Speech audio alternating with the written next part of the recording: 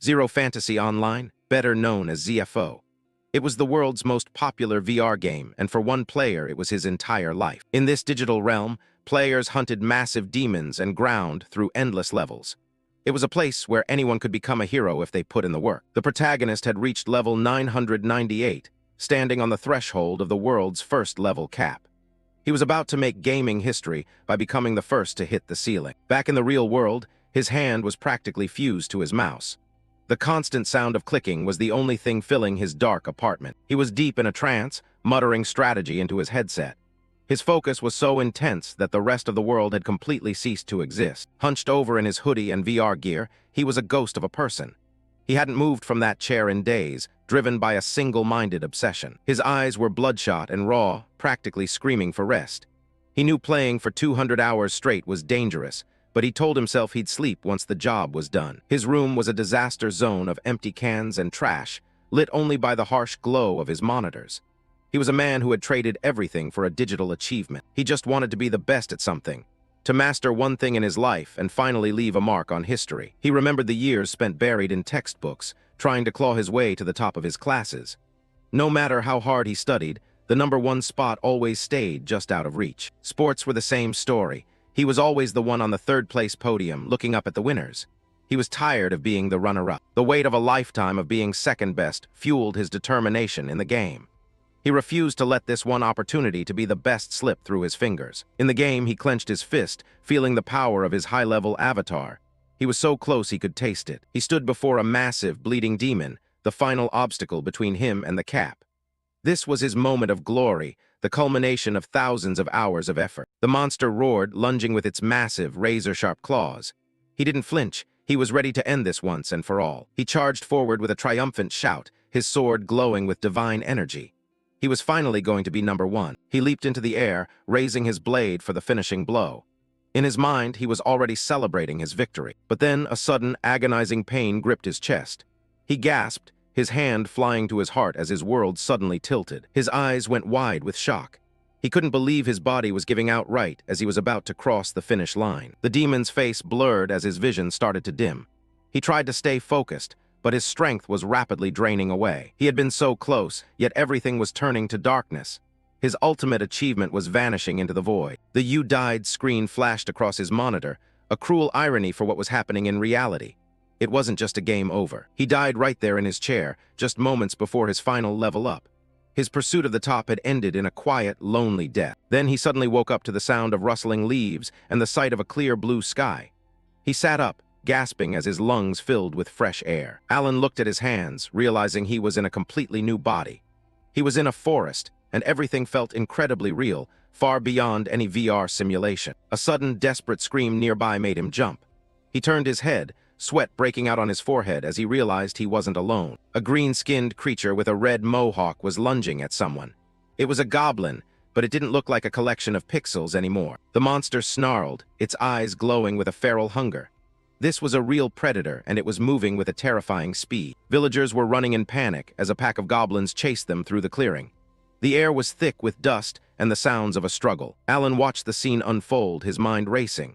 He recognized these creatures. They were fire goblins, straight out of the game he just died playing. A villager tried to swing a tool at one of them, but the goblin effortlessly shattered the wooden handle. The man's only weapon was gone in an instant. A holographic text box appeared over the monster's head. Fire Goblin LV 7. Alan realized that even in this world, the game system was still in effect. The terrified man froze as a box appeared above him, labeling him as a peasant LV.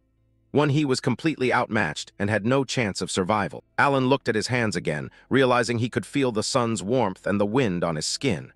He wasn't playing a game. He had actually been reincarnated. He clenched his fist, a surge of adrenaline washing over him. He was in the world of ZFO, a world he knew better than anyone. If the rules of the game still applied, then he had a path forward. He focused his mind, calling out a command he knew by heart. A blue status window flickered to life in front of him. It displayed his new name, Alan, and a prompt for him to select a class. He stared at his level 1 status. He was at the very bottom again, starting from scratch in a world of monsters. He remembered how he had failed to reach the top in his last life. This time, he was determined to finally reach the summit, no matter what it took. "Hey, you there, adventurer!" A loud voice broke through his thoughts as villagers scrambled for safety. The bald villager was shouting at him, his face twisted in terror as the goblins closed in. He was waving his arms, desperately pleading for help. Alan looked at the man and then at the monsters. If he was going to survive in this new world, he had to make his choice right now. Alan looks out at the chaos, wondering if this world follows the same script as the game, where adventurers are destined to clash with the Demon Lord's army. He shuts out the noise for a second, focusing on his status window to finally choose his character class. The bald villager and the bandana villager watch him with wide eyes, horrified that their potential hero is only a measly level 1. Alan knows they're right. As it stands, a level 1 is basically no different from the helpless people running for their lives. He scans the standard options, realizing that a normal fighter or mage class won't bridge the massive gap between him and the level 7 monsters. His finger stops on the crafter icon, a choice most players in the game avoided like the plague. In the world of ZFO, crafters were considered the ultimate trap class because they only possessed the basic craft skill and lacked any real combat potential. Alan's gaze sharpens as a plan begins to take shape in his mind. He realizes that since the game's settings have become his reality, he should be able to abuse the crafter's mechanics in ways the developers never imagined. Without a second thought, he presses the screen to confirm his choice and take his first real step in this new life. A chime rings out in the air as his status updates, officially setting his class to crafter. Alan stands amidst a swirl of blue mana as a glowing green crystal forms in his hand, ready to be shaped by his will. He channels his energy into the crystal, blue lightning dancing between his palms as he begins the crafting process. The mana coalesces into a complex metallic form, hummed with the high-pitched vibration of a machine coming to life. A few seconds later, he's holding a fully functional assault rifle, its lethal stats appearing on a blue status screen hovering nearby. Alan smirks, confirming that the skill allows him to create any object as long as he has a perfect understanding of its internal structure. He thinks back to his past life, where his obsession with being the best led him to study everything from mechanics to advanced engineering. His knowledge is vast.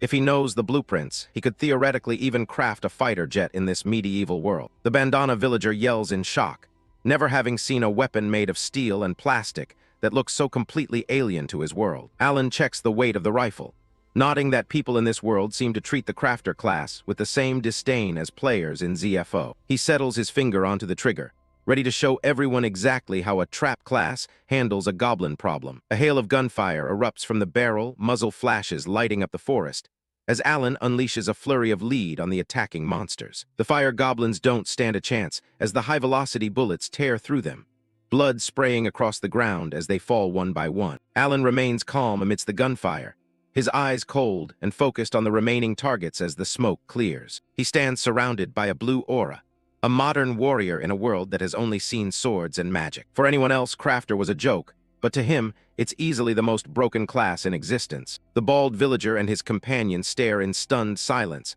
unable to comprehend how a level 1 adventurer just wiped out a pack of goblins. Alan walks toward them, his rifle slung over his shoulder as the dust settles. He produces a new mana crystal, telling the villagers that it's time for them to handle the rest of the monsters themselves. The bandana villager flinches as a glowing assault rifle materializes in his hands, buzzing with leftover magical energy. Both men stare at the weapons with a mix of awe and terror, wondering how something so small can be so lethal. They look at Alan with newfound respect, thanking him profusely for giving them a way to fight back. The bandana villager grips the gun tightly, but his hands tremble as he wonders if they might accidentally shoot each other. Alan assures them they'll be safe, explaining that he placed magical restrictions on the weapons so they can't harm humans. To prove his point, he fires a shot directly at the bandana villager's feet, sending the man scrambling back in fright. The villager winces, bracing for the impact of a bullet that he's sure is going to hit him. Instead, the projectile just bounces off his arm like a harmless pebble, leaving him completely unscathed. Alan gives them a quick nod,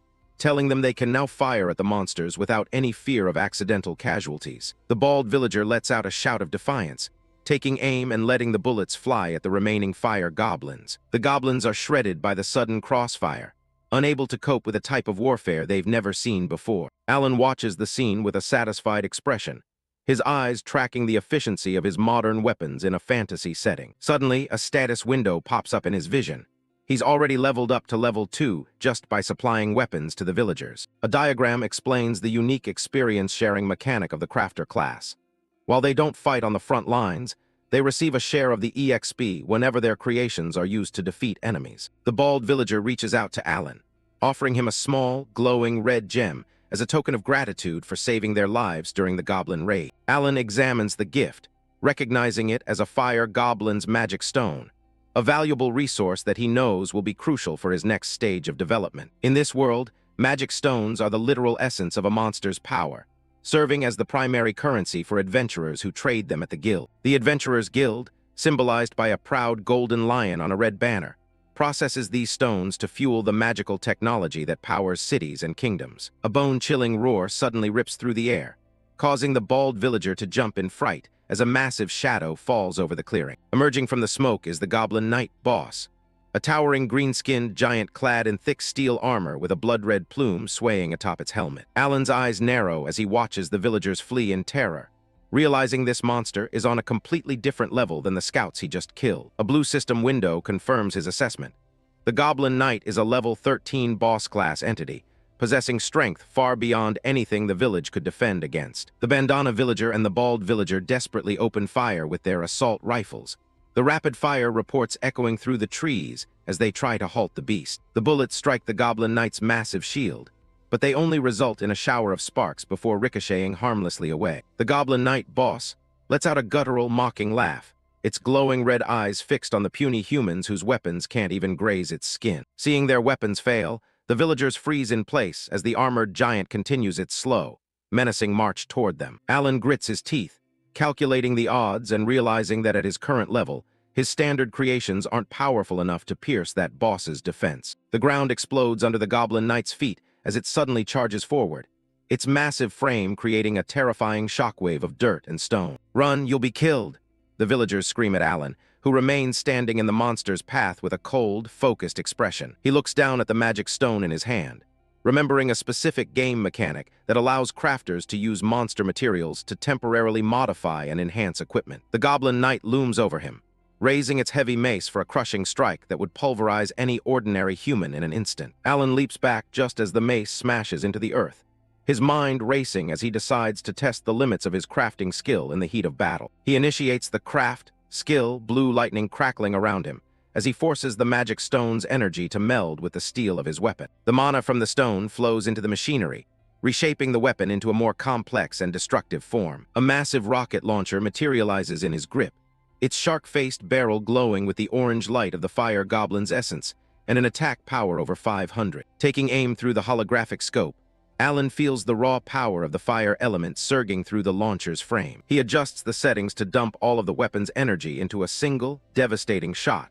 knowing he only has one chance to take down the armored boss. He pulls the trigger, and a blinding beam of fire and metal streaks across the clearing toward the charging Goblin Knight. The Goblin Knight boss barely has time to react before the projectile slams into its chest, the impact buckling its heavy steel plate and lighting up the forest. A gargantuan explosion rocks the entire area, and as the smoke rises, a series of level UP notifications begin to flood Alan's vision. The notifications chime rapidly, announcing that Alan has surged forward from level 2 to level 4 in a matter of seconds. The Goblin Knight lies smoking and defeated in a massive crater, leaving behind a pulsing red magic stone as its final drop. The bandana villager and his friend stare at the wreckage in absolute disbelief, unable to process how a weak crafter just vaporized a high-level boss. Alan observes the blue energy dissipating from his hands, noting the trade-off.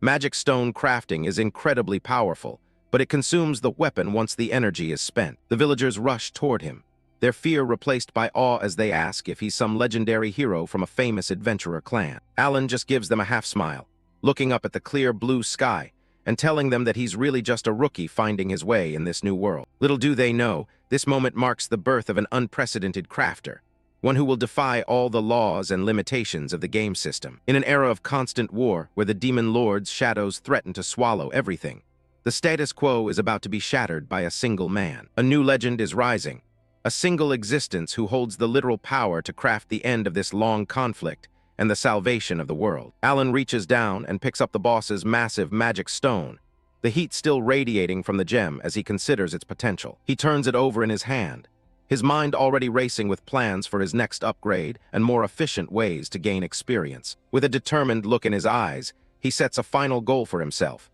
He will be the first person in history to reach level 999. Alan stands before a massive rock golem, his level displayed as 13, while the monster sits at a daunting 20. He wasn't exactly expecting such a large target to show up while he was out testing his new gear. He levels his rifle, his gaze sharp and focused as he prepares to engage. Despite the level gap, Alan remains remarkably calm, trusting in his tactical knowledge. The rock golem looms over him, its glowing red eyes fixed on its tiny opponent as it lets out a deep, ground-shaking rumble. Alan notes that this is the perfect test for his current equipment. Alan doesn't hesitate and opens fire, a steady stream of bullets erupting from the muzzle of his AK-47.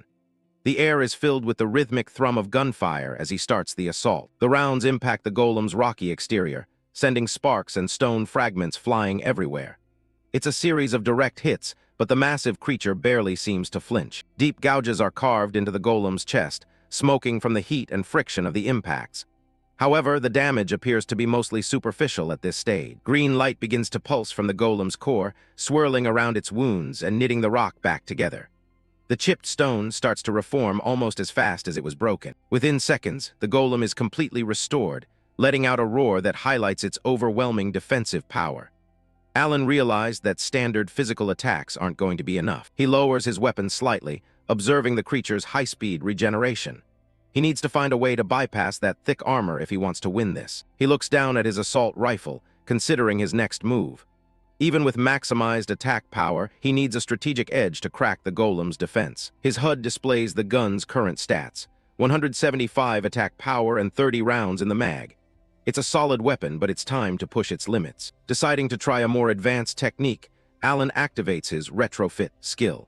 His hands glow with magical energy as he prepares to modify the firearm right in the middle of the field. The rifle is enveloped in a bright blue aura as the crafting skill takes hold. Bolts of lightning dance across the metal as the weapon's internal structure begins to shift. A new compartment opens up on the side of the receiver, specifically designed for a magical enhancement. Alan is literally building a better weapon on the fly to adapt to the threat. The slot ad is successful, and the assault rifle now features an open magic stone slot. Alan's tactical flexibility is proving to be his greatest asset. He glances over his shoulder, keeping an eye on the golem while he prepares the finishing touch. He knows exactly what kind of boost he needs to finish this fight. Loading a magic stone should do more than just increase raw damage. It'll add a specialized elemental effect to every bullet. He just needs to choose the right one from his stash. He reaches into his spatial inventory, a shimmering blue portal opening above his palm. He's got a hoard of loot ready and waiting to be utilized. He pulls out a golem's magic stone, a glowing amber gem he picked up earlier. It's the perfect catalyst for this specific weapon upgrade. With a practiced motion, he slots the stone into the newly created chamber on his rifle. He's counting on this modification to turn the tide in his favor. The stone clicks into place, pulsing with intense orange light as it syncs with the gun's machinery. The entire weapon hums with a newfound, powerful energy. Alan's eyes narrow as the energy surge finishes, his focus returning entirely to the stone monster in front of him. He's ready for round two. The rifle's surface hardens into a rocky, reinforced texture, crackling with a blue electrical discharge. It's no longer just a standard firearm, it's a specialized monster slayer. A new notification confirms that the penetration effect has been added to his shots. This upgrade allows his bullets to completely ignore the golem's high physical defense. Alan is satisfied with the results, knowing he's just turned the golem's greatest strength into its biggest liability. He's not just a fighter, he's a master of building systems. The golem raises its massive arms, preparing to crush the intruder into the dirt. It has no idea the game has completely changed since their last exchange. Alan takes aim one last time, his barrel glowing with the power of the embedded magic stone. He taunts the beast, telling it to see how it likes this new firepower. He pulls the trigger, and a hail of magically enhanced rounds tears through the air. The sound of the gunfire is even more thunderous and impactful than before. This time, the bullets don't just chip the surface. They punch straight through the golem's stone body like it's made of wet paper. The creature is being shredded from the inside out. Alan watches through his sights, his expression cold as he confirms each hit. He's not leaving anything to chance and makes sure every shot counts. The golem lets out a final, pained groan as its massive structure begins to crumble under the assault. Its glowing red eyes flicker and start to fade away. A massive explosion rocks the clearing as the golem's core shatters, sending boulders flying in every direction. The threat has been completely and violently neutralized. As the dust settles, a chime sounds. Alan has officially leveled up to 14. He stands tall, unfazed by the absolute destruction he just caused. The magic stone in his rifle shatters, its energy exhausted after that single, overwhelming burst. Luckily, the weapon itself remains intact and ready for another round of crafting. Alan kneels down to pick up a small, glowing gem left behind in the rubble.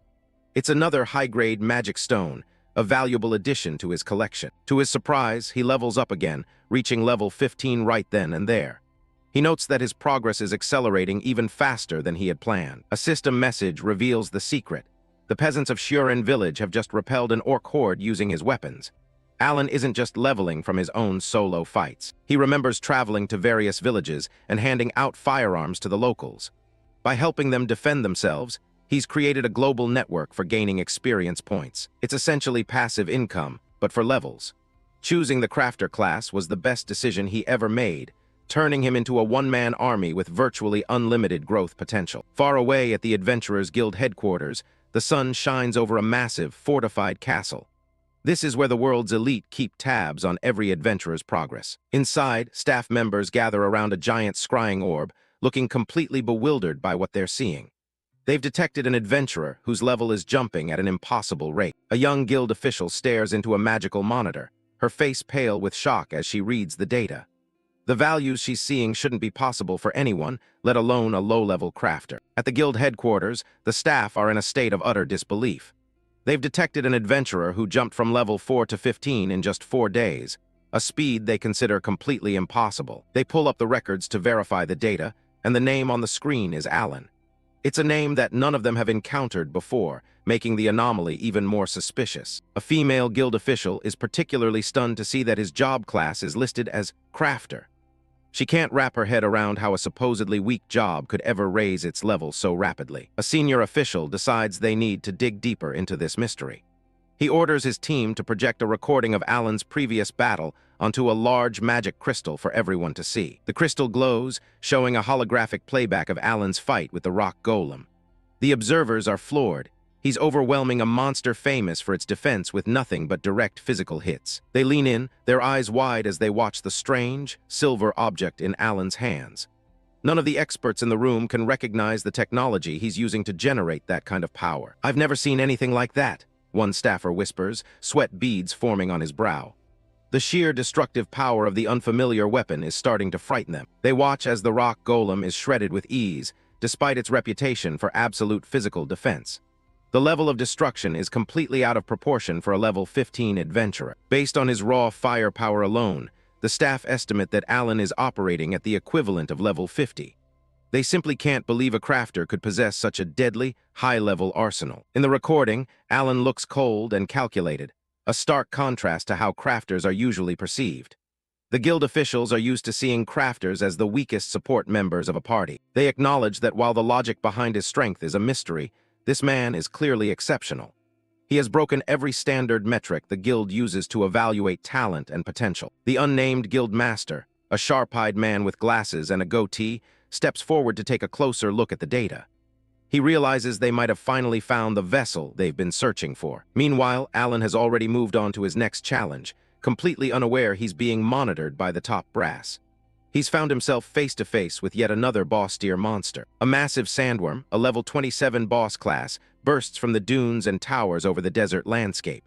It's a much higher level than the previous golem, but Alan doesn't seem worried. He notes that the sandworm has abnormally high HP despite its relatively low defense. It's the perfect test subject to see how far he can push the limits of his crafted gear. He weighs his options, thinking about his heavy artillery. Rocket launchers have incredible punch, but the fact that they're single shot makes them a risky choice for a target this large. He takes out the rock golem's magic stone he just harvested from his last fight. He's curious to see how much raw firepower he can stack by retrofitting his handgun with better materials. Alan activates his craft skill, his hands becoming a focal point for cascading electrical energy and blue sparks. The sand around his feet kicks up as the high-speed transformation begins. A HUD display shows the handgun's updated stats, with the attack power reaching a solid 1220. A massive 55% correction has already been applied, making it deadlier than any standard pistol. He begins the process of fusing the magic stone directly into the weapon's core to enhance its performance. He isn't stopping there either, looking to push the power even higher. Alan decides to retrofit yet another magic stone to layer even more magical effects onto the firearm. He's building a weapon that defies all the common sense of this fantasy world. The handgun pulses with intense white light and mana as the double retrofit process nears completion.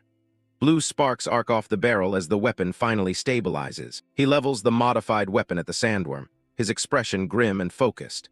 It's now a freezing handgun with an attack power of 1891, nearly double what he started with. By using a grade Ice Pixie's magic stone, he's added a freezing attribute to every bullet he fires. This should help him manage the worm's massive health bar much more efficiently. Satisfied that everything is going according to his plan, Alan prepares to fire the opening shot.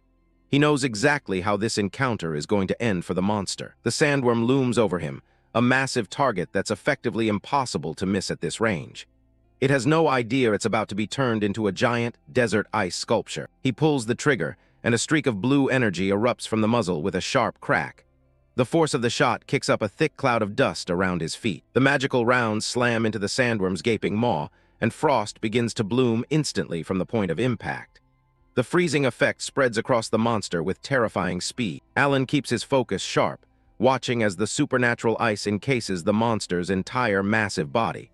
He doesn't let up until the freezing process is completely finished. In seconds, the towering desert predator is transformed into a jagged pillar of solid ice. The freezing was so complete that the boss didn't even have time to retreat into the sand. Cracks begin to web across the frozen surface as the weight of the ice starts to overwhelm the worm's internal structure. The boss is effectively finished and defenseless. Alan walks up to the frozen giant and gives it a light, casual tap with the barrel of his handgun. He's remarkably calm for someone who just took down a boss single-handedly. The entire sandworm shatters into millions of glinting ice shards, raining down onto the desert floor. He's proven that even a handgun can instant-kill a boss if it's modified with the right skills. Standing amidst the frozen remains, Alan reflects on the true power of his chosen path. For him, the crafter job isn't a trash class, it's clearly a god-tier profession. He reaches down and picks up a new piece of glowing loot from the ground. It's another high-grade magic stone, the fruit of his latest victory over a boss. Looking out over the horizon toward a nearby town, he decides it's finally time to wrap things up. He needs to head back and exchange his growing hoard of stones for some actual cash. Shortly after, he arrives at a local branch of the Adventurers Guild to cash in. He heads straight for the main counter, looking to get paid for his hard work in the field. The young female receptionist is nearly buried under the mountain of colorful magic stones Alan piles onto the counter. She's never seen an individual bring in such a massive haul all at once. When she asks for his name to process the transaction, he simply identifies himself as Alan. He doesn't seem to realize the storm he's about to cause within the guild. The receptionist breaks into a cold sweat as she checks his records, her eyes darting nervously between him and the paperwork. She tells him to please wait just a moment as she leaves the counter. Alan waits patiently, but he immediately senses a tense change in the atmosphere. He can tell something isn't right by the suspicious way the other adventurers are glancing at him. Suddenly, the sound of heavy metal boots echoes through the hall as a squad of armed guards approaches him. Alan's gaze turns sharp and wary as he prepares for whatever trouble is coming his way. Alan finds himself surrounded by heavily armored guards, their presence looming over him as he stands by his mountain of magic stones. The atmosphere in the guild branch has turned from clerical to confrontational in an instant. The lead guard, clad in gleaming silver plate, addresses him directly to confirm his identity. He informs Alan that a serious suspicion has been cast upon him, warranting immediate intervention. Alan meets the guard's gaze with a sharp, skeptical look, his confusion evident. He demands to know exactly what they mean by such an accusation, unwilling to be intimidated by their numbers. Before he can get an answer, several magical chains of blue energy erupt and wrap tightly around his torso and arms. The glowing restraints hum with power, completely binding him where he stands. The lead guard's eyes are cold and unwavering as he declares that Alan is being taken to the guild headquarters immediately. Alan's expression remains grim and calculating, realizing that his meteoric rise has finally drawn the wrong kind of attention. Inside the Adventurers Guild headquarters, Alan is bound by magical containment chains. He's surrounded by guards and high-ranking officials who are all keeping a very close eye on him. The man at the head of the table gives the order to release him. The blue magic chains shatter instantly, dissolving into a shower of light as Alan's hands are free. The unnamed guildmaster, a middle-aged man with sharp glasses and a small goatee, offers a calm apology for the rough treatment. He admits he was just too curious about how Alan managed to level up at such an impossible speed. The guildmaster leans forward, clasping his hands as he studies Alan intently. He has the look of a strategist who's more interested in information than raw intimidation. Alan just rubs his wrists, looking completely unfazed by the interrogation. He asks point-blank what they actually want from him. One of the younger guild members slams his hands on the table and stands up. He's losing his patience and demands that Alan explain the details of the weapon he calls a gun. Alan stares back, telling them flatly that they probably wouldn't understand it even if he told them. He describes it as a collection of advanced technologies that simply don't exist in this world. A guild official with brown hair lets out a mocking scoff. He smirks at Alan, saying he's talking pretty big for someone with a trash crafter class. He pushes further, questioning if the gun is actually as impressive as Alan claims. The room goes quiet as everyone waits for a response. Alan realizes they're just trying to bait him into talking, but he's fine with showing them what he can do. He decides to give them a sample of the gear he provided to the local farmers. He activates his craft skill, and blue energy begins to swirl between his hands. The air hums with power as he starts materializing something from nothing. A fully functional assault rifle appears in a flash of light, floating right in front of the stunned guild official. He can't believe his eyes as the weapon manifests out of thin air. A status window pops up, revealing some insane stats for the rifle. It has an attack power of 50 plus a level multiplier, can hold 30 rounds, and even reloads itself automatically. The guild members are absolutely floored by what they're seeing. An attack power of 50 is on par with an elite knight, and the fire rate is something they've never even heard of. Alan turns his back on them and starts walking away, done with the display. He asks if that's enough to satisfy their curiosity so he can finally leave. He tells them his goal is to be the first person to reach level 99, so he doesn't have any more time to waste sitting around. His focus is entirely on the grind. The guild master stands up and calls out for him to wait. He's suddenly much more serious than before. He asks Alan if his ultimate goal is to defeat the Demon King. It's a heavy question that changes the entire mood of the room. Alan looks back and confirms that's basically the plan. He mentions hearing that things are getting pretty bad out there in the rural areas. The guild master's expression darkens as he confirms the situation is an unprecedented crisis. The Demon King's army is a massive threat that humanity is struggling to contain. He reveals that they've already lost a major city just a few days ago. The destruction shown in the records is absolute, with nothing but rubble and fire left behind. Alan isn't moved, saying he'll deal with those problems when the time comes. He casually reminds the guild master to make an appointment if he wants to talk again. He reaches for the door, but the guild master tries to stop him one last time. Alan is clearly getting annoyed by all the interruptions. He looks back with a tired expression, asking what it could possibly be this time. He's ready to move on. The guild master points out that if he wants to level up efficiently, he should really consider joining a clan. He's speaking as if he's offering some high-level insider advice. Alan just tilts his head, wondering what a clan even is in this world's context. A small Chibai Alan appears, looking totally lost. The guild master explains that they're organizations formed by adventurers. He even offers to give Alan a personal introduction to a top-tier A-rank clan. Suddenly, another guild member jumps in and tells the leader to stop trying to hog the spotlight. He's got his own ideas about where Alan should go. He shoves the guild master aside to recommend his own favorite elite A-rank group. He claims they're much better suited for someone like Alan. The meeting descends into total chaos as all the guild officials start arguing and shouting over each other, each trying to push their own clan choice.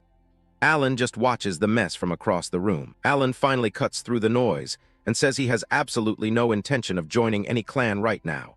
He's not interested in being tied down by their rules. He makes it clear that he prefers to move freely and do things his own way. The guild master looks a bit disappointed, but seems to respect the decision. With a final thanks, Alan walks out the door and leaves the guild headquarters for good. The guards stand by as he heads back into the city. Once the room is empty, the guild master sighs, admitting that Alan was a lot harder to pin down than he expected. They've let a very unique talent slip through their fingers. They stare at the assault rifle Alan left behind on the table. Even the highest-ranking officials have no clue how such a powerful weapon actually works. The guild master decides they need to call in the best crafters and blacksmiths in the entire country. He wants this gun analyzed in every detail. Meanwhile, Alan has traveled to the Wolf Mine dungeon. It's a massive, rocky mountain that looms over the landscape. The entrance is a glowing portal of blue light set into the stone. Adventurers of all levels are gathering around, getting ready to dive in. Alan walks through the crowd, noticing how packed it is. He thinks to himself that even in a different world, instance dungeon entrances are always a zoo. Instance dungeons are separate zones created for each party, which is perfect because it means he won't have to fight other players for monster kills. A guy in a green headband spots him and waves him over. He's looking for one more person to fill out his party and thinks Alan might be a good fit. But as soon as he sees Alan's status plate, his jaw drops. He can't believe he's looking at a guy who's only level 15 trying to take on this dungeon. Alan's rejection sends the level 40 adventurer scurrying away, muttering about how level 15s shouldn't even be at a level 25 dungeon. Alan just watches him go with a blank expression. Alan lets out a dry chuckle, closing his eyes. He's not here to socialize. He's here for a specific game mechanic that rewards taking risks. He explains to himself that he wouldn't even visit a low-level, trash area like this if it wasn't for the level gap adjustment. It's all about efficiency for him. A diagram explains the mechanic.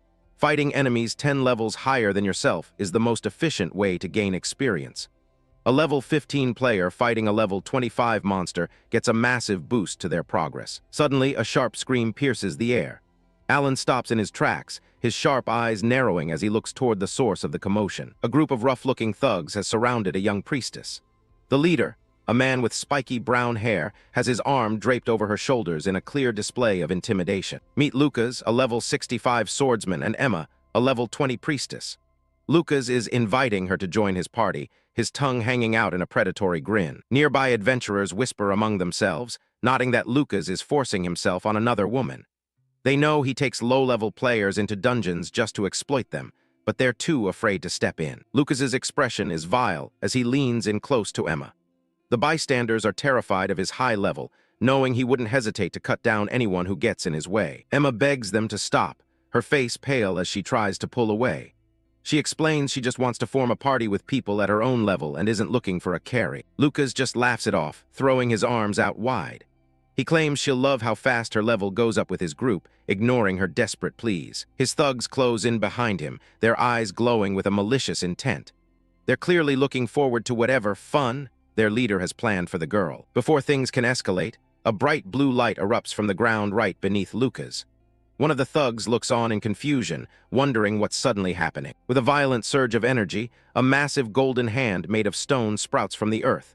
Lucas's eyes bulge as that finger thrusts straight into his backdoor, a sensation of unspeakable agony for the old lecher. Lucas face planted into the dirt in sheer agony, while his lackeys stood by in total shock. They couldn't comprehend how a statue had just sprouted from the ground to take down their boss. Alan casually walks over, raising a hand in a mock apologetic gesture. Emma watches him approach, her eyes wide with bewilderment at the sudden intervention. He nonchalantly claims that his craft skill went off by accident. He sighs, acting as if the powerful magic was just a minor, uncontrollable error. Lucas is left trembling on the ground, his face pressed into the gravel. He's completely humiliated and unable to move an inch under the crushing weight of the stone hand. Lucas finally manages to look up, his face contorted with rage as he threatens to kill Alan. He screams, asking if the brat has any idea who he's dealing with. Alan just keeps his calm, explaining that he was testing a remote crafting technique. He adds with a smirk that there just happened to be an ass in the perfect spot for his little test. Lucas is fuming, the veins on his forehead practically bursting. He's never been insulted like this by someone who looks so weak and ordinary. He draws his sword with a sharp ring, ready to settle the score right then and there. He's finished talking and wants blood to restore his pride. But then Lucas stops, his eyes widening as he finally sees Alan's status window. He's stunned to realize the person who just pinned him is only level 15. The realization makes him even more furious, and he mocks Alan for having the nerve to pick a fight despite being a brat. The other thugs start laughing, quickly regaining their lost confidence. Lucas sheathes his sword with a click, claiming he'll make a special exception and let Alan live. He says cutting down someone so weak would just make him a laughingstock in the guild. Alan doesn't care about the insults and simply turns around, waving a hand over his shoulder as he starts walking away with Emma. He's ready to get back to his own business. Emma follows close behind, thanking him profusely for the rescue. Alan doesn't even look back, telling her flatly that he wasn't specifically trying to save her. Lucas isn't about to let them have the last word and calls out, saying he isn't finished talking yet. He watches them walk away with a dark, calculating look in his eyes. He clarifies that while he said he wouldn't kill Alan, he never said he'd let them go. A predatory smirk returns to his face as he plans his next move. Alan stops and looks back over his shoulder, his expression bored. He's waiting to hear whatever nonsense Lucas is about to spout next. Lucas points a finger toward the dungeon entrance, proposing a contest to settle things once and for all. He wants to prove his superiority in front of everyone. He explains it'll be a time attack contest to see who can clear the dungeon the fastest. He's clearly confident that his level 65 stats will give him an easy victory over a low-level crafter. Lucas leans in, his gaze intense as he threatens to punch Alan's face until it's unrecognizable if he wins the challenge. He's aiming for total humiliation. Emma immediately protests, pointing out that a contest between a level 65 and a level 15 is completely unfair. She can't believe Lucas is even suggesting it. Lucas ignores her, his expression turning truly repulsive as he sticks out his tongue. He adds a disgusting stake to the bet, saying he'll take Emma's body as his prize if he wins. The threat leaves Emma terrified, her eyes filling with tears as she lets out a small, helpless whimper. She feels like she's trapped in a nightmare. To her absolute shock, Alan simply accepts the challenge with a casual fine. Emma's jaw drops as she realizes he's actually going through with this dangerous bet. Alan closes his eyes, adding that he doesn't really need a prize if he wins. He looks completely unconcerned about the stakes or his opponent's level. Lucas lets out a series of creepy chuckles, thinking he's already won. He finds it hilarious that Alan thinks he has even a 1 in a million chance against him. Alan just scratches the back of his head, looking like he's just realized something minor. He doesn't seem to be taking the threat seriously at all. He smirks, clarifying that since Lucas is just a small timer, he doubts any prize from him would actually be worth much. It's a final, cutting insult that hits home. Lucas's face goes dark, his teeth grinding together in a silent, explosive rage. He's never been so disrespected by someone he considers absolute trash. We start at the entrance of the Wolf Mine, a dungeon entrance teeming with players preparing for the raid. Emma pulls Alan aside, worried because the dungeon's recommended level is 25, while he's only sitting at a level 15. Alan isn't bothered at all, telling her he already planned on hunting here solo from the start. As the duo walks toward the portal, a high-level adventurer named Lucas calls out, mocking Alan for even considering a solo run. Lucas smirks, telling Alan he should find some fellow losers to party up with so he doesn't die instantly. Alan doesn't miss a beat, firing back that a level 65 like Lucas shouldn't be talking if he's too scared to move without huddling in a large group. That comment strikes a nerve, leaving Lucas gritting his teeth in frustration. Alan just waves him off, stating he doesn't care about their little group huddle before turning his back on them. Emma isn't letting him go that easily though, shouting for him to wait as she tries to catch up. A party invitation pops up in front of Alan, sent by Emma, who's currently a level 20 priest. Without even a second of hesitation, Alan reaches out and taps the decline button. Emma is left speechless, her jaw practically hitting the floor as she gets rejected. She's not taking no for an answer, practically chasing him down and begging to be let into the group. Emma insists that she feels responsible for his current situation and refuses to let him walk into a high-level dungeon alone. Alan sighs, looking at the invitation again, and realizing this woman is way more stubborn than she looks. He finally gives in, telling her he'll take her along just to get her to stop. He taps the accept button on the holographic screen, officially forming the party. Emma's face lights up instantly, thanking him with a massive smile now that she's finally on the team. Lucas watches them walk away, shouting for Alan not to let the girl die in there. But as soon as they're gone, a predatory look crosses his face. He's already planning to have his fun with Emma once Alan is out of the picture. The two of them were about to step into the cold interior of the dungeon. Emma looked a bit more nervous now than she had a moment ago. Alan stops by a large glowing stone near the entrance, used for tracking dungeon clear times. The all-time record for the Wolf Mine stands at 19 minutes and 12 seconds, set by a full veteran squad. Looking at those numbers, Alan just smirks, confident that with his current power, breaking that record will be light work. "All right, let's go," Alan says as they step through the swirling blue energy of the portal. They emerge into the dark mines, immediately finding themselves deep inside the dungeon's belly. Waves of level 20 evil bats and massive level 22 rue caterpillars crawl along the ceiling and floor, surrounding them. Emma is shaking, overwhelmed by the sheer number of high-level mobs blocking their path to the boss. Alan just stares them down, calling the swarm a bunch of weaklings that won't be a problem. He tells her to put that useless priest's staff back in her inventory, catching her completely off guard. Since she insisted on joining, Alan makes it clear she won't be just sitting back. She's going to fight too. He activates his craft skill, and blue lightning begins to arc between his hands as he materializes something new. Emma's jaw drops as she's handed two sleek, black submachine guns with an insane attack power of 135. She can't believe her eyes. The stats on these weapons are higher than anything she's ever seen. Alan explains that in this world, He's the only one capable of making these guns, and they're incredibly simple to operate. As the undead warriors and caterpillars close in, there's no more time for talk. Alan takes a firing stance, giving her one simple instruction: aim at the enemy and pull the trigger. He opens fire, and a hail of lead tears through the monsters, turning the high-level mobs into Swiss cheese instantly. Emma is stunned by the raw destruction, but Alan barks at her to stop gawking and start shooting. Emma finally opens fire, and the caterpillars and skeletons are ripped apart by the sheer volume of bullets. The problem is, she can barely hold on. The guns are jumping in her hands, making her eyes spin as the extreme recoil takes over. Alan just watches her struggle, admitting he made the recoil strong on purpose.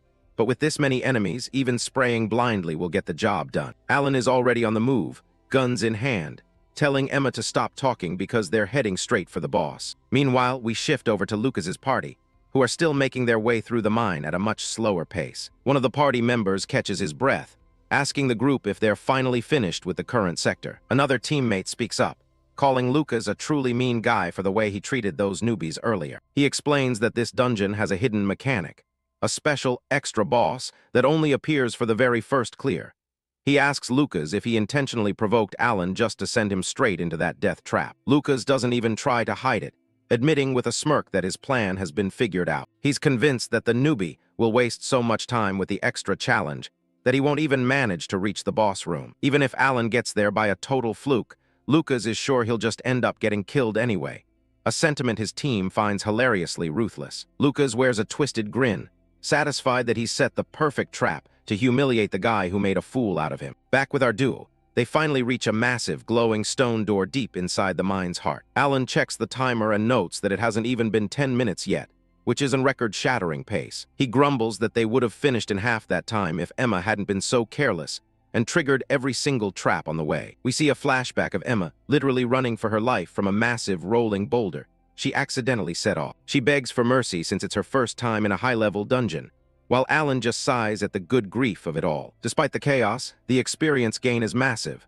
Alan has already jumped 3 levels, reaching level 18. Emma has only leveled up once, but she's already feeling the difference, and thanks her lucky stars, she's a healer. Now she's the one in a rush, telling Alan to stop dazing and hurry up before they lose their lead on the time attack. Alan agrees to get this over with as the massive boss doors start to rumble and emit a powerful purple glow. They step inside, but the air immediately feels thick with a pressure they haven't felt yet. Emma freezes, her eyes widening as she senses something incredibly dangerous waiting for them in the smoke. 2 massive silhouettes emerge from the darkness, radiating an intense yellow and purple energy. It's the Queen Werewolf, a level 25 beast with gleaming white fur and predatory yellow eyes. Beside her stands the black-furred King Werewolf, also at level 25, making this a double boss fight. Alan finally remembers the first clear limited boss, Mechanic, and Emma is not happy, screaming that he should have told her sooner. The 2 werewolves lunge forward in a blur, intent on tearing the intruders apart. Alan and Emma raise their submachine guns to fire,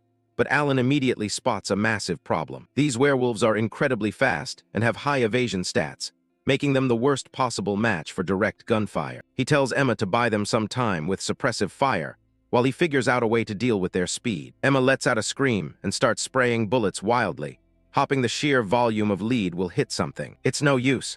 The werewolves weave through the bullets with ease, closing in on them from both sides. Emma panics as she realizes she can't land a single hit on the agile monsters. The enemies split up, making things even more troublesome as they attack from different angles. Alan tells Emma to take on the Queen while he handles the King, but she's already losing her mind since her attacks keep missing. The Queen Werewolf dodges another burst, looking for an opening to strike. Emma is terrified, realizing that at this rate, they're going to be torn to shreds. A massive clawed paw slams into the stone floor, just narrowly missing them. The beasts move like shadows in the dimly lit chamber, circling their prey. A close-up of Alan's cold expression as his prey is about to fall into the trap.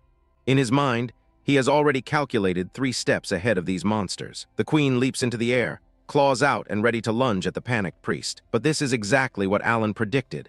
He activates his craft, skill, and his eyes glow with a fierce blue energy as he prepares to turn the tables. A werewolf boss pounces from above, roaring as it targets the duo. Emma, the blonde priestess, cringes in fear as she looks up at the massive creature. Alan remains perfectly calm, his eyes sharp with calculation.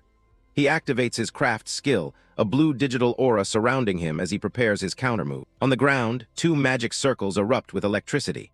Both the werewolf bosses are caught right in the center of the hidden trap. Alan clenches his fist as the crafting process completes. He tells Emma to catch, his face set in a serious expression. A heavy metal bear trap snaps shut with a violent click. It bites deep into a werewolf's leg, drawing blood as the beast is suddenly grounded. Both werewolves are now completely immobilized, their legs caught in the iron jaws. They howl in pain, unable to move while the traps glow with residual blue energy. Emma watches in shock, her mouth agape. She can't believe the high-level monsters actually stopped in their tracks. Alan gives a sideways glance, looking completely unfazed. He reminds her that he only needed to buy a little bit of time for his next move. The two bosses are pinned to the floor, struggling fruitlessly. Emma is stunned that a supposedly weak craft skill could be used so effectively in a boss fight. Alan reflects on his strategy, glad he practiced distance crafting earlier. In his mind, he sees the skeptical faces of the villagers who doubted his abilities. He walks calmly toward the trapped werewolf king. The beast snarls and claws at the ground, but it's now completely at his mercy. A black handgun manifests in Alan's hand, humming with blue energy.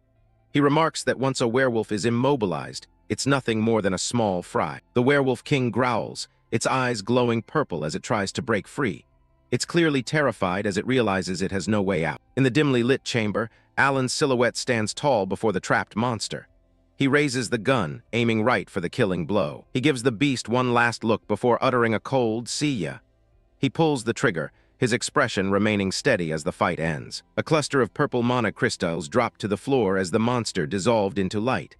Alan picked them up, letting out a soft sigh of relief. He hears footsteps approaching from behind and glances back. Emma runs over, triumphantly holding up two submachine guns. She excitedly reports that she finished off the queen werewolf on her end. A holographic screen appears in the air, announcing their victory. They cleared the wolf mine in just 9 minutes and 48 seconds, setting a new all-time record. Emma is beaming with joy, her eyes sparkling at the sight of the record. She can't contain her excitement over their massive achievement. Alan's reaction is much more clinical, thinking he'll beat this solo tomorrow to take the top spot for himself. Emma is taken aback by how heartless his competitive streak is. A blue portal opens up at the end of the dungeon path. Alan and Emma step into the swirling light, ready to head back to the surface. Outside the dungeon entrance, a large group of adventurers is gathered. They're all waiting to see if the rookie duo actually made it through. The two walk out of the portal together, Emma still clutching the submachine guns. She asks about the weapons, and Alan tells her she can keep using them if she likes. Some guys in the crowd recognize Alan as the one who was arguing with Lucas earlier. They notice only 10 minutes have passed and assume they chickened out and came back early. A spiky-haired adventurer laughs, guessing they just waited for Lucas to leave before running away. Alan ignores the mocking and keeps walking past them. He stops and looks back with a sharp, unimpressed gaze. When asked why they're back, he simply states that they already cleared the place. A long-haired man and his buddy laugh in his face, calling it a blatant lie. They offer not to snitch to Lucas if he just admits he failed. Alan doesn't even bother arguing and tells them to go check the record crystal themselves. He mentioned their names should be right at the top. The adventurers stop laughing, looking confused and skeptical. They can't believe he's actually claiming to have broken an all-time record in 10 minutes. The spiky-haired guy keeps talking trash, pointing out that they don't even meet the level requirement. He calls the crafter class a trap job that could never set a record. He walks over to the record crystal and swipes his hand across it to bring up the rankings. His face turns pale and his expression fills with shock as the data loads. He looks like he's seen a ghost as he stares at the screen. The crystal screen glows bright blue, showing Alan and Emma's names at the top with a time of 9 minutes and 48 seconds. The crowd gasps as the impossible number sinks in. The spiky-haired guy collapses to the ground in total shock. Everyone else is buzzing, trying to figure out how two rookies could possibly smash the world record like that. Alan's hands glow with blue crafting energy again. He looks at the stunned crowd and offers to give them a hint as to how they pulled it off. 3 black submachine guns manifest in the air around him, spinning slowly. He declares that these weapons are the answer to their record speed. The long-haired adventurer catches one of the guns, staring at it in complete confusion. He has no idea what he's even looking at, as firearms don't exist in this world. A status window appears for the submachine gun, showing a massive attack power of 153. It notes that the weapon reloads automatically, but has extreme recoil as a trade-off. The spiky-haired guy's jaw drops as he sees the stats. He shouts that an attack power of 153 is way too high for any normal weapon at their level. Emma chirps in with a big smile, holding the gun comfortably. She happily adds that despite its insane power, It's actually really easy to use once you get the hang of it. A close-up shows a hand gripping the weapon firmly. Emma explains the simple process. Just align the sights with the enemy and pull the trigger. Emma unleashes a hail of bullets, the submachine guns flashing brightly as shell casings rain onto the ground. The surrounding adventurers are forced to shield their eyes from the intense light and energy of the demonstration. One of the onlookers watches in complete disbelief, sweat trickling down his face as he tries to process what he's seeing. He can't help but wonder who Alan really is to possess such alien technology. A lingering glow from the demonstration fades as the man stares at the spot where the power was just unleashed. He lets out a soft sound of surprise, completely baffled by the sheer scale of the crafter's power. Alan starts walking away, his back to the rowdy crowd of adventurers. They clamor behind him, some shouting for another look at the weapon while others are just trying to push through the throng. Alan's expression remains cold and focused, his sharp eyes fixed ahead. He decides that staying any longer would just be a waste of time and tells Emma it's time to get out of there. As Alan makes his exit, the crowd watches him with a mix of awe and suspicion. Among them is the unknown warrior, a tall woman with a striking long blue ponytail and sharp golden eyes, who watches him leave with an intense, calculated stare. The unknown warrior stands still as the rest of the crowd buzzes around her. She remains focused on the direction Alan went, her hand resting naturally near her side as she tracks his departure. A close-up reveals the depth of her golden eyes, which narrowed as she processed Alan's display of power. She remains silent, her thoughts a mystery as she continues to observe from the shadows. A few dozen minutes later, the dungeon portal ripples again as Lucas and his party finally emerge. Lucas stretches his stiff neck with a satisfied smirk, letting out a relieved sigh now that they've cleared the run. Lucas starts bragging to his team, confident that their performance was top tier. He notes they nearly broke the 50-minute mark and is certain they've secured the win for the time attack challenge. The party settles down near the entrance, taking a moment to rest as Lucas keeps a watchful eye on the portal. He's determined to wait for the rookies to come out just so he can rub his victory in their faces. Two of his lackeys share a laugh at the rookies' expense, convinced they haven't come out because they've already met a gruesome end inside the dungeon. They joke that if the duel isn't out in an hour, they should just head home. An adventurer from the earlier crowd approaches Lucas, who looks back with a bored, slightly annoyed expression. Lucas has no idea who this guy is or why he's bothering him. The man calmly breaks the news, informing Lucas that the opponents he's waiting for have already finished and gone home. He has a slight, knowing smirk on his face as he delivers the update. Lucas's face instantly darkens, a vein bulging in his temple as his teeth grit in anger. He assumes that the rookies just ran away because they couldn't handle the pressure of the dungeon. Lucas's teammates start laughing at him, finding the situation hilarious. They tease him for all his big talk, suggesting he got played by a couple of amateurs who bluffed their way out. The man from the crowd remains steady, his voice cutting through the laughter. He clarifies that they didn't run away at all, they actually cleared the dungeon. Lucas snaps back in denial, refusing to entertain the thought for even a second. He tells the man to stop talking nonsense, convinced that small fries like them could never clear the dungeon faster than his veteran party. The man looks Lucas straight in the eye, his expression dead serious. He explains that it wasn't just faster than Lucas. The rookies cleared the dungeon faster than anyone else in this world. Lucas's eyes go wide as the blood drains from his face, sweat beginning to bead on his forehead. The weight of the claim starts to sink in, even if his mind is still screaming that it's a lie. He stood up abruptly and rushed toward the record crystal, his movements stiff and mechanical. He kept telling himself that such a ridiculous thing could never actually happen. Lucas slams his hands against the stone pillar, his face twisted in a mask of pure rage and disbelief. He refuses to accept that his hard-earned reputation could be shattered so easily by a couple of beginners. He looks up at the glowing blue display of the crystal, which tells a very different story from what he expected. The all-time record is now held by Alan and Emma, with a staggering time of 9 minutes and 48 seconds. The reality of the numbers hits him like a physical blow, leaving him staring at the screen in pure horror. He realizes that a dungeon which took his high-level party nearly an hour was cleared in under 10 minutes. One of his teammates walks up behind him, asking what's wrong as Lucas just crouches there, paralyzed. Lucas doesn't respond, his gaze still glued to the glowing record as his world crumbles. A close-up of Lucas's face shows the complete breakdown of his confidence, his pupils pinpricked with shock. He keeps whispering to himself that it has to be a lie, unable to process the scale of his defeat. Lucas falls to his knees and bellows at the ceiling, his voice full of desperation and fury. He screams that there's no way he could lose to a couple of nobodies, the sound echoing through the dungeon entrance. Far away from the dungeon, the scene shifts to a dark, opulent office. A silhouetted figure sits behind a massive desk, framed by a large window that overlooks the quiet city. The figure remains shrouded in shadow, his gloved hands slowly opening a folder as he reviews the latest intelligence on the day's events. Inside the file is a detailed report on Alan, featuring his phode and a sketch of the submachine gun he crafted.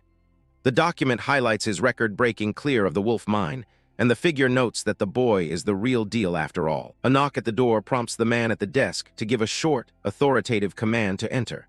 He doesn't even bother to look up from the file as his guest arrives. The heavy doors creak open, and a mysterious figure steps into the room, surrounded by an ominous purple aura that fills the doorway. It's the unknown assassin, an imposing man with messy gray hair and glowing purple eyes visible through his black hooded cloak.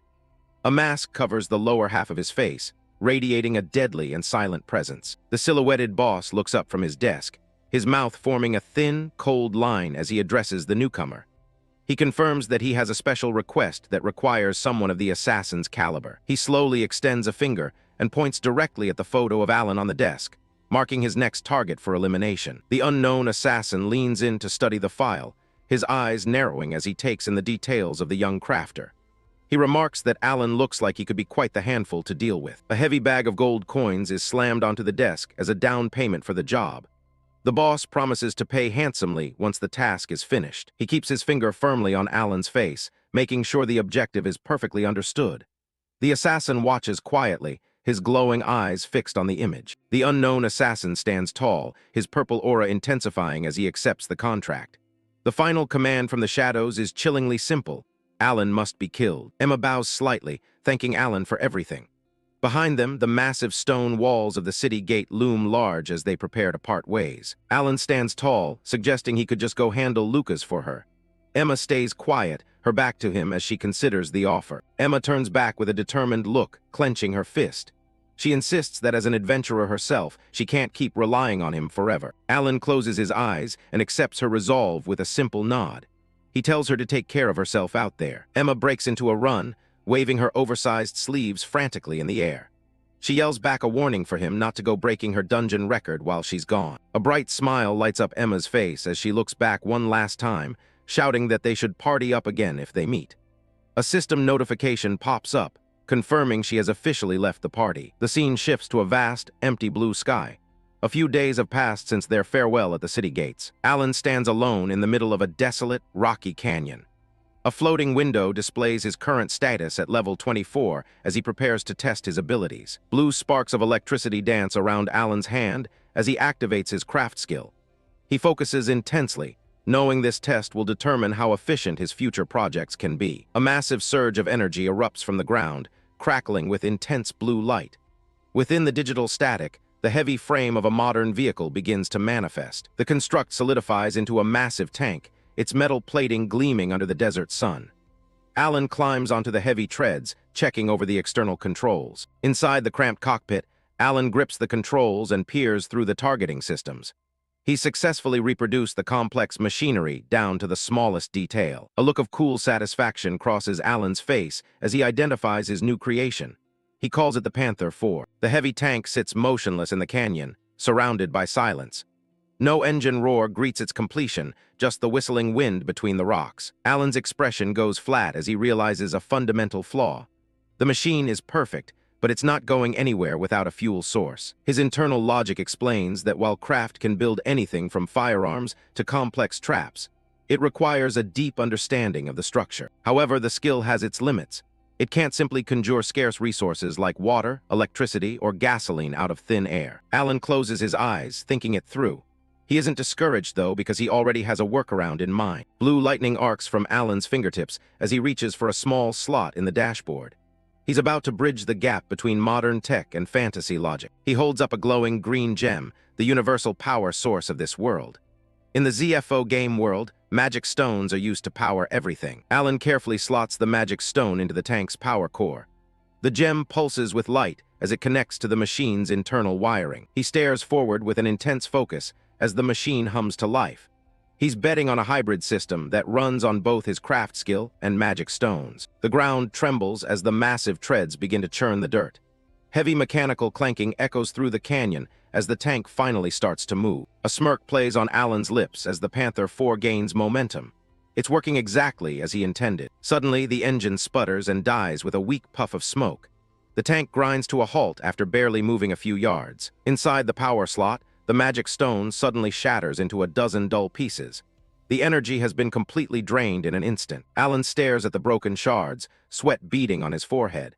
He can't believe the massive machine burned through an entire stone in a single second. He climbs back out of the hatch, looking down at the silent beast of steel. It's clear he doesn't have the power to handle something this large yet. The tank begins to glow with blue light, slowly dissolving back into digital particles. Alan realizes he'll need much higher-grade magic stones if he ever wants to move something this heavy. He doesn't give up, though, and immediately starts channeling his craft skill again.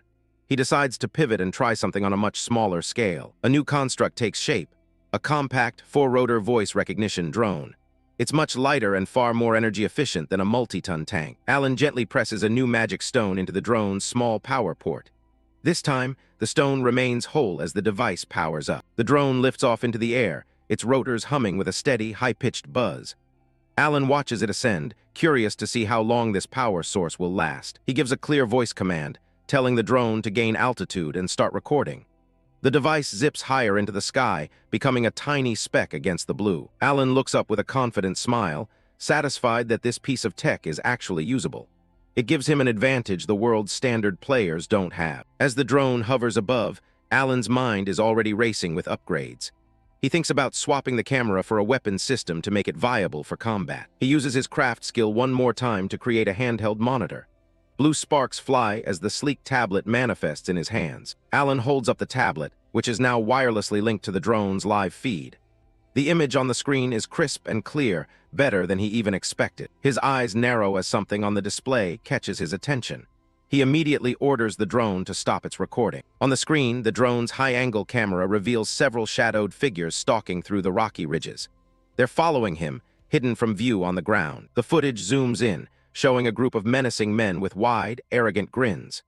Alan recognizes them as the same types of thugs from the Wolf's Tunnel. Blue energy surges around Alan as he draws a heavy submachine gun and starts running toward the ridge. Since he doesn't like being watched, he decides to go ask his stalkers what they want directly. The assassins watch from the shadows of the canyon walls as their target starts running right toward them. They can't believe he's coming closer, wondering if he somehow noticed their presence. One of the hidden figures scoffs, calling it impossible. They're level 65 assassins with passive stealth skills that should make them completely invisible to a low-level player like him. Alan stops and looks directly at their hiding spot, calling out all 5 of them. He's not even breaking a sweat despite the high-level ambush. Realizing the game is up, the 5 figures rise from the rocks, their silhouettes dark against the canyon floor. One of the goons asks the assassin boss for orders. The leader, his face masked and hair silver, decides that since they were noticed, the quiet takedown is off. Now they just have to kill him. Another assassin looks warily at the strange, drum-fed weapon in Alan's hands. He points out that it looks way faster than anything they've seen before. The assassin boss isn't worried at all, telling his squad that a crafted item like that can't actually hurt humans. In this world's game logic, players usually have safety protocols on their gear. Seeing Alan is only around level 24, one of the assassins thinks this will be an easy payday. Little does he know, Alan thinks he's an absolute idiot for underestimating him. The boss tells everyone to stay sharp anyway. Even if he is low-level, he's the priority target, and the crew shouts back in agreement, ready to strike. Alan looks around the empty canyon with a bored expression, telling them he doesn't like playing hide-and-seek. He demands they just come out and face him. The assassin boss peeks from behind a rock, sighing about what a pain this is. They were trying to be careful, but the direct approach it is. All 5 assassins leap from the high ridges at once, landing in a coordinated circle around Alan. The ground kicks up dust as they prepare to end this quickly. Alan doesn't even flinch, standing in the center of the ambush. He calmly asks what their objective is, looking for the motive behind the attack. The silver-haired leader tells him not to glare so much. They aren't there for a chat, they have a job to finish. With a sudden burst of speed, the assassins blur into motion. They announce they're here to take him out, their forms dissolving into the air. Alan's eyes narrow as his targets completely disappear from his sight. He realizes all 5 of them are using high-tier stealth skills to wait for the perfect opening. He stands his ground in the middle of the canyon, gripping his submachine gun as the wind whistles through the rocks. He has to admit, For a bunch of thugs, their technique is actually pretty good. A small smirk plays on Alan's face as he adjusts his grip. He thinks it's a good thing he chose to craft a rapid-fire weapon for a situation just like this. One of the assassins reappears right behind Alan, ready to deliver a fatal blow. He mocks Alan, calling him an idiot because he thinks the gun won't even scratch a human player. Before the blade can connect, a blinding flash of light erupts from the barrel of Alan's gun. The air is suddenly filled with the roar of gunfire and flying lead. Alan lets loose, the submachine gun kicking back in his hands as he mows down everything in front of him. The muzzle flash illuminates his cold, focused expression. The lead hits home, and it's a total massacre. The assassins' invincible bodies are torn apart by the bullets, blood spraying across the dry canyon ground. Alan doesn't show a shred of mercy as he continues to spray the area. He's completely bypassed the world's limitations, turning a game-like combat into a one-sided slaughter. In seconds, 4 of the 5 assassins are lying dead in the dirt. Alan stands over the carnage, thinking that if you're going to pick a fight with someone holding a submachine gun, you should at least bring something better than a knife. He lowers the gun slightly, the barrel still smoking as he looks at the remaining survivor. He tells the guy he should have planned his ambush a lot better than this. The assassin boss is the only one left standing, clutching a wound and looking absolutely terrified. He can't understand how a crafted weapon is capable of hurting a human in this world. Alan looks at him with a deadpan stare, explaining the trick. Normally, a master craftsman would put a safety restriction on their items so they don't harm people, but he didn't bother with that. He tightens his finger on the trigger, looking the leader right in the eye.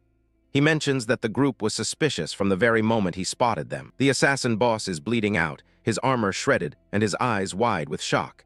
He realized too late that he's not dealing with a normal level 24 player. Alan clarifies that this specific gun doesn't have any of the standard game restrictions.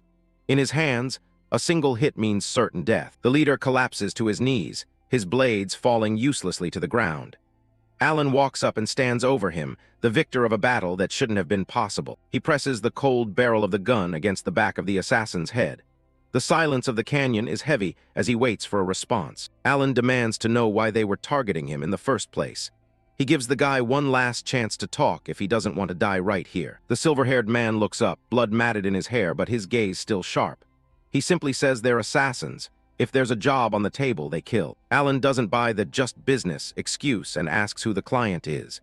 He hasn't been in this world long, so he doesn't remember making any enemies powerful enough to hire professional hits. The assassin considers the question for a moment, looking at Alan with a strange sort of respect. He admits that Alan might not have actually done anything wrong at all. A dark grin spreads across the man's face as he coughs up blood. He tells Alan that the problem is he's just too strong, and there's a big shot out there who doesn't like that one bit. Alan asks what he means by big shot, but before he can get an answer, the assassin bites down hard on something hidden in his mouth. The man closes his eyes with a satisfied smile, ignoring the gun at his head. He tells Alan he's sorry, but he's a professional too, and he won't be talking. Blood starts to spill from the corner of the assassin's mouth as the poison takes effect. He gasps out that this is all the information Alan is going to get from him. Alan watches as the life drains from the man's eyes, realizing the guy chose suicide over betrayal. He's left standing over a pile of corpses with more questions than answers. As he starts walking away, his equipment glows with a faint blue light as he puts it away. He finds it hard to believe that someone is already so afraid of him when he's only level 24. Just as Alan prepares to leave, a voice from above catches him off guard, praising his impressive work against the veteran assassins. A female silhouette stands perched atop the jagged rocks, watching him with interest. Alan shifts his focus to the new arrival, his expression darkening as he tries to size her up. He wonders who she could be and if she's part of the same crew that just tried to kill him. The woman hops down from the ledge, her red boots landing firmly on the canyon floor as she dismisses his concerns. She scoffs at the idea of being their ally, telling him to stop being so paranoid. Melissa steps into the light, her vibrant blue ponytail and sharp golden eyes marking her as someone far more capable than the thugs from before. She stands with her arms folded, flatly stating that she's actually there to help him. Despite her claim, Alan doesn't relax for a second, greeting her with a silent, piercing glare. He's already seen enough betrayal today to know that on your side usually comes with a price. Alan walks calmly through the rocky canyon, unaware he's still being watched. From a distance, Melissa observes him, her eyes fixed on a display showing his surprisingly low level. Hidden behind the jagged rocks, the young woman smirks as she watches him. She's impressed that someone so low-level managed to completely outplay a group of professional assassins. The protagonist stops in his tracks, his eyes narrowing as he senses a presence nearby. He's on high alert, demanding to know who's hiding and if they're with the group he just wiped out. A girl with long, sky-blue hair and a striking red outfit steps out from behind the boulders. Melissa keeps her arms crossed, claiming she's actually on his side and suggesting he relax. She stands her ground as they face off in the middle of the wasteland. Melissa wastes no time and gets straight to the point, proposing that they team up since it would be a beneficial deal for both of them. Alan doesn't even hesitate to shut her down. He gives her a cold, dismissive look, stating clearly that he doesn't need a party and has no intention of starting one now. For a brief second, he flashes back to Emma, remembering her tearful goodbye. It's a sharp reminder of why he's decided to go solo and keep his distance from others for the time being. Melissa isn't deterred by the rejection, letting out a frustrated sigh at his prickly attitude. She tells him there's no need to be so hostile and puts her hands on her hips. She leans in slightly, her expression turning more serious as she drops a major hook. Melissa claims she has a very good idea of exactly who hired those assassins to take him out. That gets his attention immediately, and Alan's eyes sharpen with interest. He demands to know the name of the person behind the hit. Before giving up the info, Melissa studies his face, asking if he's really Alan. She's heard the rumors about a player who absolutely shattered the all-time speed record for clearing the wolf mine. Alan just points a finger up, wondering why she's even asking when she could just check his stats like everyone else. He seems annoyed by the unnecessary questioning. He realizes his mistake and starts tapping away at a floating status window. He explains that he'd hidden his stats to avoid people bothering him after word of his record started spreading. A system notification pops up, explaining that an adventurer's status display can be customized through the privacy settings menu. With a few quick swipes, Alan updates his settings and turns the display back toward her. He asks if that's better now that his information is finally visible. Melissa's eyes widen in genuine shock as she stares at the blue floating text. It clearly reads, Alan LV24, and she can't seem to process what she's seeing. She stammers for a second, completely caught off guard by the number. She's surprised his level is so low, especially after seeing him handle those assassins with such ease. As he starts to walk away, she watches him from behind, her mind racing. Based on his performance, she was certain he'd be at least level 80, not someone who's barely reached his 20s. Alan stops and turns his head back, reminding her that he showed his hand. Now it's her turn to be transparent if she wants to keep talking. Melissa begrudgingly opens her own status window, revealing she's a level 50 sorcerer. She adjusts her earring, looking a bit smug as she asks if that satisfies his curiosity. He gives her a curt nod, accepting the proof, but quickly brings the conversation back to the matter at hand. He wants the name of the person who put the hit out on him. Melissa closes her eyes and sighs, admitting she'd love to tell him, but she isn't a charity.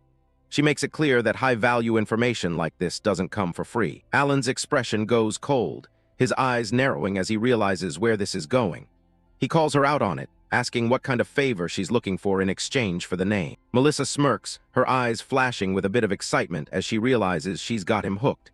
She tells him to help her out with a quest, and the information is all his. The protagonist looks skeptical but stays focused, asking her what exactly she needs help with. He's clearly weighing if the info is worth the trouble. Melissa turns and points toward the horizon, where a massive shape is floating high in the sky. It's a colossal island hovering far above the desert floor. The island is home to the Crystal Sky Castle, a legendary dungeon. It's an imposing structure of white spires and glowing blue crystals, recommended only for players at level 50 or higher. Melissa warns him that this isn't just any ordinary dungeon. She explains that even for its level bracket, the difficulty is completely off the charts compared to anything else. The place is crawling with a massive variety of dangerous monsters and powerful bosses. To make matters worse, the spawns are completely random, making it impossible to prepare a strategy in advance. She describes the interior as a death trap, filled with lethal spikes and hidden mechanisms. Even high-level veterans can get wiped out in a second if they let their guard down for even a moment. Waiting at the very bottom of the dungeon is the Crystal Dragon, a boss that's in a completely different league from your average monster. Alan listens intently, his face unreadable as she describes the overwhelming odds. He asks if her goal is simply to clear the entire dungeon. Melissa clarifies that she's after something specific. She shows him a digital readout of a rare item called the Jade Dragon Orb, a legendary boss drop she needs for her own goals. Alan stares at the image, recognizing the orb immediately. He knows it's a top-tier crafting material, extremely valuable for someone at Melissa's level. Melissa raises a hand, looking him straight in the eye as she asks if they have a deal. She's putting a lot on the line by asking a level 24 for help with a high-level raid. She starts to second-guess herself, wondering if she aimed a little too high and if he can actually pull this off. But Alan cuts through her doubt with a single word: fine. He agrees to the deal without any hesitation, surprising his new acquaintance with how quickly he made up his mind. She stares at him, stunned that he's so confident. Melissa starts waving her hands around, asking if he was even listening to her warnings about how lethal the place is. She reminds him again that it's a top-tier dungeon meant for much higher levels. Alan gives her a cool, sideways glance, telling her he knows exactly what he's getting into. In fact, he claims he probably knows more about the dungeon than she does. As she walks away to prepare, Alan watches her with a determined look. He's thinking back to his past life in ZFO, where he cleared this exact dungeon countless times. He isn't thrilled about running errands for her, but he knows he has to eliminate whoever is targeting him. If he doesn't, they'll just keep getting in the way of his progress. They stand together in the canyon, an unlikely duo about to head toward one of the world's deadliest locations. Melissa shrugs it off, figuring that if he's willing to do it, she isn't going to complain. Alan makes a casual hand gesture as if everything is under control. He's ready to move, assuming their partnership is officially sealed. He started walking, telling Melissa that since they had reached an agreement, it was time to head out. She just stood there, looking completely bewildered after her handshake was ignored. She stops him immediately, revealing that getting to their destination isn't going to be as simple as just walking there. The protagonist stops and looks back over his shoulder, demanding to know why they can't just leave right now. Melissa explains that the Crystal Sky Castle is floating thousands of feet in the air. It's not exactly a place you can just hike up to. To even get close to it, players have to apply with the royal government and undergo a complicated process called the transfer ritual. It involves a group of mages opening a teleportation gate. Alan's mind flashes back to his memories of NFO, where traveling was as easy as talking to an NPC. He wonders if the world's systems have changed that much since then. Melissa makes it clear that the government doesn't just let anyone through. She points out that he currently doesn't meet the strict requirements needed to even apply for the ritual. A helpful graphic breaks it down. You have to be at least level 40 to participate. Since she's level 50, she's fine, but at level 24, Alan is completely locked out of the system. Alan replied curtly that if she had already decided he was the problem, then why did she seek him out in the first place? The sorceress huffed and yelled back that she wouldn't have even bothered asking for his help if she'd known his level was so low. He doesn't seem to care about the level lock and asks her what the second reason is. He's looking for ways to bypass the bureaucracy rather than follow it. Melissa sighs and closes her eyes, stating the obvious. A dungeon of that caliber can't be cleared by just 2 people. They're going to need a lot more firepower and support. She starts listing off the standard roles for a high-level raid, beginning with a sturdy tank. They'll need someone with a massive shield who can stand on the front lines and soak up all the heavy hits. Next on the list is a dedicated healer. Without someone constantly casting recovery spells and buffs, they won't last 10 minutes in a level 50 dungeon. Finally, they'd need a high DPS attacker, like a master archer, to actually deal enough damage to the boss. She's picturing a traditional, well-rounded party. She explains that as a sorcerer, her magic is mostly focused on wide area attacks. While she's great at clearing out mobs, her damage against a single powerful boss is lacking. The sorcerer suggests that their top priority should be grinding his level up as fast as possible. In her mind, they have a solid 3 months of hard work ahead of them before they're even ready. Alan shuts that idea down instantly, telling her that 3 months of grinding is out of the question. He turns to face her, his gaze intense as he makes it clear he's in a much bigger rush than she is. He strikes a pose, declaring his ultimate goal. He isn't just trying to clear a dungeon, he's aiming to become the world's very first level 99 player. A close-up of his face shows a cold, unwavering determination. He isn't interested in playing by the rules or letting trivial roadblocks like government rituals slow him down. Melissa looks at him like he's lost his mind, crossing her arms skeptically.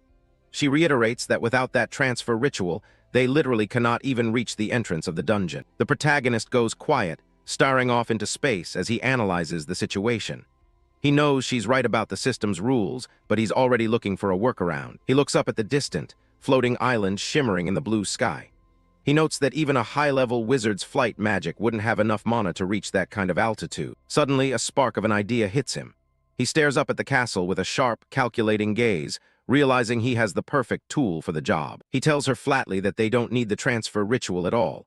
Melissa looks completely lost, wondering how on earth he plans to bridge a gap that high without magic. Instead of explaining, Alan crouches down and activates his god-tier craft skill. Bright blue electricity crackles around his hands as the ground beneath him starts to glow with light. With a hum of machinery, a small, four-rotored drone materializes in front of him. Melissa jumps back in surprise, staring at the strange magic tool as it hovers perfectly in midair. He points toward the sky and gives the command for the machine to head straight for the floating castle. The drone zips away, its propellers whirring as it begins its ascent. Melissa is absolutely floored, watching as the device follows his every command without hesitation. He explains that it's a type of technology that simply doesn't exist in this world yet. They watch the tiny speck fly higher and higher toward the island. Alan's real concern isn't the distance, but whether the government has placed a physical barrier around the perimeter to keep people out. A close-up shows the drone getting closer to the jagged crystal underside of the castle. He watches intently, waiting for any sign of a magical shield or defense system. The machine flies past the outer walls without any resistance, proving that there's no barrier stopping them from entering. It lands softly on a stone bridge overlooking a courtyard. Melissa looks up at the sky, stunned that they actually reached the castle's interior without ever stepping foot in a ritual circle. She rushes toward him, her mind racing with the possibilities. She assumes his plan is to build a massive, giant-sized version of that drone to carry the two of them up there. Alan just shakes his head and closes his eyes, dismissing the idea immediately. He tells her that a bigger machine isn't necessary because the two of them are more than enough. The sorcerer looks at him, confused, asking what they're going to do about the rest of the party she mentioned earlier. She's still worried about the healer and tank roles they're missing. He crosses his arms and gives her a smug look, claiming he could honestly clear the whole place solo if he wanted to. Melissa is left speechless, wondering where this insane level of confidence is coming from. He turns his back on her and starts walking, explaining why a giant drone is a bad idea. He isn't interested in wasting resources on a project that inefficient. As the small drone continues its scouting mission above, Alan points out that the bigger a machine is, the worse its fuel efficiency becomes. Melissa looks skeptical, asking what his actual plan is if he's not going to use a giant drone. He notes that with their current energy sources, they'd probably crash before they even made it halfway up. Alan smirks, revealing that they aren't going to rely on standard magic stones. They're going to use a completely new energy source. Alan and his new companion, Melissa, are debating the best way to reach the dungeon. Alan points out that standard magic-powered machines have terrible fuel efficiency when they get too big. Melissa asks for a better plan, and Alan reveals he's switching to a completely new energy source. She's skeptical. In this world, magic stones are the only fuel source people really know. Alan turns to her with a serious look, explaining that the power source is her. Melissa's jaw drops as she realizes he's talking about using her own magic. He breaks down the logic. As a sorcerer, she can manipulate multiple elemental attributes at once. Alan activates his craft skill, and a surge of blue digital energy pulses from his palm. In an instant, a large basket and a pile of fabric appear on the ground. He's built a hot air balloon. He tells her to hop in so they can test it out right away. Melissa is still a bit lost, so Alan tells her to start by blowing wind into the balloon to inflate it. She focuses her magic, swirling a massive gust of wind into the fabric dome. The balloon swells up, looming over them as it fills with air. It's fully inflated now.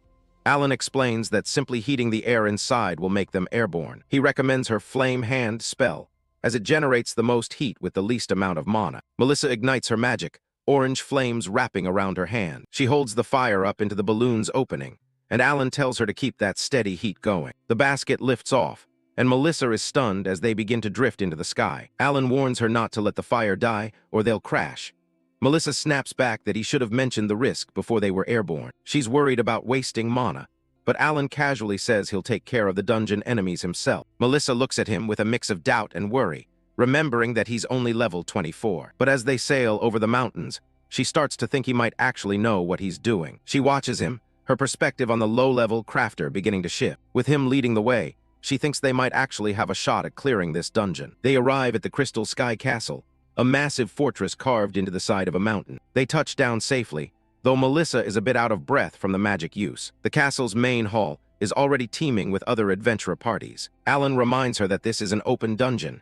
If another group clears it first, they get booted out. They pick up the pace, running through the grand stone hallways. Other parties are already busy clearing out the smaller monsters along the way. Alan explains the dungeon's three-layer structure, the lower, middle, and upper floors. He knows exactly what they need to advance, and Melissa is shocked he's so well-informed. He gives her a sly grin, telling her that detailed info like that usually isn't free. Melissa sighs, thinking he's got some nerve trying to charge her for tips. They round a corner and find a group stalled in front of a massive shadow. It's a level 45 Abyss Minotaur, and it's blocking the only path forward. Melissa suggests taking another route, since there are 7 different floors they can try. Alan refuses.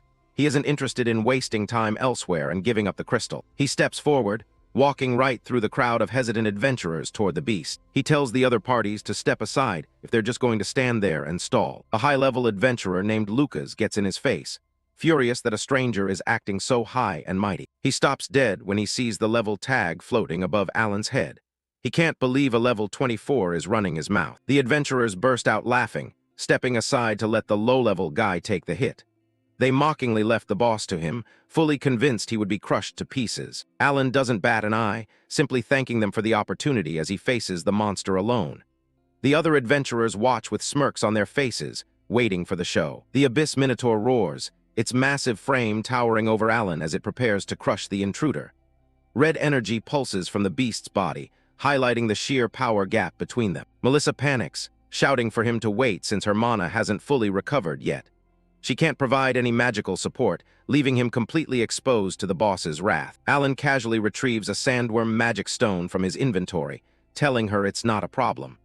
The red stone glows with a bright light as he prepares to use it as a crafting material. He activates his craft skill, and a grid of blue energy begins to construct something massive in his hands.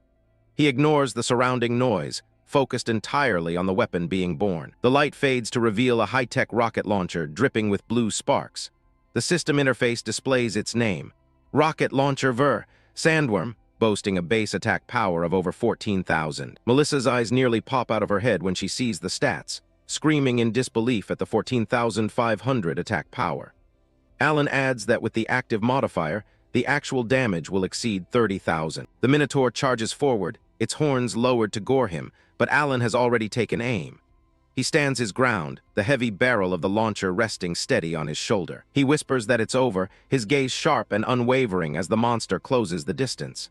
He doesn't flinch, already preparing to test out his latest creation. A deafening boom echoes through the chamber as a streak of fire and steel erupts from the launcher.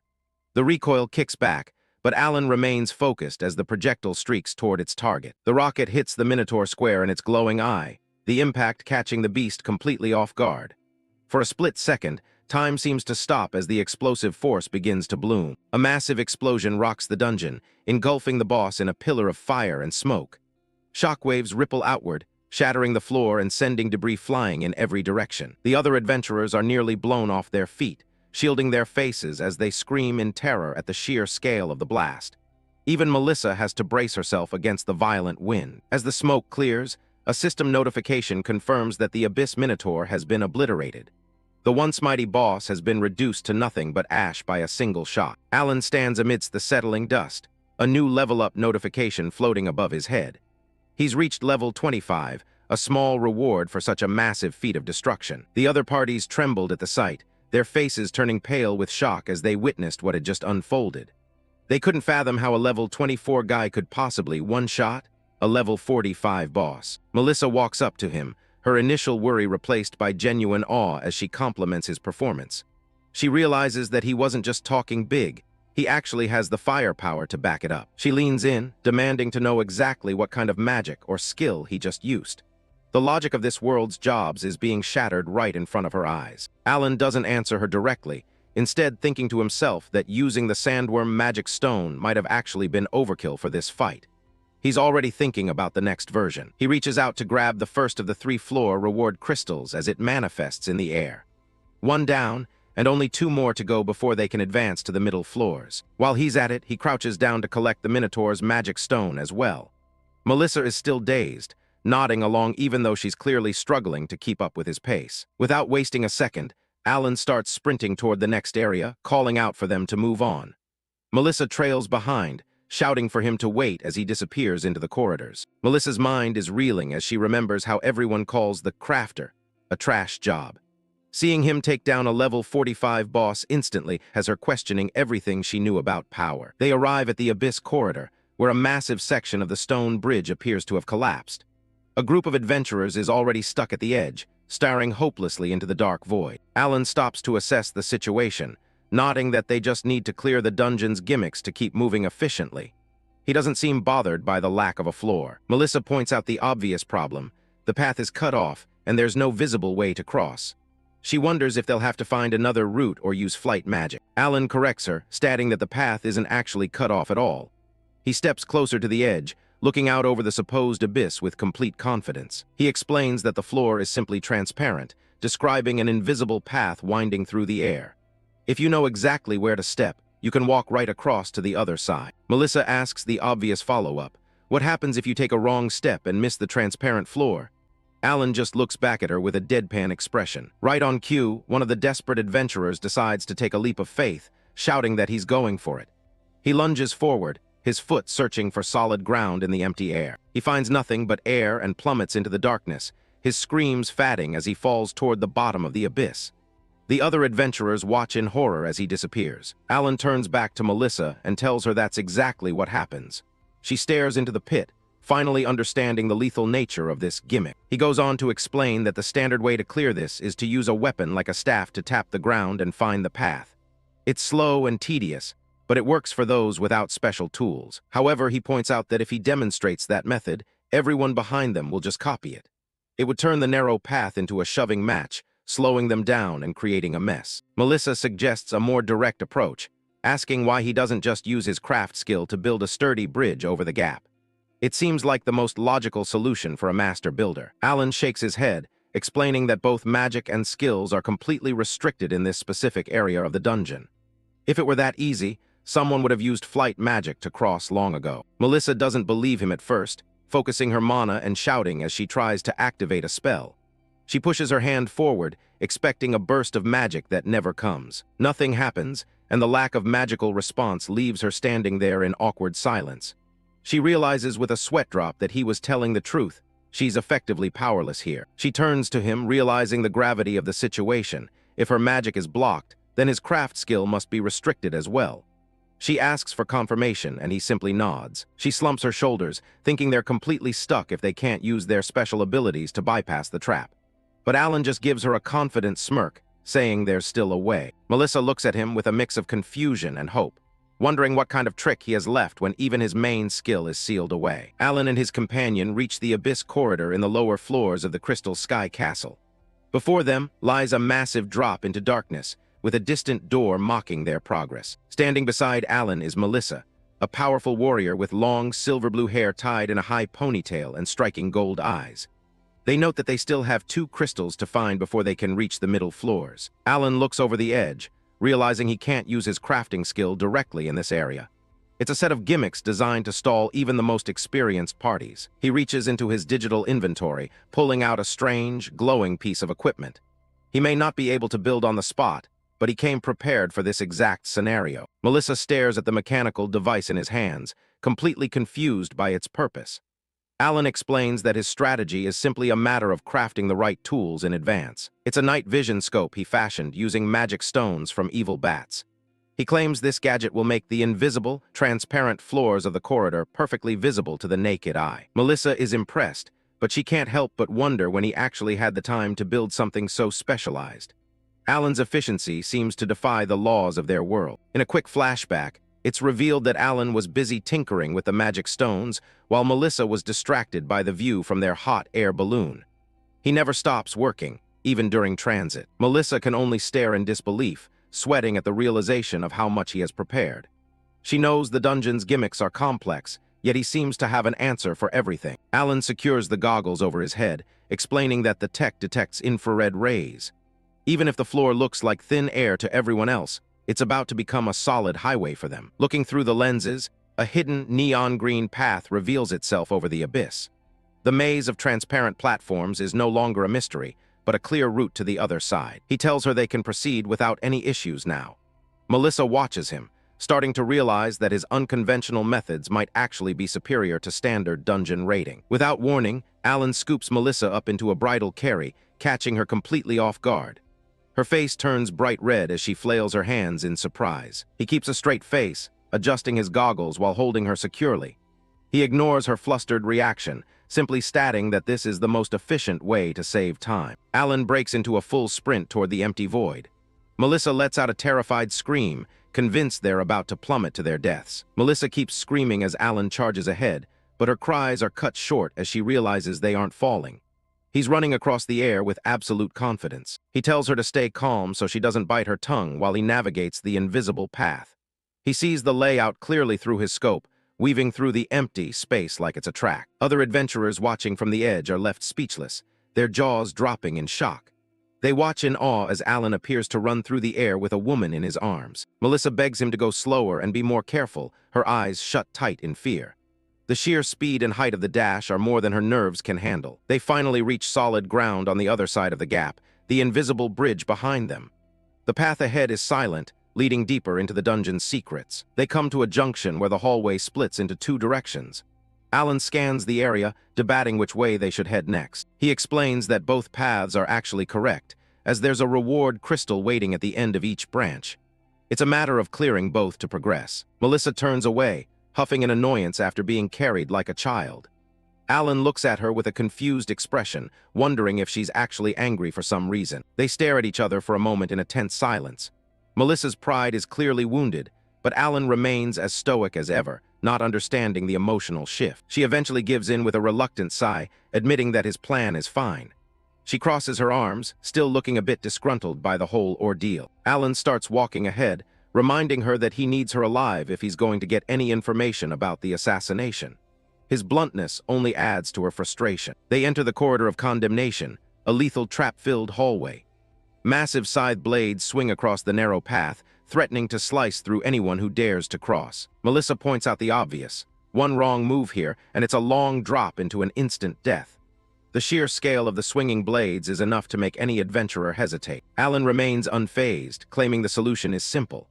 He pulls out a modern, tactical rifle, surprising Melissa with another one of his strange, crafted weapons. He fires a shot, the bullet sparking as it connects with one of the heavy scythes.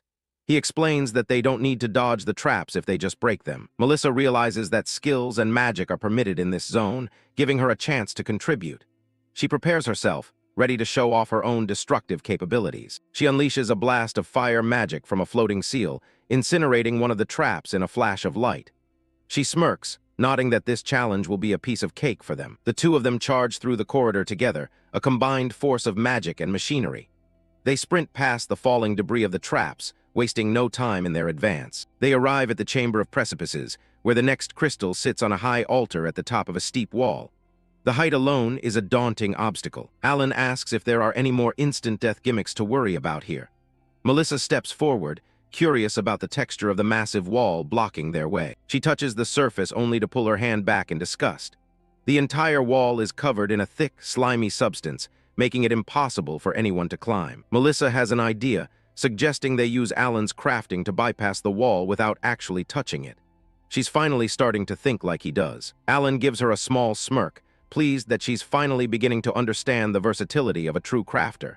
He's glad his lessons are starting to stick. Melissa summons a flame in her hand, assuming they're going to fly over the wall with the hot air balloon again. She's ready to provide the heat for their ascent. Alan stops her, telling her that a whole balloon is way too much effort for a simple spot like this. Melissa is left confused, wondering what other trick he could possibly have up his sleeve. He activates his crafting skill, blue digital energy surging through his body. A cube of pure mana forms between his hands as he prepares to manifest a new invention. In place of the slime-covered wall, Alan constructs a modern metal platform. He tells Melissa they'll be using this lift to reach the top, leaving her stunned by his endless creativity. Alan presses a button on the control panel, activating the mechanical device. He casually introduces it as a lift, a concept completely foreign to this world's architecture. The platform rises steadily, carrying Alan and Melissa toward the high ledge. He explains how it's designed to transport people and heavy objects vertically with ease. They reach the top in record time, arriving at a pedestal holding a glowing blue gemstone. Melissa is amazed by how quickly they bypass the obstacle that would have stalled any other party. Melissa carefully retrieves the second reward crystal, a notification confirming they only have one more to go.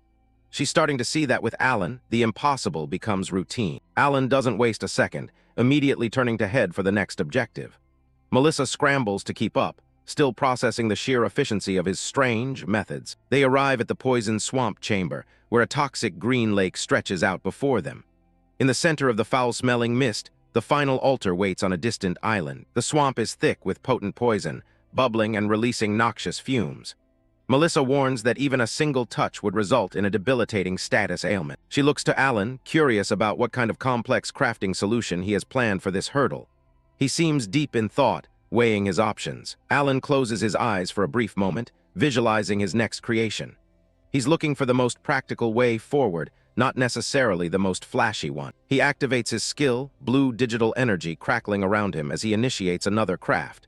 The air hums with the power of his unique class. A simple wooden boat materializes at the water's edge, bobbing gently on the toxic surface. Melissa is stunned, not quite sure what to make of this low-tech approach. She stares at the plain vessel, wondering if this is really the amazing solution she was expecting. Alan just looks at her, his expression as flat and unreadable as ever. Alan steps into the boat, checking its stability on the green water.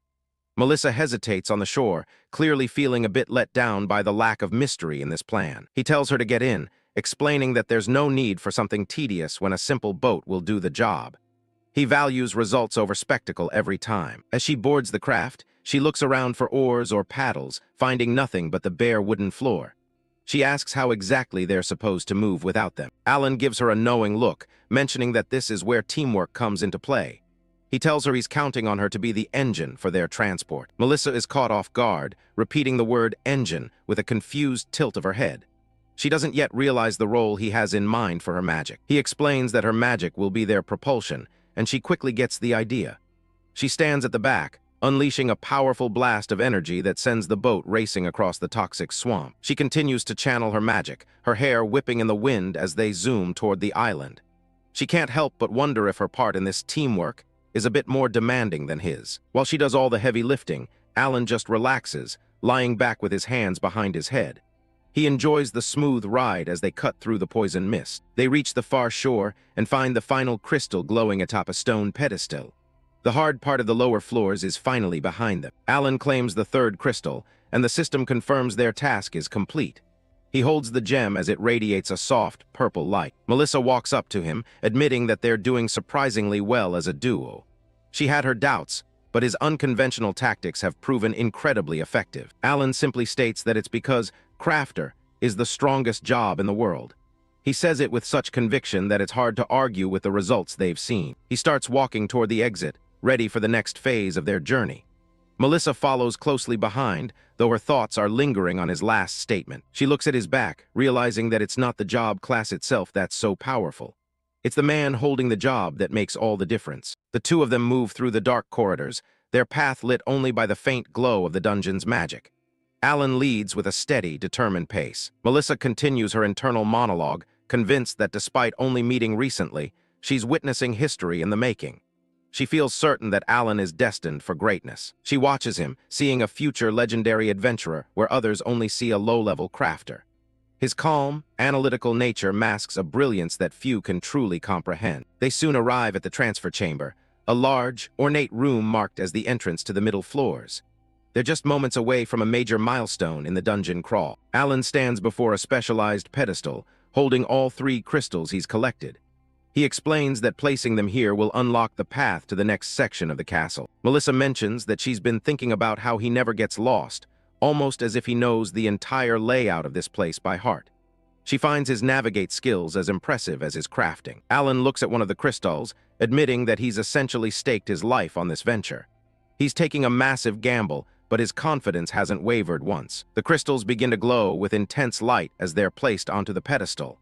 The room hums with energy as the authentication process begins. A system message appears, confirming that the crystals have been authenticated. The dungeon itself is preparing to transfer them to the middle floors. A massive, swirling blue portal opens before them, radiating an immense amount of magical power.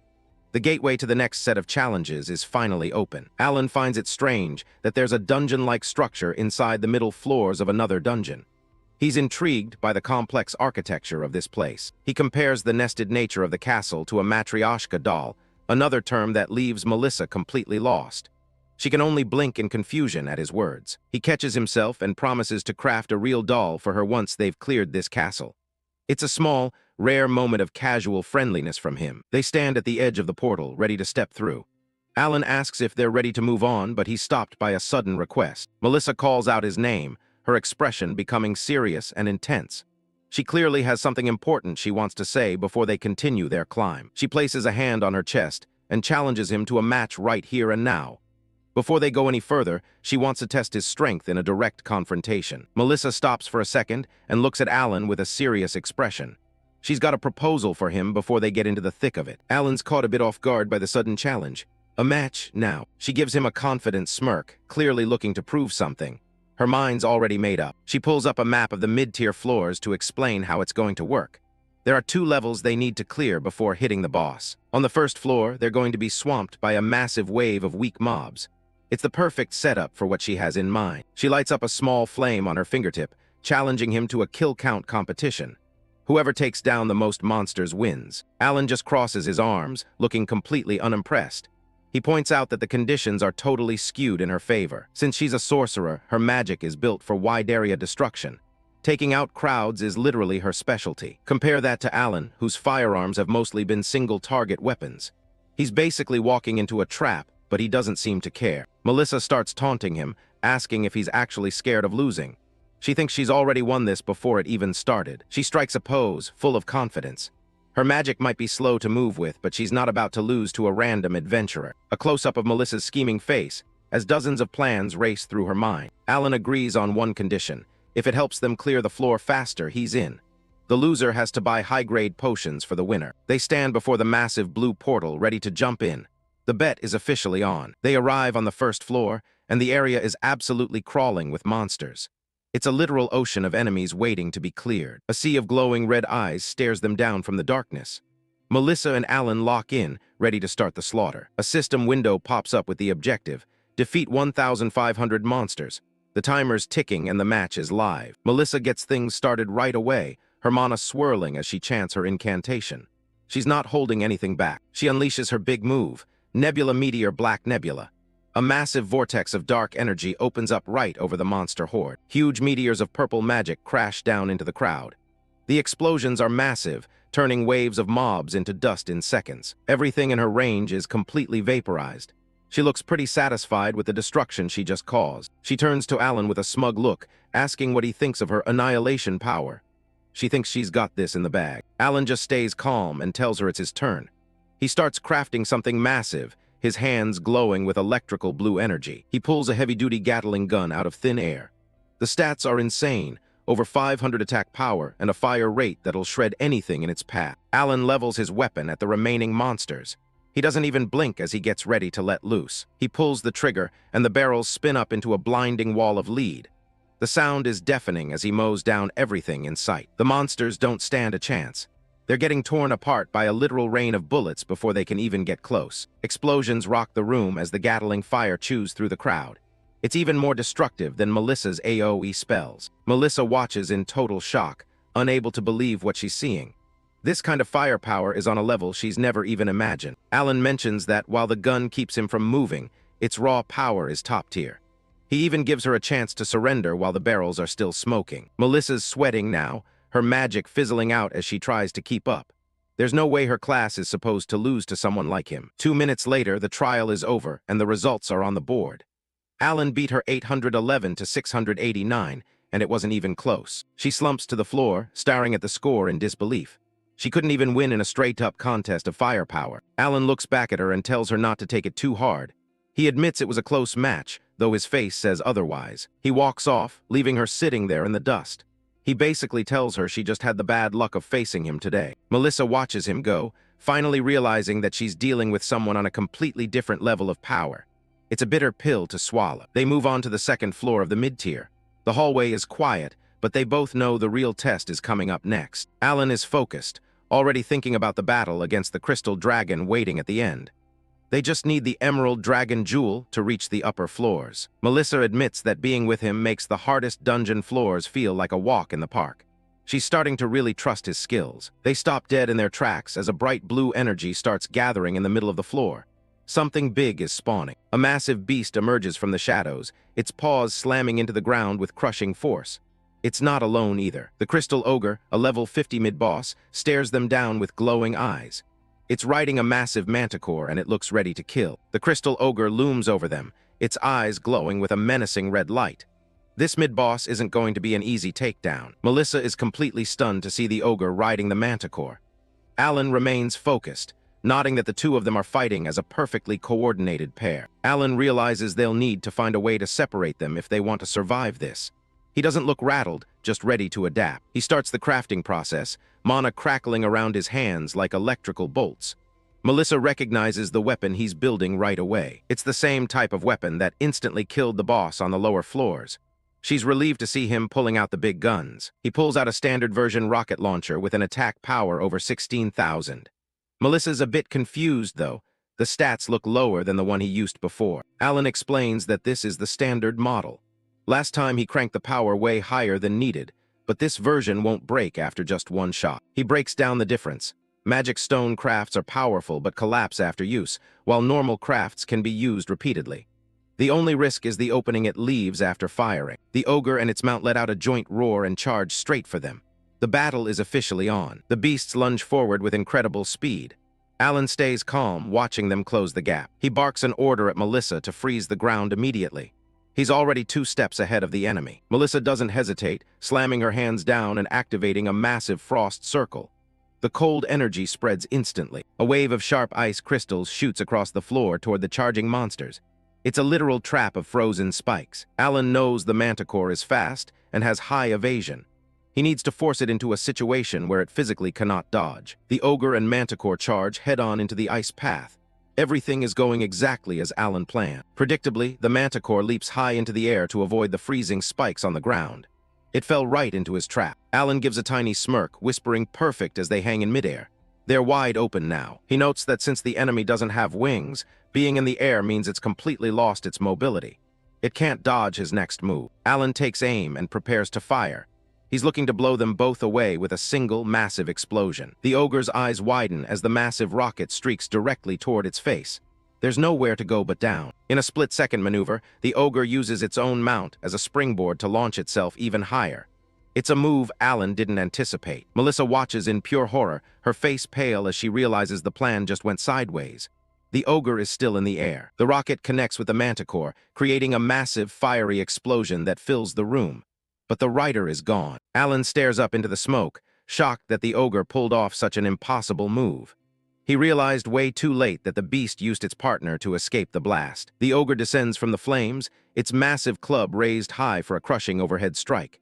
It's falling right on top of him. Alan looks up, his expression hardening as he realizes he's in the monster's crosshairs. There's no time to dodge. The ogre's massive silhouette blocks out the light as it brings its weapon down. The pressure is immense. Melissa screams for him to run, her face twisted in fear. She knows her magic is too slow to stop the attack in time. She remembers that Alan is only level 25 and isn't wearing any defensive gear. He's completely exposed. If he takes a direct hit from a level 50 boss like this, it's going to be instant death. She lunges forward, hoping she can somehow take the hit for him. The ogre swings its glowing club with bone-shattering force. Alan just stands his ground, staring the monster down. Melissa realizes with a jolt of panic that she's too far away. She isn't going to make it in time to save him. Time seems to freeze as the ogre's demonic face looms over Alan, weapon inches from his head. The impact is coming. Melissa lets out a final, desperate scream of his name as the strike descends. Everything rests on these next few seconds. Melissa screams out Alan's name, her face twisted in pure panic. She's reaching out as if she can somehow stop what's about to happen. A massive crystal ogre is hurtling through the air, bringing a glowing blade down for a killing blow. Alan just stands his ground, looking up at the monster with his weapon ready. Alan realizes the beast used its own mount as a springboard to close the gap, which is a pretty smart move for a monster. But as a light starts to glow from his weapon, he doesn't seem worried at all. A reload notification flashes in front of Alan's eyes. He knew his weapon would auto-reload the moment it hits 0, and the timing is perfect. He pulls the trigger at point-blank range, letting out a massive blast that completely engulfs the ogre. The explosion is so huge it fills the entire corridor with fire and smoke. Melissa has to shield her eyes from the intense light and shockwave. Once the heat dies down, she lets out a long sigh of relief. As the smoke clears, Alan is still standing there, looking completely unfazed by the life-or-death moment he just survived. He just takes a breath and waits for the dust to settle. A holographic screen pops up, announcing that he's reached level 26. He nods to himself, figuring the experience from that mid-boss was just about enough to push him over. Melissa looks at him like he's an alien. She's genuinely confused because she was certain his weapon had run out of ammo right before the ogre attacked. Alan explains that his rocket launchers have an auto-reload function that kicks in the second they're empty. It's a technical detail she wasn't expecting, but it's what just saved his life. He takes a moment to kneel and recover, admitting that it was actually a pretty close call. Melissa just stares at his back, realizing he was a second away from being flattened. Despite almost dying, Alan looks perfectly composed. He tells her he was counting on that second shot the whole time, like it was just another part of the plan. Alan picks up a glowing purple crystal from the ground where the ogre fell. It's a high-tier drop, proof that he's well prepared for what's coming next. They start walking deeper into the castle, leaving the carnage behind. Alan mentions that the only thing left to deal with now is the crystal dragon itself. Melissa watches him from the side, thinking to herself that she's never seen an adventurer this calm. Plenty are strong, but Alan's level of composure is something else entirely. They reach a swirling blue portal at the end of the hall. Melissa tells him to wait a second, her face suddenly becoming serious. She stares at him, her mind racing with questions about his true identity. She realizes that his incredible skill is exactly why powerful people are trying to take his life. They finally arrive at the massive, ornate doors leading to the upper floor. It's the final stretch of the Crystal Sky Castle, and the air feels heavy with whatever is waiting behind that gate. Melissa steps forward and tries to push the heavy doors open, but they don't budge an inch. She's putting her whole weight into it, yet they won't even creak. Alan just watches her struggle for a second before telling her the door is actually just for show. Melissa stops and looks back at him, feeling a bit foolish. He points to the blue portal they just passed, explaining that this floor works just like the ones below. You have to use a portal to transfer into the boss room. Alan's expression turns grim as he looks at the portal. He tells her there must still be another party inside challenging the boss right now. Melissa's heart sinks at the news. If another group is already in there, it could ruin their entire mission. We see a glimpse of another party struggling against the dungeon's monsters. They look exhausted and battered, barely holding their own. Melissa starts biting her nail, worried that if the other party clears the floor first, they'll have to start this whole climb from scratch. The stakes just got a lot higher. Alan just sits down on the stone floor, telling her there's no point in complaining about it. He suggests they use the wait time to actually come up with a strategy. He drops a bombshell about the boss, revealing that the Crystal Dragon has an instant death attack. Just the mention of it makes the threat level feel way more real. Melissa looks like she's seen a ghost. She can't believe they're up against an epic-class monster, which is way above anything they've faced so far. A quick comparison shows just how much more dangerous an epic class is than a standard boss. They have massive stats and unique traits that make them absolute nightmares to fight. Alan continues his lecture, explaining that the dragon also has something called a damage cap. Melissa is totally lost and asks him what that even means. Alan explains it with a simple visual.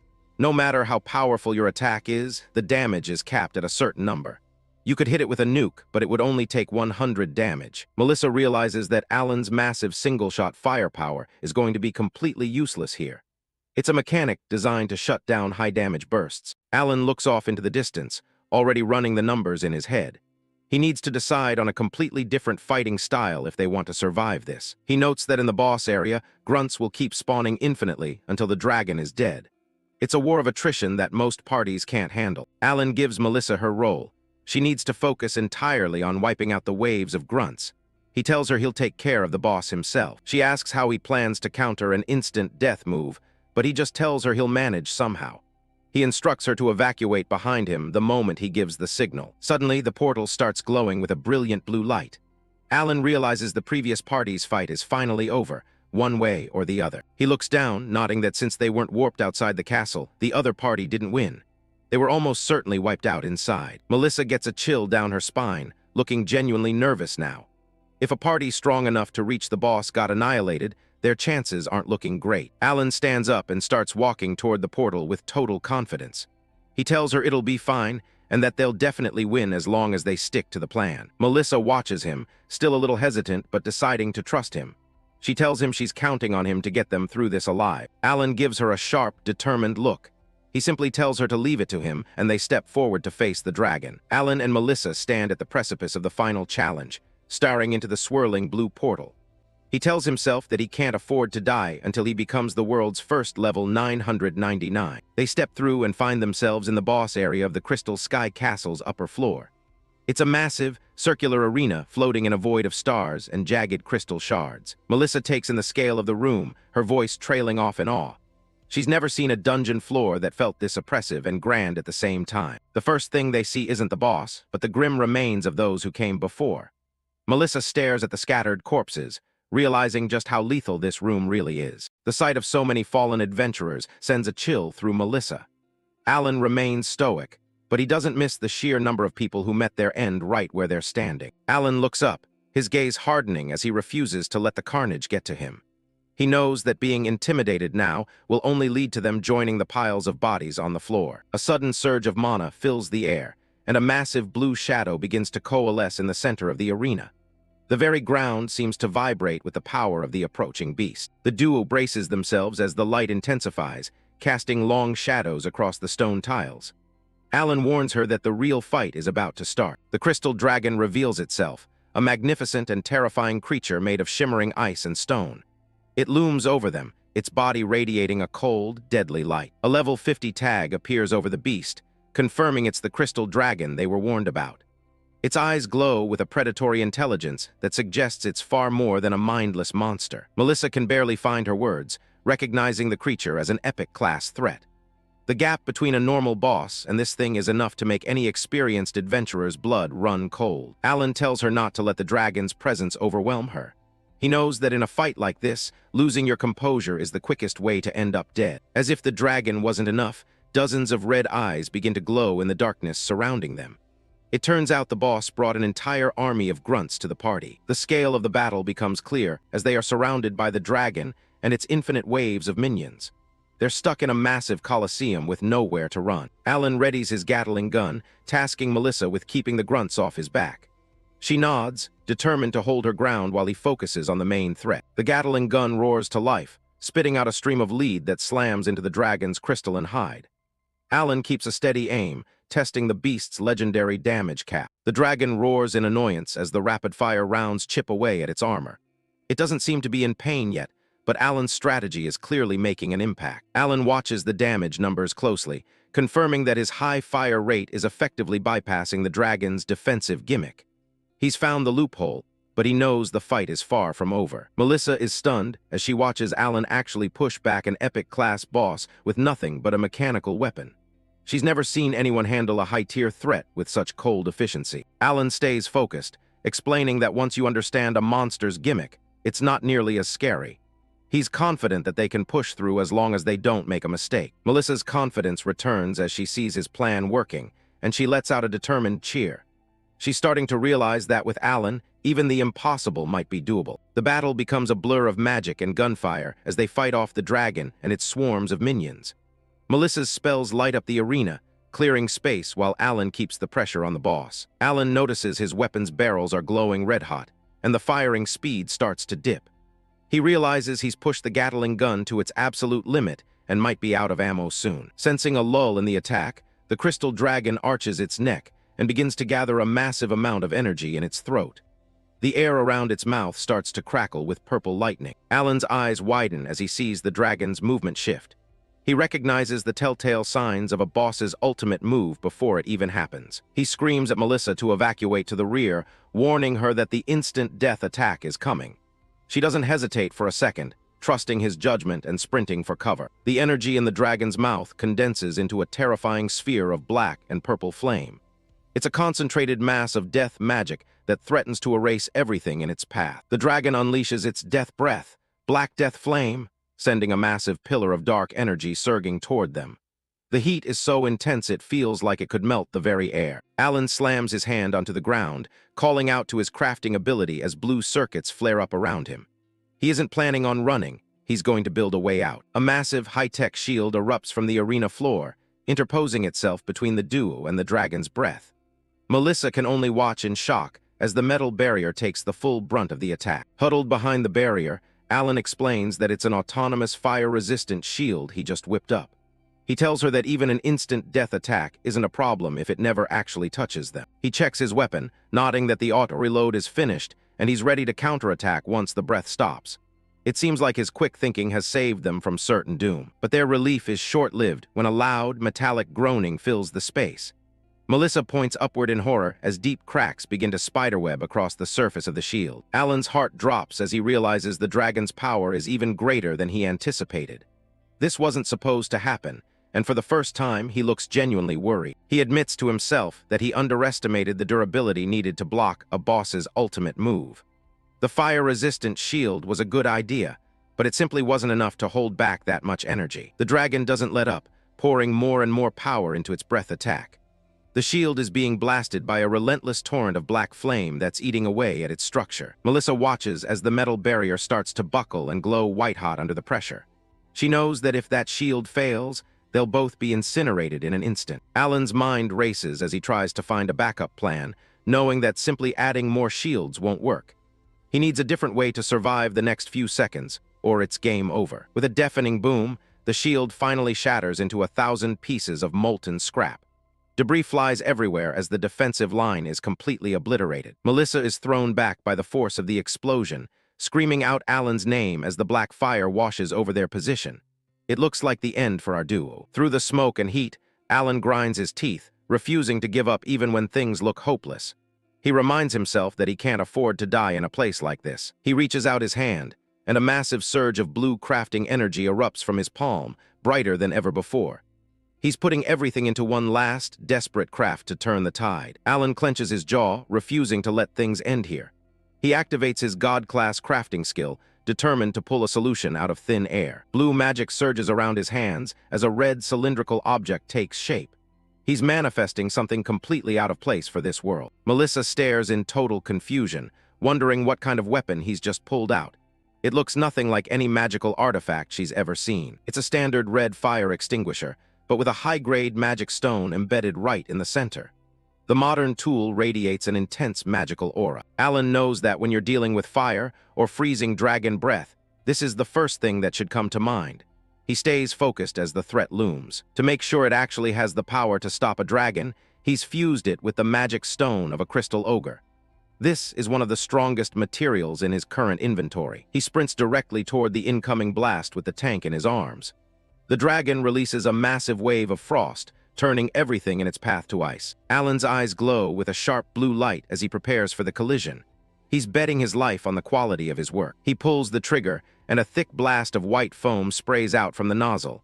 He doesn't flinch as the two forces are about to meet. The pressurized foam hits the dragon's frost breath head-on. The impact sends shockwaves through the air as the modern chemical fights back against the epic magic. Melissa watches from behind, her eyes wide as the spray actually holds its ground.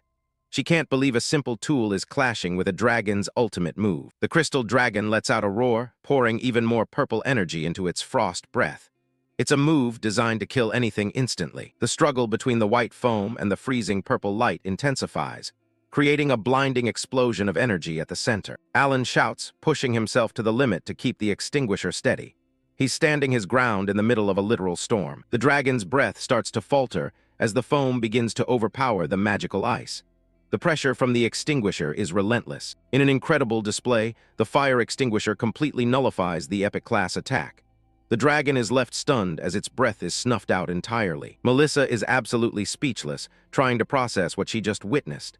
A dragon's most powerful move was just shut down by a red tank. Alan remains unfazed, reminding her that an extinguisher is just a tool for putting out fires. He's already moving on to the next phase of his plan. He tosses the empty tank aside and manifestations a massive, multi-barreled minigun. It's time to stop defending and start the counterattack. The barrels start to spin with a mechanical whine before unleashing a relentless hail of magical lead. The muzzle flash lights up the entire room. The crystal dragon's health bar starts plummeting as the bullets shred its crystalline hide. It's down to just a fraction of its total HP. Melissa sees the beast reeling and realizes this is their chance.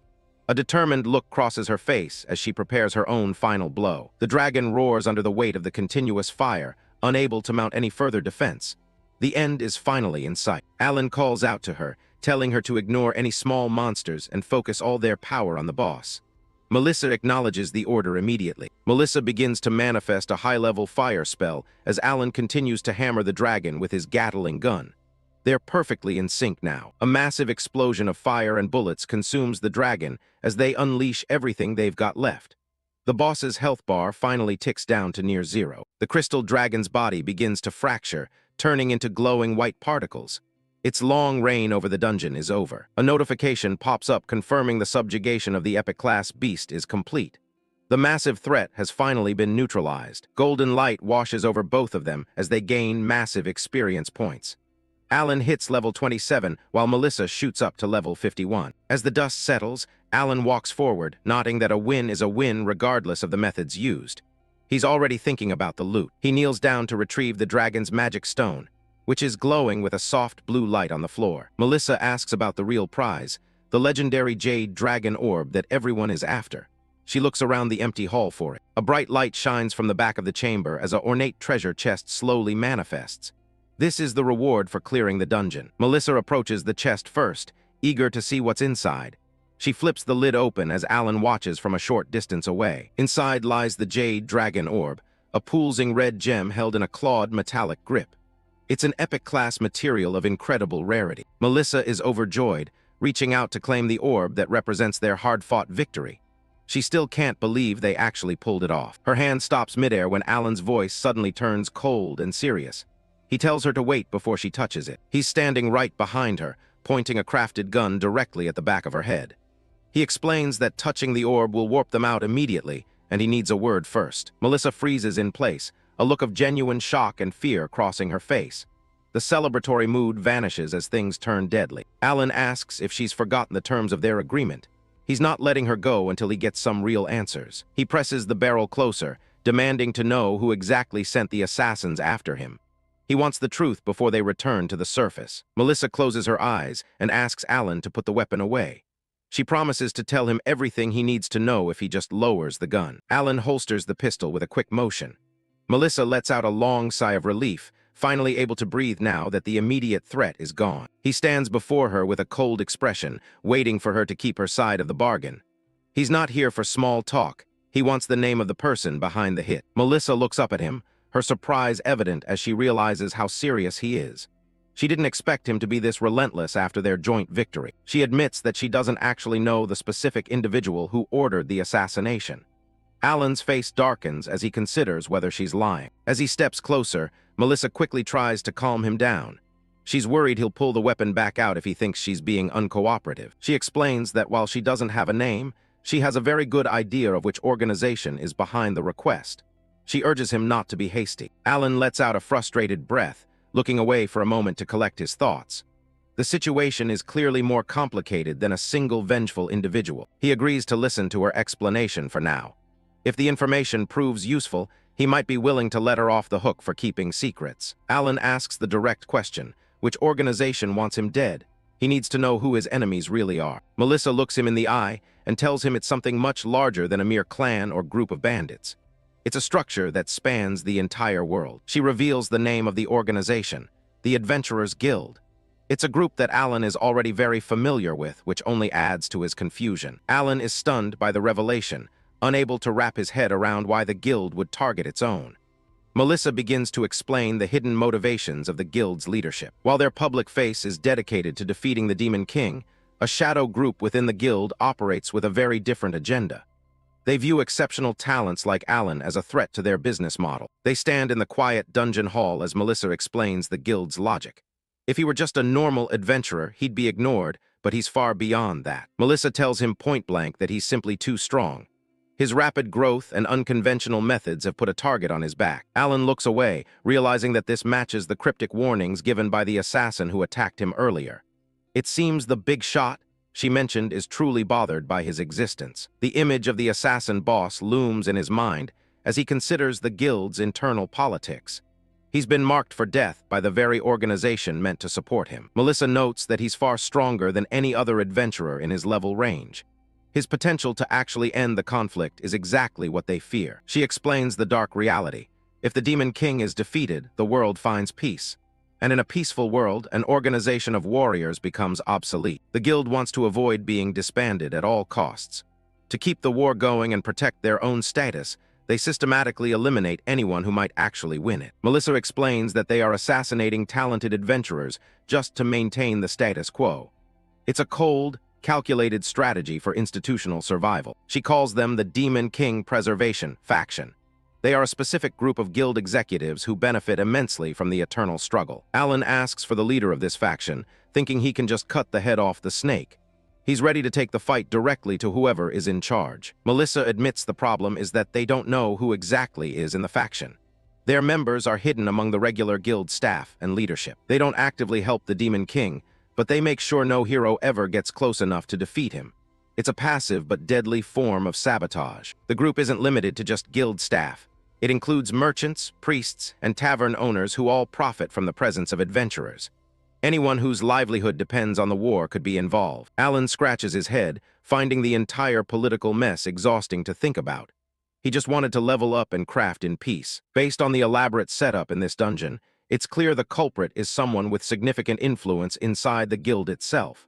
They use the environment to mask the attempt on his life. Alan declares that he doesn't care about their politics, but he won't let anyone interfere with his leveling.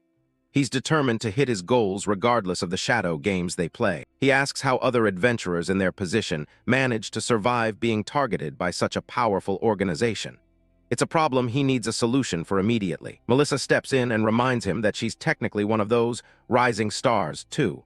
She seems offended that he forgot she's in the same boat. Melissa lets out a small cough to clear the air, feeling a bit awkward after her outburst. The tension between them softens slightly. She gets back to a serious expression, ready to move on. "Anyway," she begins, signaling it's time to focus on their next step. Alan stares ahead with a determined look, already thinking about how to protect himself. He needs a plan to counter the guild's shadow tactics before they strike again. Back at the entrance of the Crystal Castle, the party teleports onto a floating ice platform. A crowd of adventurers watches in shock as the magic swirls around them. The news of the clear spreads like wildfire, leaving the surrounding group completely stunned. No one expected anyone to take down the crystal dragon so soon. Floating notification windows confirm the achievement to everyone watching. The crowd stares at the empty castle, trying to process the boss's defeat. A system message lists the party members, Alan and Melissa. People are losing their minds over the fact that only 2 people were in the squad. The adventurers start whispering, wondering who Alan could possibly be. While Melissa is a known top-tier sorcerer, the name next to hers is a total mystery. Alan and Melissa stand in the middle of the platform, the teleportation magic fading away. Alan looks around, already planning their return to town. Melissa is still catching her breath, but mentions a potential problem with their exit. She can teleport, but notes they can't use the standard transfer ritual. Alan isn't worried at all, suggesting they could just craft a parachute to get back down. He says it like it's the most obvious thing in the world. Melissa looks completely confused, having never heard of such a thing. The crowd spots Melissa and erupts into cheers. A few guys point her out, excited to see a celebrity return from such a dangerous run. Then their gaze shifts to the guy standing next to her. The confusion returns as they try to figure out who this newcomer is. Congratulations flood in from all sides as the news of the clear sinks in. People are impressed that they even reached the upper floors, let alone finished the job. Alan keeps a straight face while telling Melissa she's quite the celebrity. He points out that she's a rising star being targeted by high-level factions. The crowd mobs Melissa, demanding to know how she cleared the castle. Melissa looks overwhelmed, raising her hands to try and calm everyone down. She starts to explain that she wasn't actually the one who did the heavy lifting. Someone in the crowd notices Alan's level and is instantly baffled. Seeing a level 27 crafter standing there next to her makes absolutely no sense to them. The skepticism grows as they look him up and down. They can't believe someone under level 40 could even survive a place like this. Alan scans the area and sees plenty of high-level adventurers, some reaching up to level 66. He realizes he's in the middle of a very capable crowd. He thinks to himself that this would be a perfect time to pitch his weapons, but he's wary of the attention. Melissa turns to the crowd, ready to give him the credit he deserves. She starts to tell them that the clear was only possible thanks to him. Alan catches her eye and thinks, wait, realizing he needs to keep a low profile. He quickly cuts her off and tells her to stop being so modest.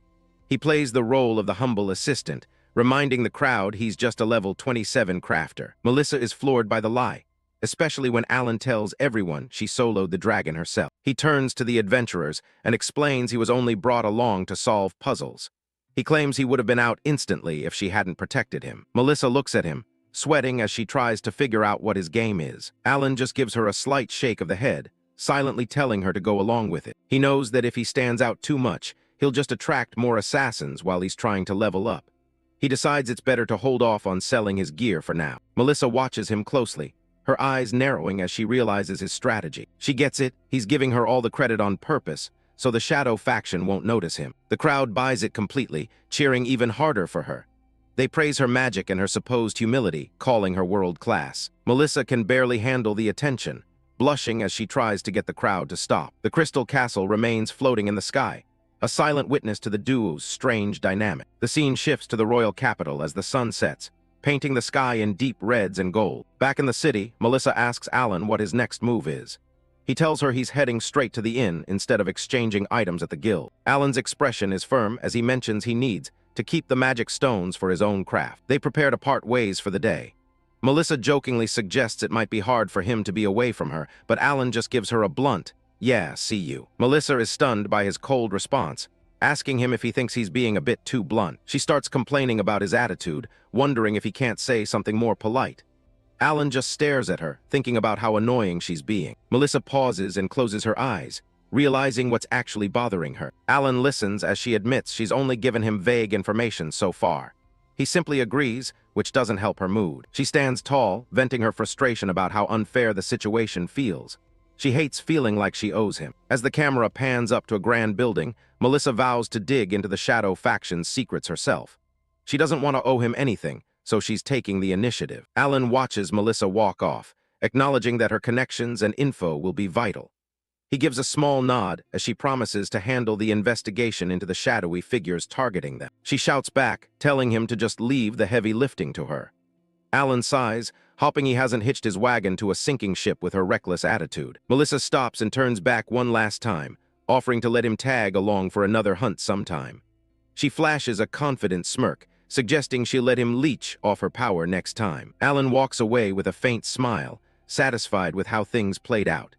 He's managed to secure a powerful ally while keeping his own true capabilities a secret from the public. Melissa waves one final goodbye, telling him to stay safe in the city.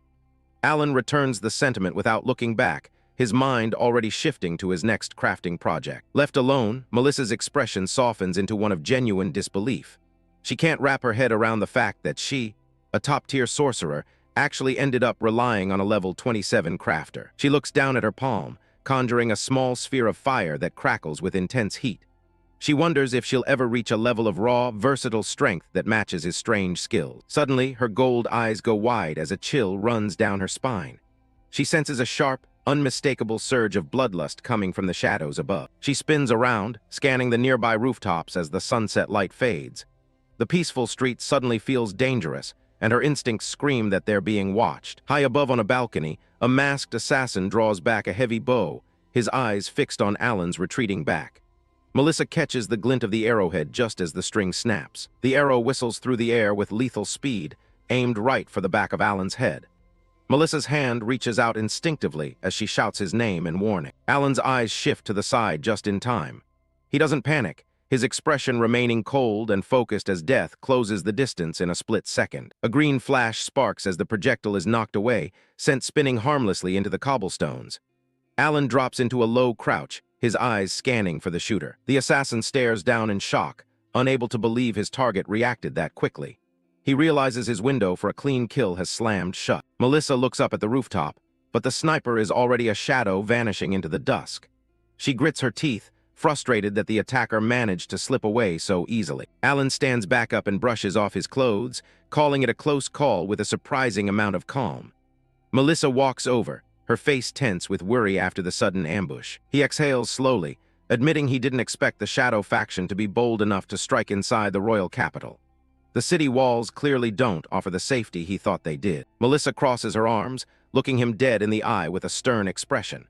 She reminds him that she warned him to take proper measures against assassins from the very beginning. Alan concedes the point with a reluctant sigh, agreeing that her suggestion might be necessary after all. Melissa's annoyance softens slightly, though she's still on high alert. She leans in with a playful but serious offer to act as his personal bodyguard. Of course, she adds that her protection won't come cheap, given her status. Alan doesn't even hesitate to shoot that idea down. He flatly tells her he'll pass, knowing her rates would probably bankrupt him in a single day. Melissa laughs it off, strolling alongside him as the evening lanterns begin to glow. She tells him not to do anything reckless, offering her help if things get truly desperate. She stops and gives him a wink, reminding him that they're officially teammates now. The word hangs in the air, carrying a weight neither of them expected when they first met. Alan looks away, the term teammates echoing in his mind. It's a concept he hasn't really considered since he was pulled into this world. Melissa turns back with a sharp look, asking if he has a problem with her calling them a team. Alan just stares for a moment before muttering that it's nothing. Her expression turns dead serious as she tells him she's acknowledged his strength. She warns him that she won't forgive him if he lets some low-level assassin take him out after all they've been through. Alan meets her gaze with a confident, almost predatory smirk. He declares that he has no intention of dying until he reaches level 999 and conquers this game's world. A small smile tugs at Melissa's lips as she hears his absurdly high goal. She finds his ambition as ridiculous as his crafting skills, but she doesn't doubt him for a second. She raises a hand in a final wave, walking off into the crowded street. Alan stands still for a moment, watching her disappear into the evening bustle of the capital. He turns and continues his own way, his face returning to its usual stoic mask. The encounter has left him with plenty to think about as he heads for his inn. His mind drifts back to his days in ZFO, where he was a legendary solo player draped in heavy, ornate armor. Back then, the only person he could rely on was himself. He remembers the feeling of total freedom that came with being alone, but also the memory of catching Melissa after their grueling boss fight. It's a sharp contrast to his old life. He thinks about the diverse people he's met and the chaos of recent battles. He realizes that having a team behind him might not be such a bad deal after all. A faint smile lingers on his face as he admits to himself that he's changing. He's no longer just a lone gamer. He's part of something bigger now. Now Alan walks through the sun-drenched streets of the capital with a clear purpose. He knows he can no longer just react to the assassins. He must take the fight to them. He stops in front of a massive, fortress-like building that dominates the local district. The white stone walls and red-tiled roofs give off an air of immense power and history. Looking up at the grand structure, Alan admits he never imagined he'd have a reason to step foot in a place like this. He's always preferred the workshop to politics, but the threat of the Demon King faction has forced his hand. To protect himself and his goals, he needs an organization that can rival the guild's shadow influence. A massive banner hangs over the main gate, displaying a golden griffin emblem inside a laurel wreath. This is the Clan Association, the heart of the city's independent factions. Alan stands before the entrance, his gaze hardened with determination. He's ready to stop hiding in the shadows and start building a power base of his own. Flashback to the previous day. Right after taking down the Crystal Dragon, Alan and Melissa stand in the middle of the empty arena to discuss their next move. Melissa cuts straight to the point. She tells him that if he wants to stay safe from those assassins, the quickest way is to join a clan. Alan repeats the word, processing the suggestion. It's a standard move in this world, but he needs to think about how it fits his specific goals. Melissa starts explaining that a clan is just an organization of adventurers, but Alan cuts her off. He's already well aware of how the system works. He gets to the heart of the matter. He asks how exactly joining a group is supposed to serve as a reliable countermeasure against targeted hits. She uses the animal kingdom as an example. Just like a herd of zebras or wildebeests, staying in a large group makes you a much harder target for any lone predator. It's not just about safety in numbers, though. She recommends a high-ranking, large-scale clan because they usually have deep connections with the people in power. The mention of powerful figures catches his interest. He knows that having those kinds of ties can be just as valuable as raw combat stats. He recalls the executives at the Adventurers Guild and how they each had specific clans they favored. Connecting with them could give him a serious edge. To wrap it up, Melissa explains that the right clan can offer him two things at once: a secure environment and a massive network for gathering information. Back in the present, Alan arrives at the massive hub of the Clan Association. The place is packed with adventurers looking for their next big break. He steps inside and scans the room, wondering how he's going to track down the specific type of organization he's looking for. It doesn't take long for the whispers to start. People in the lobby immediately recognize him as the rumored crafter everyone's been talking about. The buzz spreads through the hall like wildfire. Everyone's curious about the guy who's been clearing high-level dungeons despite his low rank. They bring up his record-shattering run at the Wolf Mine. Most people still can't figure out how a crafter managed to pull off such a feat. Then there's the fact that he just cleared the Crystal Sky Castle with Melissa. His reputation is already skyrocketing before he even says a word. Alan ignores the stairs and looks at the layout of the building.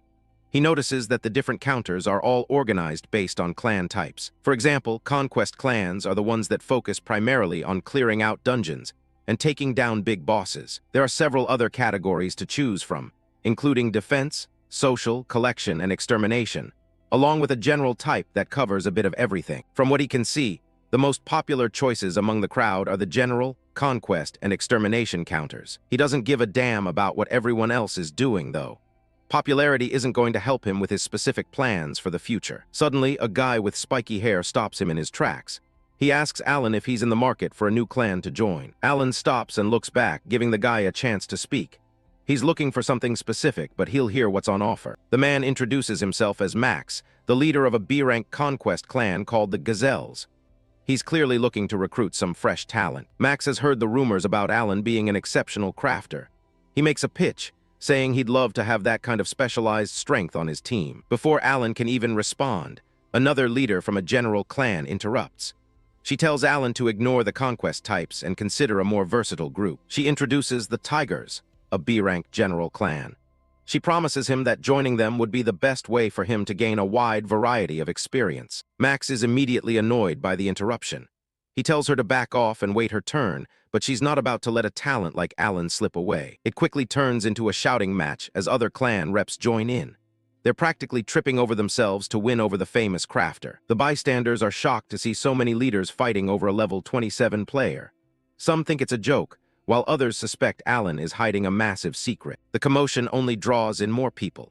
Seeing the B-rank leaders go at it makes everyone else think there's no harm in throwing their own hats into the ring. Offers start flying from every direction. One person brags about being a rank, another mentions their 500 members, and one woman even tries a more enticing approach to get him on board. Alan has heard enough. He tells the entire crowd to quiet down so he can finally get a word in. He turns his back to them, showing he isn't intimidated by the sheer number of people surrounding him. He thanks them for the offers, but he already has a plan. The leaders are stunned when he mentions he's looking for a defense-type clan. It's the last thing they expected to hear from a guy with his combat record. He confirms it with a serious look. He's not looking to join a frontline raiding party. He has a much more tactical objective in mind. In his head, he's already weighed the benefits. Defense clans have the best ties to governments and lords, making them perfect for gathering intel on his enemies. There's also the logistical advantage. Under the cover of providing defense, he can easily distribute his high-tech weaponry to cities across the entire region. If he can manage to get into an A-rank group, it would give him the solid backing he needs to operate without being constantly harassed. He looks the group of leaders dead in the eye. He tells them that if their clan doesn't meet his specific conditions, there's absolutely no room for negotiation. The recruiters are left speechless. They came here thinking they were doing the rookie a favor, only to get shut down by his overwhelming standards. Alan stands his ground as the crowd stares in disbelief. He's made his choice, and he's not about to settle for anything less than exactly what he needs. Alan watches as the crowd starts to thin out. He's set the bar pretty high, and it seems like he's scared off most of the lower-tier recruiters already. Suddenly, a set of heavy boots clanks across the floor. A man in silver armor walks up, nodding that while everyone else failed to meet Alan's conditions, he's the one exception. Alan looks up at the newcomer, who has a calm but powerful presence. He asks the man exactly who he's supposed to be. The stranger introduces himself as Flynn. He's the master of Holy Guardian, an A-rank defense-type clan, the exact kind of organization Alan was looking for. A system window reveals that Flynn is level 378. He has a friendly smile on his face, but his high level speaks volumes about his actual combat experience. Alan is genuinely impressed. Even in the game world of NFO, players rarely ever reached a level that high, and he realizes he's dealing with a serious powerhouse. Flynn makes sure Alan knows what he's getting into. He warns him that defense clans have much stricter discipline than others, and that he won't be getting any special treatment. Alan thinks back to Melissa's advice about trial memberships. Joining a top-tier clan like this would be a great way to build his reputation while keeping his options open. He decides to take the plunge. He tells Flynn that if a trial membership is on the table, then he's more than happy to join the ranks. A system prompt pops up right in front of him. It's an official invitation to join Holy Guardian, with options to either accept or decline the offer. Without any hesitation, Alan reaches out and taps the accept button. He's officially part of one of the most prestigious clans in the area. The window updates with a confirmation message. The deal is done. He's now a member of the Holy Guardian. The two men share a firm handshake to seal the agreement. Flynn welcomes him aboard, and Alan keeps things professional with a simple likewise. Flynn doesn't waste any time. He gestures for Alan to follow him, offering to take him straight to their headquarters for a proper orientation. They arrive at a massive, elegant mansion that serves as the Holy Guardian's base of operations. It's a far cry from the cramped quarters Alan is used to. Inside Flynn's private office, the Master gets down to business. He tells Alan to take a seat while he starts explaining the clan's operating procedures. Flynn starts with the basics to see where Alan's head is at. He asks him if he understands the core responsibilities of a defense-type clan. Alan doesn't miss a beat. He explains that their primary job is to intercept the Demon King's army at various cities and villages to keep the civilians safe. Flynn nods and moves on to the internal rules. He explains that as a general rule, members are required to operate in parties of 3, usually consisting of people at similar levels. This doesn't sit well with Alan at all. He asks if there's any way for him to bypass that and just head out on missions solo. Flynn gives him a blunt answer. Unfortunately for Alan, going solo simply isn't an option for new recruits in this clan. Alan's mind starts racing. He knows that being forced into a party with low-level players is only going to slow down his own leveling process. It gets worse when Flynn explains his initial duties. Since he's still at a low level, he'll be stuck doing city patrol for the time being. To Alan, patrol is basically just taking a walk. It won't help him get stronger, and it still leaves him wide open to being targeted by those pesky Demon King loyalists. Flynn wraps up his explanation and asks if Alan has any questions about how things work. He seems to think the matter is settled. Alan stares at the floor for a moment, weighing his options. He realizes he can't achieve his goals if he's stuck playing by these restrictive rules. Flynn notices the change in Alan's demeanor. He asks what's wrong, sensing that his new recruit isn't exactly thrilled with the plan. Alan takes a breath and decides he's going to have to negotiate his way out of this. He isn't the type to just sit back and follow orders that don't make sense. He speaks up, telling the Master that while he doesn't have any questions, he does have one specific request. Flynn is caught off guard by the bold move. Alan gets straight to the point. He tells Flynn he has zero interest in boring patrol duties and wants to be put on high-stakes defense missions instead. Flynn doesn't look amused. He reminds Alan that as long as he's a member of the clan, he's expected to follow the established rules just like everyone else. Alan says he understands the importance of the rules, but he wants to make a deal. He asks for an exception to be made if he can prove that his actual abilities far exceed his current level. Flynn leans in, curious but skeptical. He asks exactly how Alan plans to prove his worth to someone of his rank. Alan raises his hand and issues a direct challenge. He suggests a duel, with the condition that if he wins, he gets to work on his own terms. Flynn's eyes sharpen as a small smile plays on his lips. He seems genuinely surprised that a level 27 rookie would have the guts to challenge him to a fight. Alan challenges the Master to a duel, hoping to earn an exception to the usual clan rules if he manages to win. Flynn watches him with a knowing look, completely unfazed by the young man's bold request. Back in the office, the Master acknowledges the enthusiasm, but isn't quite ready to jump into a fight just yet. Flynn bluntly declines the offer, much to Alan's surprise. Alan narrows his eyes, wondering why the leader of an A-rank clan would pass up a challenge like this. The Master explains it simply. There's nothing in it for him, and a duel would just be a waste of his time. Instead, he suggests that Alan try operating normally within the clan, for a week to see if he's actually a good fit. Alan realizes his initial plan didn't work and accepts the trial period, knowing he can always leave if it's a bad fit. He goes quiet, deciding that pushing the issue any further would just be a waste of breath at this point. A knock at the door interrupts them, and Flynn mentions that the others have just arrived. The Master looks toward the entrance, announcing that it's time to meet the rest of the party. The heavy double doors creak open, as 2 figures wait outside to meet their newest recruit. Alan turns his head, curious to see who will be stuck with for the next week. Flynn introduces Nayaki and Hina, a pair of spearmen who will be rounding out the 3-man party. Nayaki steps forward with a smug look, his status display showing him as a level 55 Lancer. Hina gives a friendly wave, her own status revealing she's a level 40 Lancer. Alan stares at them, feeling a bit skeptical about the team he's just been handed. He asks the Master why the levels are so varied,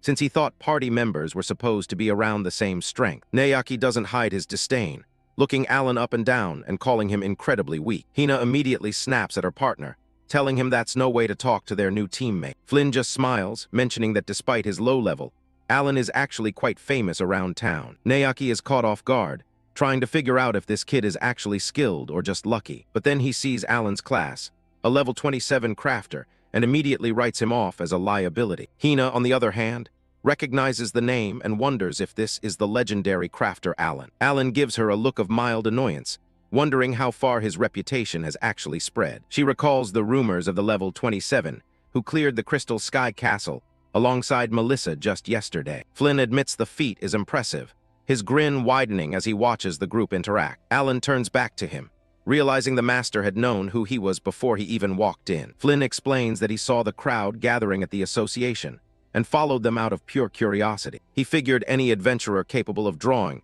that much attention had to have some real talent. Hina is practically glowing, thrilled at the prospect of teaming up with someone so amazing. Naoki grinds his teeth, convinced that Alan was probably just a leech while Melissa did all the heavy lifting. Alan looks away, remembering how Melissa had claimed to be a rising star, and realizing she wasn't exaggerating. Flynn wraps up the meeting, suggesting the three of them head out hunting to get a feel for each other's abilities. Hina and Naoki are both on board, ready to get some field work in together. Naoki slaps a hand on Alan's shoulder, telling him this is his last chance to admit he's actually weak before they head out. Alan sighs internally, already tired of the guy's constant picking and arrogance. He decides to just play along for now, casually lying that Melissa really did carry the entire team through the dungeon. Naoki lights up with a smug grin, feeling vindicated that his hunch about the leech was correct. He starts acting like a big-shot senior, telling the newbie not to sweat it and to leave the hard work to him. The trio heads out of the office, with Hina waving goodbye as they prepare for the test hunt. Flynn watches them go, chuckling to himself at the obvious lie, since no level 27 could even survive getting near that castle. Flynn reflects on the recent victory at the floating castle, an achievement that most thought was an impossible feat for someone like Alan. Despite the whispers that he was just a leech, he knows that no ordinary adventurer could have cleared that dungeon. The group arrives at the Treant Forest, a zone with a recommended level of 35, where Naoki asks if the newbie knows anything about the area. Alan stares into the woods, silently recalling that the experience points here are terrible, so he always made sure to avoid it in the game. Naoki explains that the trees here are actually monsters called treants, and without detection skills, you'll never know which ones are hostile. Alan wonders if he should just craft a detection item, knowing full well that lancers like his teammates have no way of spotting hidden enemies. Naoki tells him not to worry, boasting that these monsters are no match for their superior combat abilities. Alan's eyes sharpen as he senses a sudden shift in the darkness ahead of them. Two glowing red eyes peer out from the shadows,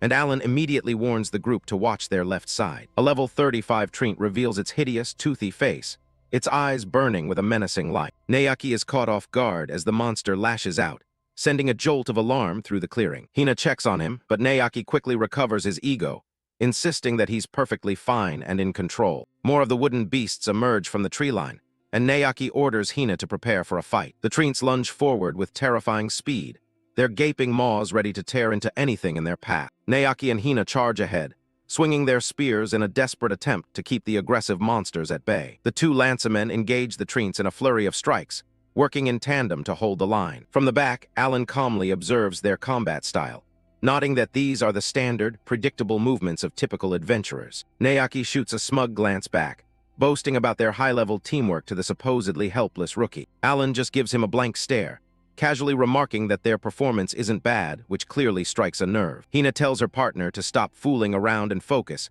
so they can finish off the remaining monsters. Naoki roars as he thrusts his spear forward, determined to prove his worth to the unimpressed crafter. But then a massive treant looms over them, dwarfing the others with its sheer size and malevolence. Alan watches the situation unfold, his expression hardening as the pressure in the forest begins to rise. Suddenly, they're surrounded on all sides by multiple monsters, making the traditional spear fighting approach look increasingly risky. Naoki decides it's time to see what the celebrity can do, telling Alan to take a turn while they provide cover. Alan smiles slightly, finding the offer of backup reassuring as he steps forward to handle things his own way. He raises his hand and activates his primary skill, causing a surge of blue energy to crackle through the air. In an instant, a massive, multi-barreled Gatling gun materializes in his grip, its heavy frame humming with power. Naoki and Hina can only stare in absolute shock, having never seen a weapon so complex or intimidating. Alan looks down the barrels, thinking that while a thermal scope would make things easier,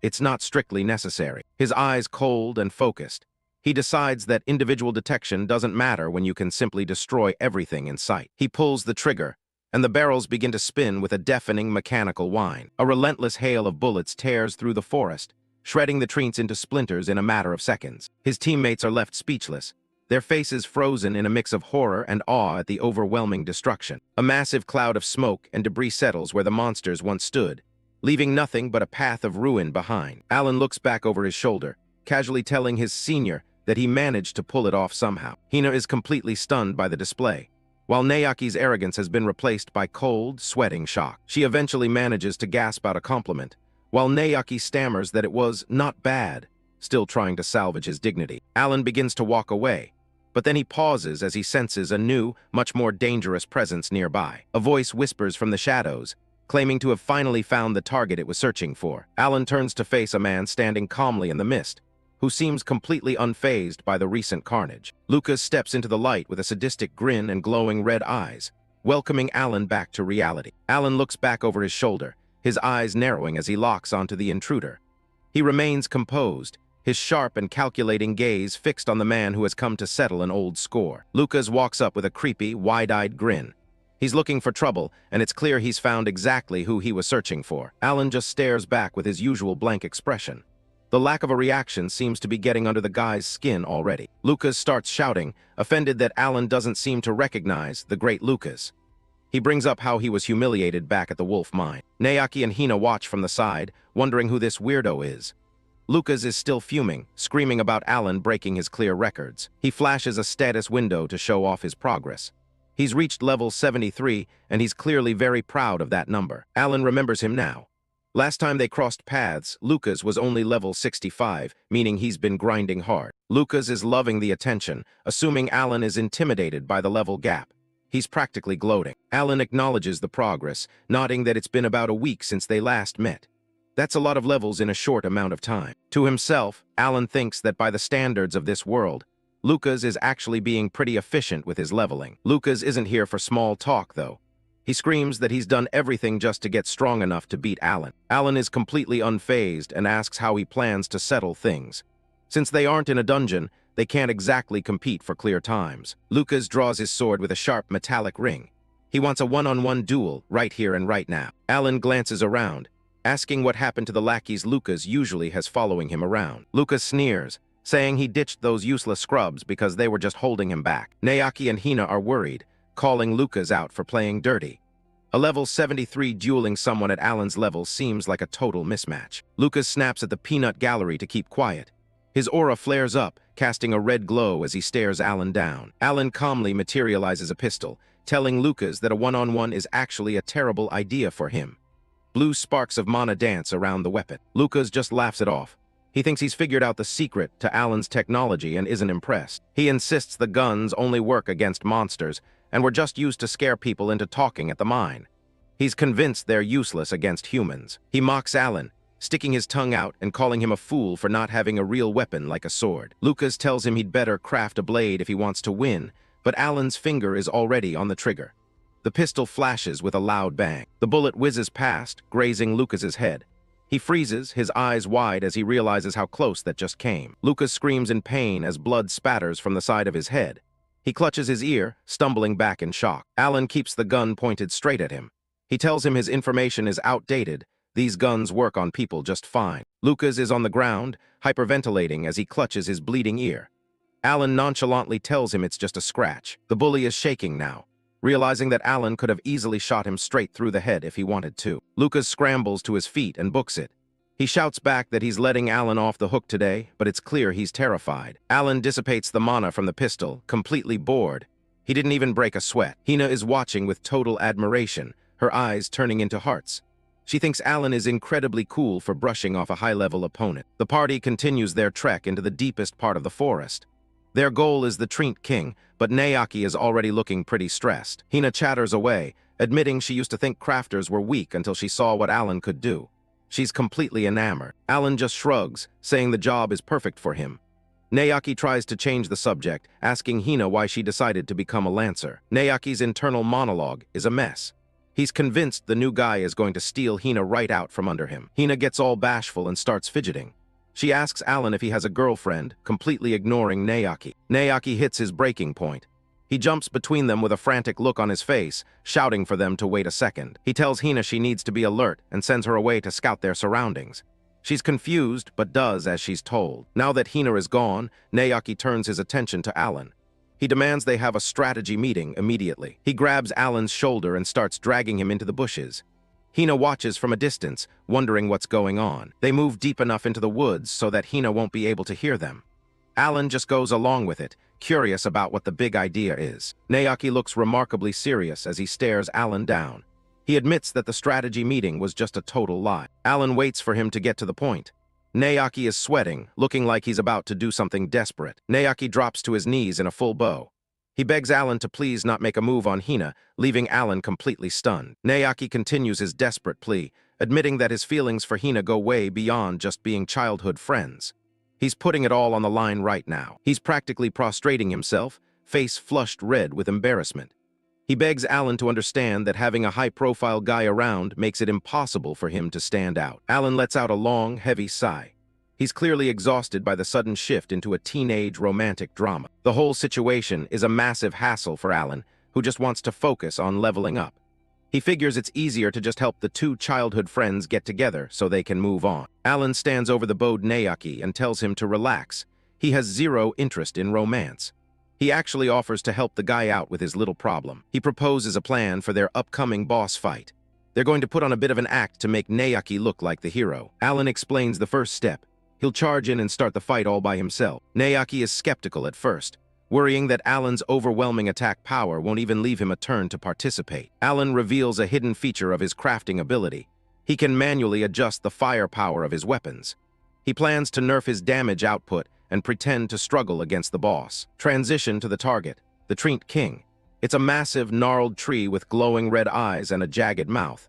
Its lack of mobility is its biggest weakness. Naoki is so relieved he tackles Alan in a hug, calling him the absolute best. Alan just tells him to knock it off and get his hands away. The group regroups and continues their trek through the dense forest. Hina leads the way with her spear, ready for whatever is waiting for them. The Trient King looms over them, its three glowing eyes focused on the intruders. It's a level 35 boss-class monster, and it looks every bit the part. Up close, the boss is even more intimidating, towering high above the tree line. Naoki starts to sweat, realizing just how massive this thing actually is. Hina asks for the plan of attack. Alan takes the lead and tells both of them to stand back. He's going in first to test the waters. Hina is all in, cheering Alan on and telling him she's counting on him. Naoki is still feeling petty, muttering to himself that she shouldn't be so clingy. Alan extends his hand, and blue mana begins to swirl into a solid shape. He's using his craft skill to materialize a brand new weapon right on the spot. He's crafted an assault rifle, and a status window pops up to show its specs. It's got a 30-round magazine and a few seconds of downtime once it's empty. Alan double-checks his settings to make sure the damage is as low as it can go.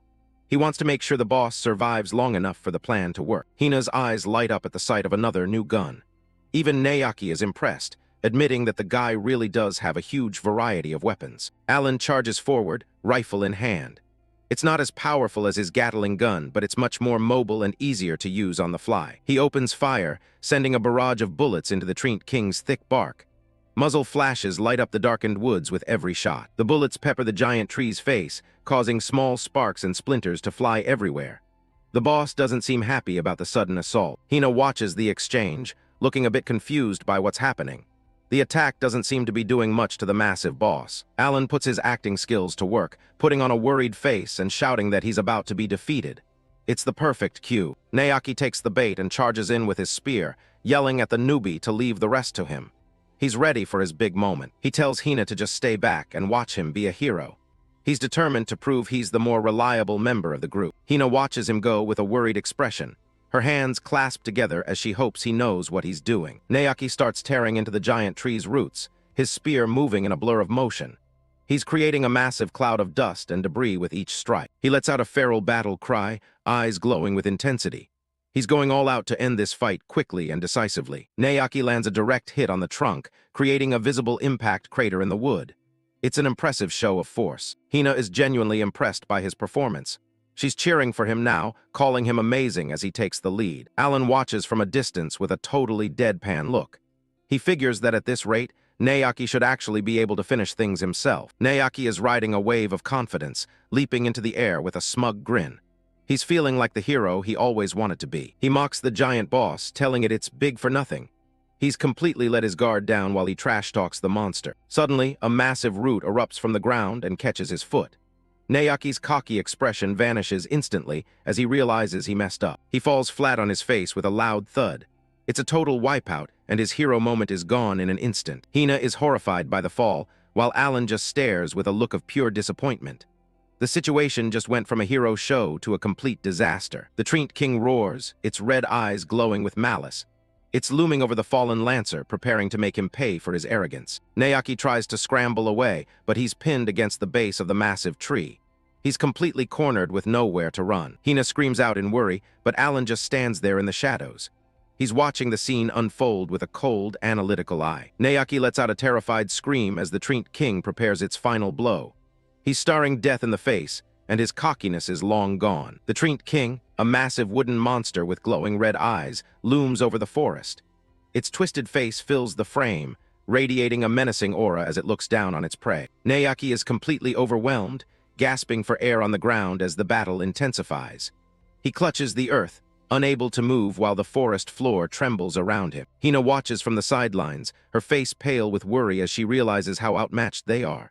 She looks back toward Alan, her eyes wide with fear for her teammate. Naoki grits his teeth and tries to rally, but the sheer pressure of the boss monster is too much for him. He cries out in desperation, his face drenched in sweat and shadow. He collapses, coughing into his hand, as a massive green core stone drops onto the forest floor. The dust begins to settle around him, revealing the loot left behind by the defeated monster. Alan casually walks over and picks up the glowing gem as a level-up notification pings. He's already reached level 28.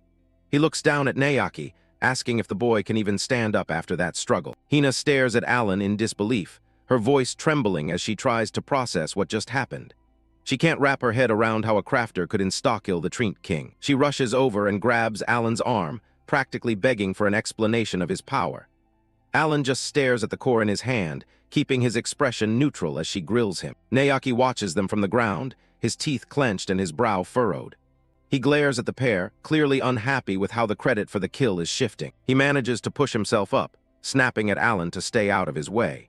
He insists that he had the entire situation under control and didn't need any help finishing the boss. Hina immediately shuts him down, lecturing him about basic manners. She tells him that when someone saves your life, you're supposed to say thank you, not complain. Naoki slumps over in defeat as she continues to call him a klutz and a slowpoke. He lets out a miserable groan, completely deflated by her harsh words. Hina turns back to Alan with a soft apology, her face flushed with embarrassment over Naoki's rudeness. Naoki stands in the background, fuming as he watches them interact. Alan keeps his expression steady, privately acknowledging that Naoki was just trying to look cool for his crush. He recognizes the boy's cluelessness, but doesn't feel the need to point it out. Hina doesn't let up with the praise, still marveling at how easily he took down the monster in the end. She compares his effortless victory to the struggle they faced at the start of the encounter. Naoki is practically in tears from the shame, while Hina's eyes shine with genuine admiration. Alan glances back and forth between them, weighing his next words. Seeing an opportunity to be a wingman, Alan says he only dealt the finishing blow. He claims the victory actually belongs to Naoki since the boss was already cornered. Hina blinks in surprise, her gaze moving between the two men as she asks if that's really how it went down. She seems skeptical, but Alan doesn't back down from his lie. Naoki's face lights up as he immediately goes along with it, asking Hina if she saw how he basically beat the thing. Alan nods, playing along and saying he just got in the way at the end. Hina looks closely at Alan, her expression softening as she processes his claim. She seems more focused on him than on Naoki's bragging. She suddenly throws her arms around Alan, telling him he's not just strong, but incredibly humble. She calls him mature and cool, leaving both Alan and Naoki stunned by the sudden hug. With hearts in her eyes, Hina invites Alan out for a meal so she can get to know him better. She leans in close, ignoring Naoki entirely as she makes her move. Naoki's soul effectively leaves his body at the sight of his crush, hitting on the guy he was trying to outshine. A small R.I.P. floating above him signals his complete emotional defeat. Alan stands there as Hina clings to him, thinking to himself that this romantic drama is becoming a massive pain. He looks over at the ghost of Naoki, wishing he hadn't tried to be a wingman. Later, the party reports back to the Holy Guardian clan headquarters to meet with Flynn. They stand before his desk in the grand office, ready to give their report on the day's events. Flynn sits with a knowing smile, leaning on his hands as he asks the trio how Alan performed on his first job. He seems amused by the group's dynamic after their time in the field. Hina does all the talking, enthusiastically reporting that Alan beat the boss and even chased off a level 73 swordsman. Flynn's smile falters slightly as he asks for more details on that encounter. Alan confirms the story, mentioning that a guy he'd run into at the Wolf Mine a week ago tried to pick a fight. He looks calm, as if facing down a high-level opponent was no big deal. Flynn's expression turns serious the moment he recognizes the name Lucas. He repeats it quietly, his gaze narrowing as he connects the dots. He explains that Lucas has caused trouble with clan members in the past, and they even had to do a background check on him. A flashback shows Lucas aggressively grabbing a man in a tavern. The master advises them to just use the Holy Guardian name as a deterrent if Lucas ever bothers them again. He assures Alan that dropping the clan's name should help avoid any unnecessary trouble. Alan realizes that being part of a top-tier clan comes with some serious perks. He considers how much easier things will be with that kind of political power backing him up. Flynn lets out a relaxed sigh, telling the group he's just glad they made it back in one piece. He gives Alan a friendly look, satisfied with the recruits' first day. He officially dismisses them for the day, praising their hard work on the mission. Hina and Alan respond with a salute, while Naoki just grumbles in the back. Hina takes the chance to suggest a welcome dinner for Alan, hopping to include Flynn in the celebration. She beams as she imagines the four of them going out together. Flynn politely declines, explaining that he still has a mountain of paperwork left to finish at the office.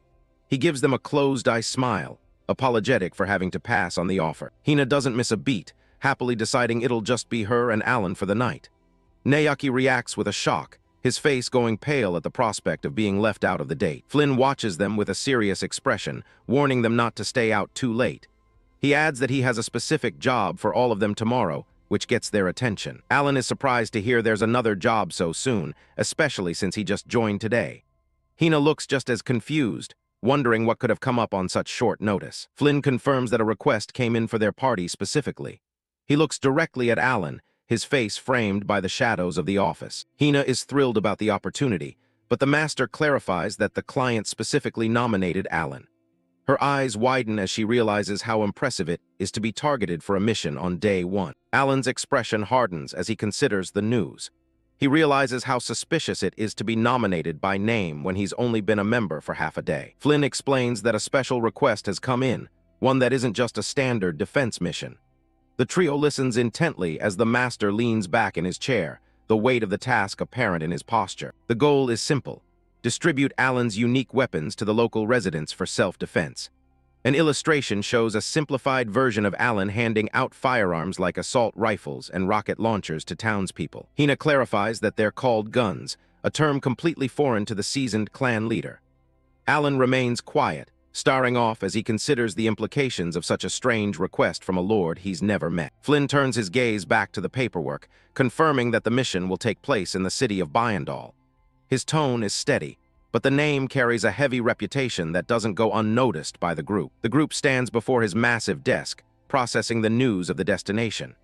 Bayandal is a frontline fortress, a place where the human world is constantly clashing with the demon lords invading armies. An image of the city's grim reality flashes, townspeople fighting for their lives against monstrous minotaurs and orcs.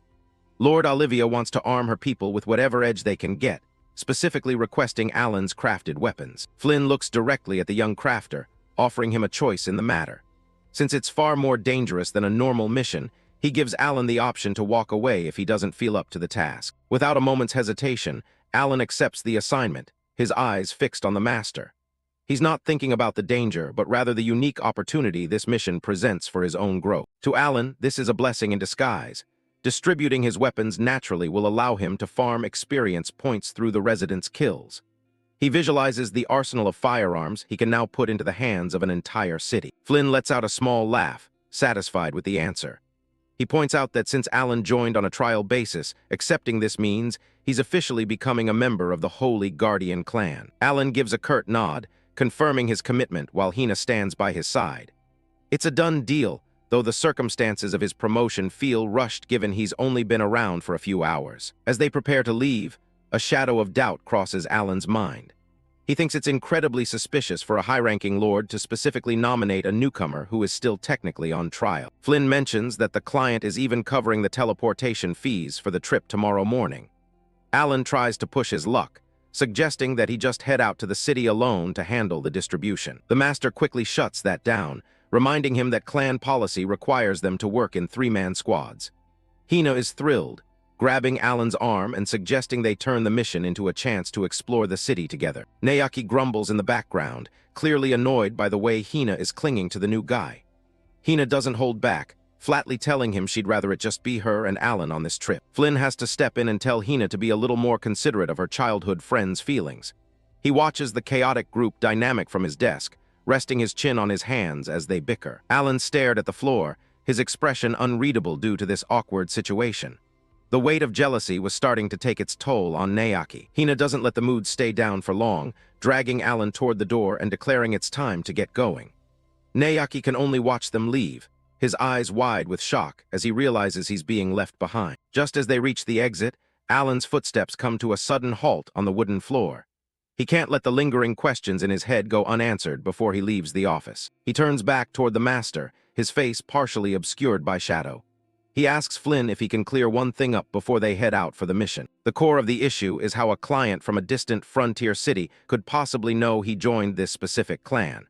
It's a logical gap that's been bothering him ever since the mission was first mentioned. Flynn gives a casual smile, explaining that the clan member roster updates in real time for anyone who needs to check it. He brushes off the concern, suggesting the Lord likely just saw his name on the list. Alan doesn't buy it, pointing out that a frontier lord shouldn't be monitoring a member list for a verbal trial agreement. Flynn just shrugs, telling him that's a question he should save for Lord Olivia when they meet. The master's eyes narrow slightly behind his calm facade as he asks if there's any other problem. There's a subtle shift in the air, an unspoken tension between the veteran leader and the suspicious rookie. Alan turns away, his mind racing with the impossibility of it all. Information about a mere level 28 crafter shouldn't be traveling that far or that fast unless someone with a lot of power is pulling the strings. He rejoins the others at the door, giving one final look back at the master's desk. Despite the red flags, the potential for massive level gains is far too tempting for him to ignore. The heavy doors of the office slam shut behind the trio as they make their exit. Alan resolves to handle the task perfectly, even if it means walking straight into a potential trap. The sun begins to set over the city, casting long shadows across the rooftops and the spires of the nearby castle. It's a peaceful sight that contrasts sharply with the brewing conflict in the distance. As they walk through the cobblestone streets, Hina notices the serious look on Alan's face and asks if something is wrong. He quickly shakes it off, lying that it's nothing to worry about. Inwardly, he remains on high alert, knowing that being specifically targeted by a lord less than half a day after joining is beyond suspicious. He starts to consider who might actually be behind this nomination. A silhouette of Flynn stands before the large window of his office, looking out at the city as the light fades. Alan wonders if his own master is secretly part of a faction that profits from the eternal war. The memories of his past power and the explosive capability of his weapons flash before him. He knows his guns can change the tide of any war, which makes him a target for those who want to keep the conflict going. As the weight of the coming mission settles in, Naoki is shown in a vision of battle, surrounded by fire and debris. The stakes for this frontline mission are higher than any of them truly realize. Fortress City Bayandar looms in the distance, looking less like a bustling hub and more like a grim military stronghold. The massive stone walls wrap around the entire settlement, keeping the chaos of the outside world at bay. A pillar of golden light descends into the city square, signaling the arrival of Alan and his party.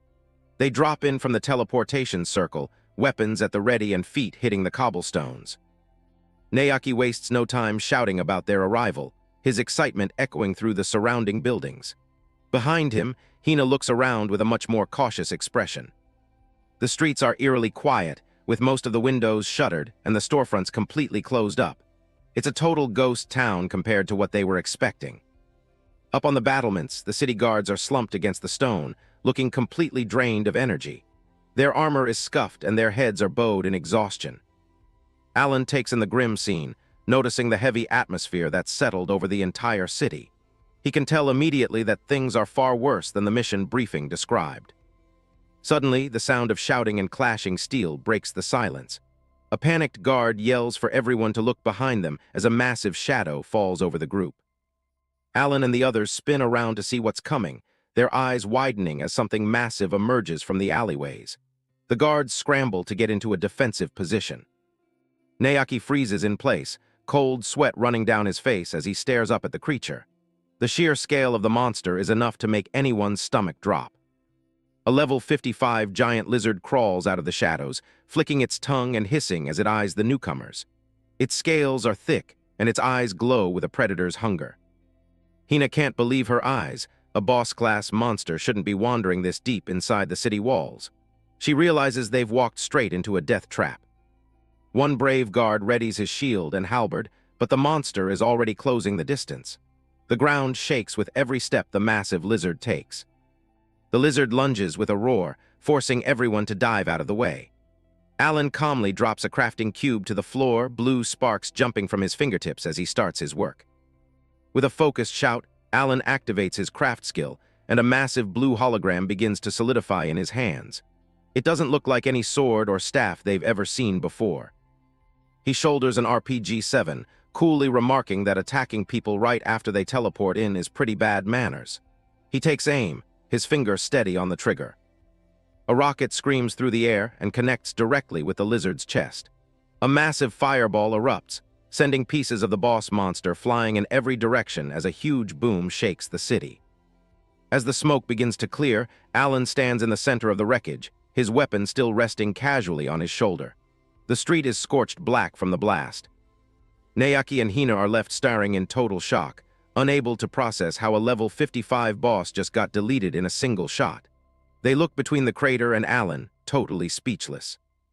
The city guard is just as baffled, staring at the strange weapon and wondering how a mere crafter just pulled off a one-shot kill. The air is thick with the smell of sulfur and smoke. Alan watches the RPG dissolve back into mana particles while Hina rushes toward him, her eyes practically sparkling. She's clearly impressed, even if she doesn't understand what just happened. The moment of relief is cut short as another guard yells out that the attack is far from over. Everyone looks up at the sky, bracing for the next wave. A flock of mud gastrones, level 40 giant birds, comes diving down toward the group. Their talons are extended and they're shrieking loud enough to burst eardrums. Alan looks up at the incoming reinforcements, his expression never changing. He's already calculating his next move when he hears a thunderous roar from the side.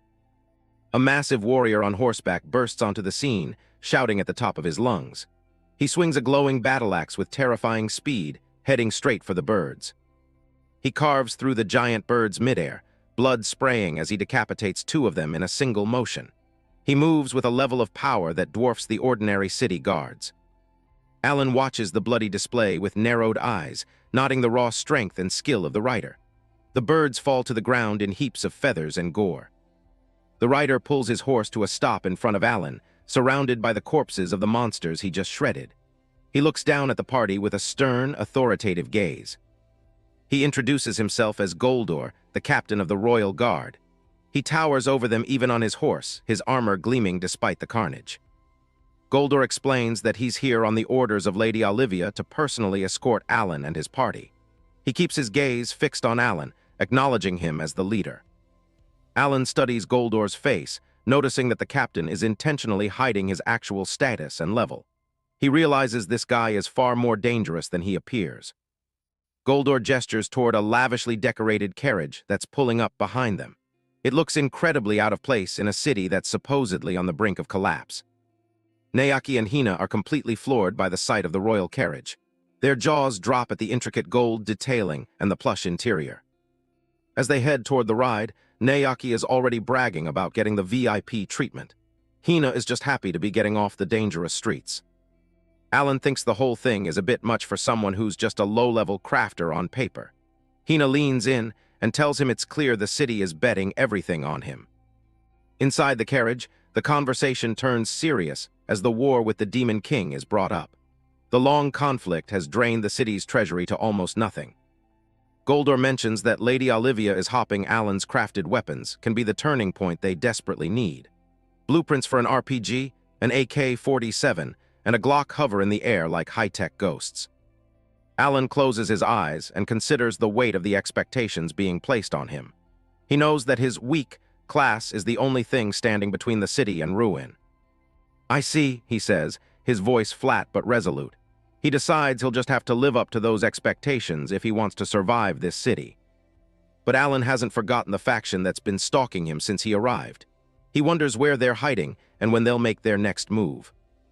Meanwhile, at the Adventurers Guild headquarters, the atmosphere is chillingly professional. The higher-ups are gathering to discuss their most recent reports. Zayn looks down at a photograph of a dead assassin, his expression completely cold. He notes that all 5 of the men he sent to ambush Alan were easily taken out in the wasteland. He looks at a map of Bayandal, confirming that the defense clan, Holy Guard, has already set out. Zayn has eyes on Alan's every move, and he's not planning on failing a second time. Back at the Adventurers Guild, Zayn is stewing over his failed plans. He realizes that Bayandal is way too far out for his usual monitoring network to keep a proper eye on things. He pulls up a holographic blueprint of one of Alan's assault rifles, mesmerized by the sheer complexity. To him, Alan isn't just a target anymore, he's a unique threat capable of mass-producing these guns. A grainy recording shows Alan in the middle of a dungeon, urging his party to keep moving while they still have the chance. Zayn watches every move, trying to find a weakness in the young crafter's resolve. The footage switches to the massive Trient King boss getting absolutely shredded by Alan's weaponry. Zayn narrows his eyes, convinced that if Alan keeps growing like this, he'll become an unstoppable obstacle to their grand plans. The heavy wooden doors to Zayn's office creak open, letting in a sliver of light from the hallway. A shadow falls across the floor as his new specialists finally arrive. Zayn sits at the head of a massive conference table, the room lit only by a few dim lamps.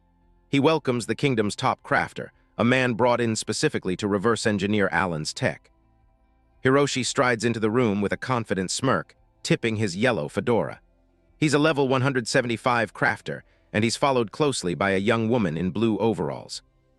Zayn looks Hiroshi over before shifting his gaze to the girl behind him.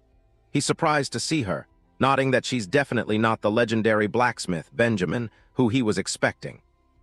The girl steps forward and introduces herself as Annette, Benjamin's daughter. She's only a level 13 blacksmith, but she carries herself with a lot of pride in her family's craft. Zayn looks skeptical, but Annette doesn't back down, giving him a playful wink. She insists that when it comes to structural analysis, her knowledge is every bit as good as her famous father's. Zayn relents, resting his chin on his hand as he decides to trust Benjamin's recommendation. If the old man vouches for her skills, then she's in. He tells them both to get started immediately, and the 2 specialists take their positions at the end of the long table. The tension in the room is thick as the real work begins. Zayn slides one of Alan's confiscated assault rifles across the table. He wants them to tear it apart and figure out exactly how a low-level crafter managed to build something so advanced. Hiroshi leans in, his mustache twitching with curiosity as he gets his first look at the real deal. He's seen the grainy recordings, but the physical weapon looks much more impressive and alien in person. Hiroshi picks up the rifle, testing its weight and trying to figure out the right way to hold it. A status screen pops up, showing the base attack power is 55 with a 30-round magazine, stats that seem way too high for its design. He realizes the mechanism is actually pretty simple, functioning a lot like a mechanical crossbow where pulling a trigger releases the shot. He lets out a creepy little laugh, eager to see what it can actually do. Hiroshi takes the gun to a practice range and opens fire on a suit of armor. The weapon roars, spitting out bullets and muzzle flashes that light up the dark room as the armor is shredded into scrap metal. He's completely blown away, sweat beading on his forehead as he feels the insane rate of fire. He's never seen anything that can pump out damage this fast. Annette is just as shocked, her eyes wide as she stares at the smoking barrel. She can't wrap her head around how someone could craft a weapon that attacks with this much speed and power. She assumes the crafter must be an insanely high-level master to pull this off. Zayn just watches them with a grim expression, letting their theories run wild for a moment. He finally drops the bomb, telling them that the person who made this was only at level 15. The air in the room suddenly feels cold. Both Hiroshi and Annette look like they've seen a ghost, their faces pale with disbelief. A level 15 making something this advanced shouldn't be possible according to the laws of their world. Zayn confirms that it's the absolute truth, and that's exactly why he's called them in. He needs their expert hands to bridge the gap between magic and Alan's technology. He orders them to analyze the gun until they understand every screw and spring, so they can create their own model. He doesn't care if their version is inferior at first, as long as they can replicate the basic structure. Annette grips the rifle tightly, her mind racing through the technical possibilities. She knows that a crafted weapon's base power scales with the creator's level. She realizes that if a master like Hiroshi manages to copy this design, the resulting weapon could have 10 times the attack power of Alan's original. The potential for destruction is terrifying. Zane's eyes glint with a dark ambition as he watches his specialists get to work. He's already seeing the future of warfare in his head. Hiroshi gets a wide, disturbing grin on his face, his mustache curling. He agrees that this is a project worth putting some real effort into, his pride as a crafter finally ignited. Zane's plan is simple and ruthless. He'll build an entire crafter corps dedicated to mass-producing these guns for the guild. Back in Bayandal, Alan is looking out the carriage window, completely unaware of the conspiracy growing behind him. Zane's voice echoes in the void, vowing that once they have the technology, Alan will be executed. The royal carriage pulls up to the Lord's Manor, a massive, ornate building that stands as the last symbol of power in the struggling city. The group is quickly ushered inside. They enter the grand audience chamber, where the sunlight streams through high arches onto a long red carpet. Alan leads his party toward the throne at the far end of the hall. Lady Olivia sits on her throne with an air of weary grace, her royal guard standing at attention beside her. She welcomes them warmly, thanking them for making the long journey to her city. Up close, the Lord of Bayandal is a striking figure with long blonde hair, white horns, and a black eye patch. She introduces herself as Olivia, the ruler tasked with keeping this fortress city alive. Alan remains stoic, nodding respectfully and telling her he appreciates the opportunity to meet. He doesn't seem fazed at all by the royal surroundings. Hina is practically vibrating with nerves, frantically whispering to Alan to use more polite language. She's terrified he's going to accidentally insult the most powerful woman in the city. Olivia just lets out a soft laugh, telling Hina it's quite all right. She seems more interested in results than proper etiquette. Alan gets straight to business, asking where she wants him to start distributing the weapons to the townspeople. He's ready to get to work and finish the job. Olivia stops him with a raised hand, her expression turning serious. Before any distribution happens, she needs him to explain exactly how this gun works and prove that it's actually safe for her people to use. Alan gives a short, sharp nod and says, "Fine." He holds out his hand as blue energy begins to crackle and swirl, manifesting a glowing crafting cube. Olivia leans forward, her purple eye widening as she watches the magical cube spin and expand. She's never seen a crafter use their skills with this much precision and speed. In a flash of light, the assault rifle materializes in Alan's grip. He holds it up for her to see, simply stating, "This is a gun." 2 Bayandal city guards stand at attention, their T-visor helmets reflecting the dim light of the audience chamber. They're completely fixated on the strange metallic object in Alan's hand, whispered words of, "So that's a gun," escaping their lips. Goldor, Olivia's personal guard, instinctively shifts into a defensive crouch, his eyes wide as he realizes the sheer lethality of the weapon. Behind Alan, Hina and Naoki can only watch as the air in the throne room suddenly grows heavy with tension. Alan doesn't seem bothered by the reaction, calmly shifting his grip on the rifle's stock and barrel. He explains that while there are many varieties, the mechanics remain simple enough for anyone to learn with just a bit of instruction. Without warning, Alan pulls the trigger, and a hail of glowing energy rounds erupts from the barrel with a deafening roar. Naoki, who had apparently volunteered to be the test subject, gets blasted backward, letting out an agonized UGYAH as the shots impact his armor. Naoki scrambles to his feet, fuming and shaking his fist at Alan for the sudden ambush. Alan just keeps walking forward with a blank stare, casually mentioning that the trigger was so responsive, he ended up firing without really thinking about it. From her throne, Lady Olivia begins to clap slowly, a sharp glint in her eye as she watches the demonstration. She's clearly impressed, noting that such a weapon would finally give the common citizens a real chance to defend themselves. Olivia envisions a line of townspeople standing atop the city's massive stone walls, raining fire down on the monsters below. She realizes that if the civilians can handle the defense from a distance, the burden on her elite soldiers will be cut in half. Hina steps forward, her face etched with doubt as she looks from the lord on her throne to the stoic crafter beside her. She tentatively asks Lady Olivia if she can voice a concern that's been weighing on her mind. Beads of sweat roll down Hina's forehead as she finally speaks up, her voice trembling slightly. She asks why the lady is so set on dragging ordinary civilians into the horrors of a war they shouldn't have to fight. Olivia's expression hardens, her single visible purple eye narrowing as she stares Hina down from across the red carpet. She asks Hina exactly what she means by that, her tone becoming chillingly formal. Hina flinches but tries to hold her ground, stammering out that she thought the regular army and the high-paid defense clans were supposed to be enough to protect the city. She doesn't understand the need for a civilian militia. Olivia leans back, her gaze fixed on something far away as she explains the harsh reality of their situation. The real problem isn't a lack of manpower, it's the astronomical cost of keeping those elite defense clans stationed in the city. From a high vantage point, the group looks small against the vastness of the audience hall's red carpet. Olivia notes that while the Demon King's forces only attack a few times a month, the city has to remain in a state of high alert every single day. She visualizes the rows of soldiers and armored guards that currently drain the city's coffers. The sheer expense is pushing Bayandar's finances to the absolute breaking point, leaving them with no other options. Hina looks completely lost at the mention of finances, her head tilting in confusion. Alan quickly clarifies for her, bluntly stating that the city simply hired too many mercenaries and now they're flat broke. Olivia closes her eyes for a moment, the weight of her crown seeming heavier than usual. She admits that it pains her to ask her people to fight, but without the guns to reduce costs, the city's economy will never recover. Hina's eyes go wide with realization as she repeats the word urgent under her breath. Alan, ever the pragmatist, adds that it basically means the situation is critical and they can't afford to waste another second. Suddenly, Hina's cheeks turn bright red and her eyes sparkle as she gazes up at Alan, completely won over by his blunt intelligence.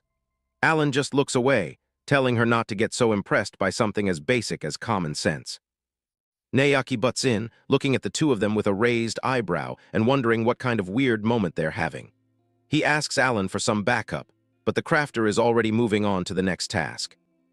Alan closes his eyes, signaling the end of the conversation as he focuses his internal energy. He notes that he can only craft 99 weapons in a single batch, so he wants the production line started immediately.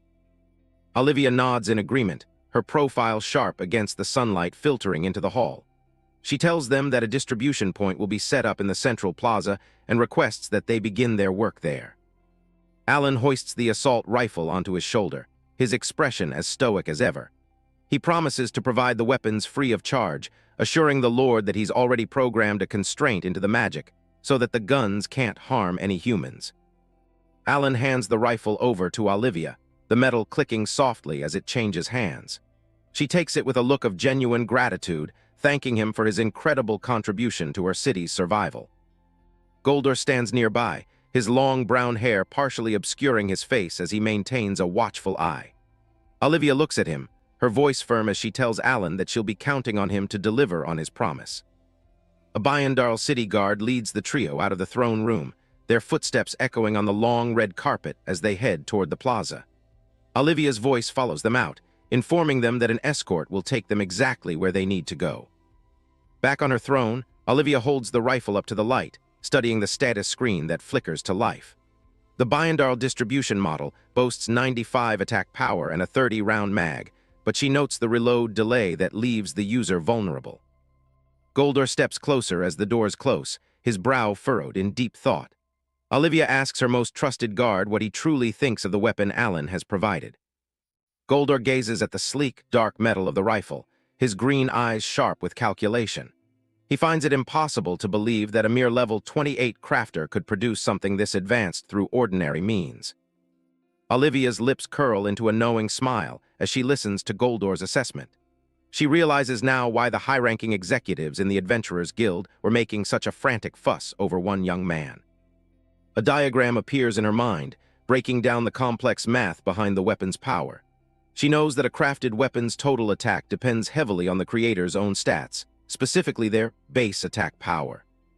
She looks at a mental image of Alan, her curiosity only growing.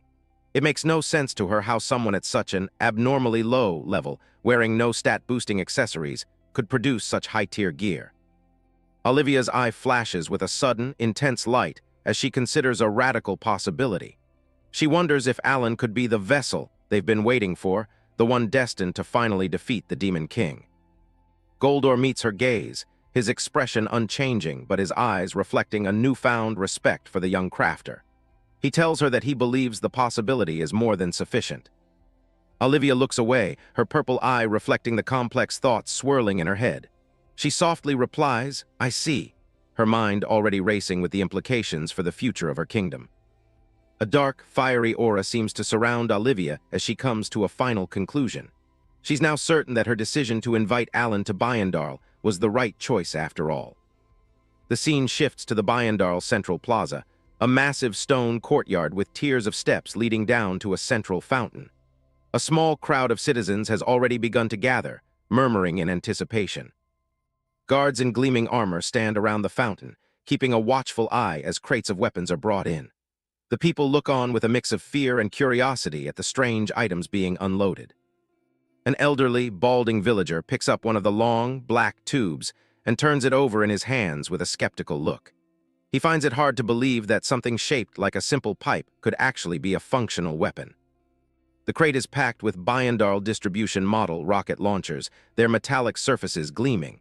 A status screen reveals their terrifying power, a massive 6250 attack power, though they can only fire one shot before needing to reload. Later that evening, the group heads to a local tavern to rest and refuel. Alan, Hina, and Nayaki sit at a large wooden table, finally getting a chance to relax after the long day. Alan takes a huge bite of pizza, seemingly unfazed by the day's events. Even while eating, he casually holds out his hand to manifest a glowing crafting cube, prompting Nayaki to marvel at his ability to multitask so effortlessly. As he works, Alan's mind drifts back to a previous village he helped, where a group of commoners stood armed with his weapons. He thinks to himself that this certainly isn't the first time he's had to arm the masses for war. Hina leans across the wooden table, her gaze fixed on Alan as he finishes another slice of pizza.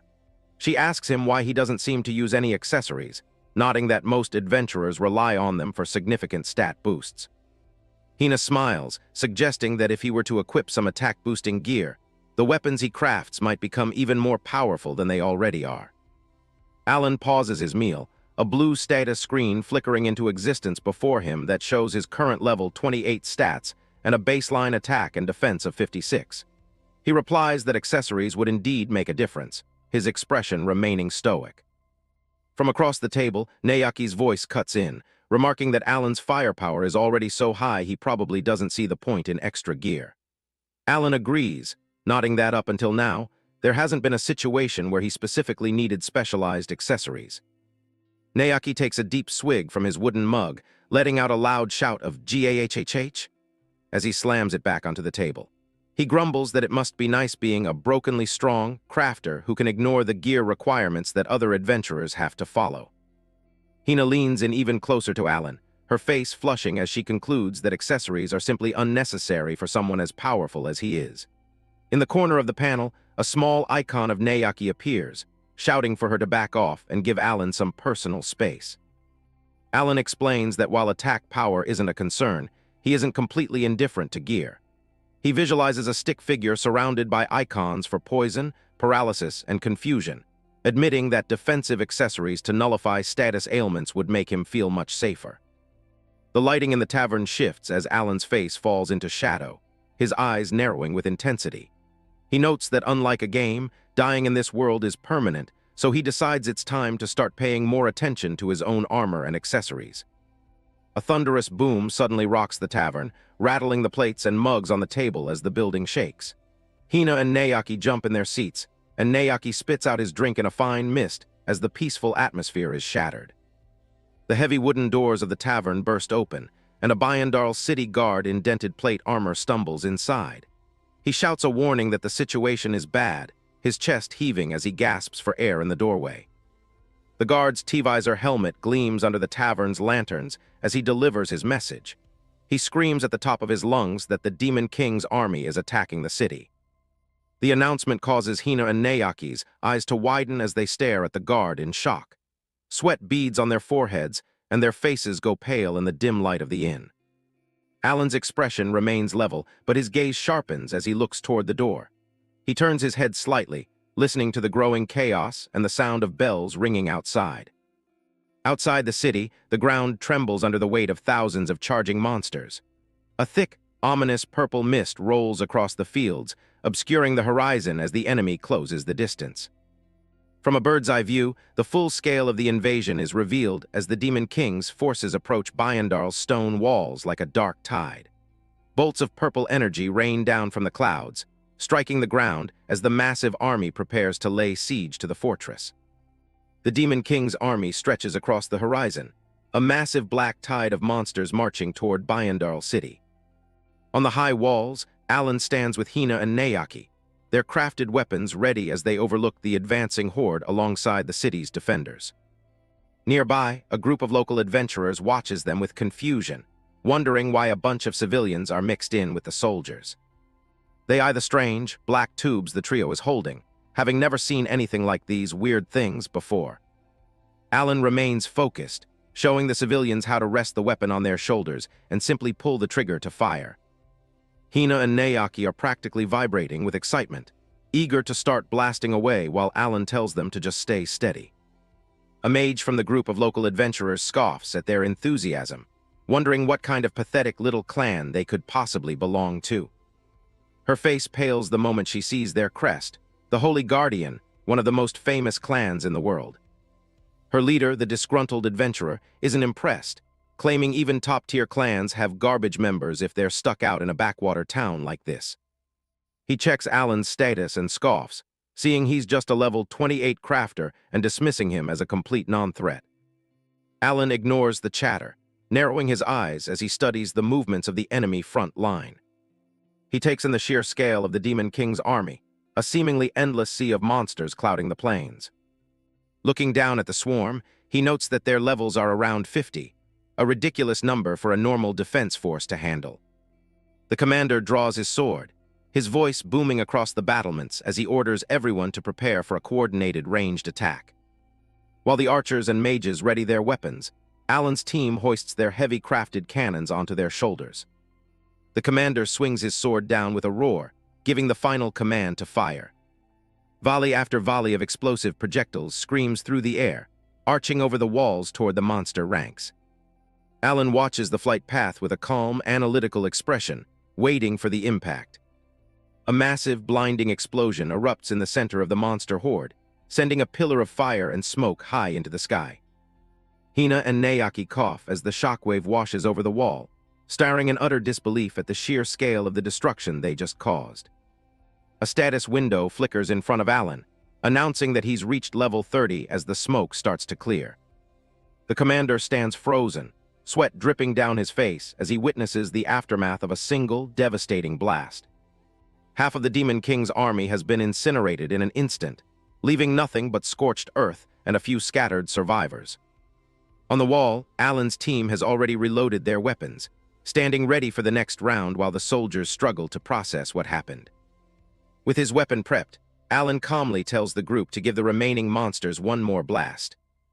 Another wave of fire lights up the wall as the defenders realize that with these weapons, the Demon King's army isn't a threat anymore. It's target practice. The local adventurers stand in the shadows of the battlements, their jaws dropping as they watch the carnage. Even the commander is sweating, realizing that while he knew Alan's crafts were powerful, seeing them used en masse is something else entirely. Alan reports that a few stragglers survived the barrage and are closing in, asking for the next set of orders. Down below, a handful of monsters limp through the smoke, still trying to reach the gates despite the overwhelming loss. The commander snaps out of his daze, ordering the citizens to fall back while the regular army takes over the cleanup. Archers line the wall and release a rain of arrows, picking off the remaining few enemies with ease. The disgruntled adventurers sit back and watch, realizing they didn't even get a chance to draw their weapons before the fight was over. The commander raises his fist in triumph as the last of the monsters falls, signaling the end of the siege. The entire wall erupts in cheers, celebrating a historic, crushing victory with 0 casualties on their side. They hail Alan as the hero of Bayandal, his insane weapons having ended the battle in a flash. Hina notices that Alan doesn't look happy at all, even though he just saved the city. She asks what's wrong, pointing out that he even managed to jump 2 levels at once during the fight. Alan sighs, explaining that considering the size of that horde, he should have easily gained 10 levels, if not for the level cap. Hina remembers the problem. He can't progress any further without taking a specific test. Once an adventurer reaches level 30, they're required to take a beginner exam at the Royal Capital's Guild to unlock their progression. Since he hasn't passed it yet, all that massive experience went to waste, and for a crafter like Alan, that really hurts. Alan looks down, lost in thought as he considers the timing of the monster's assault.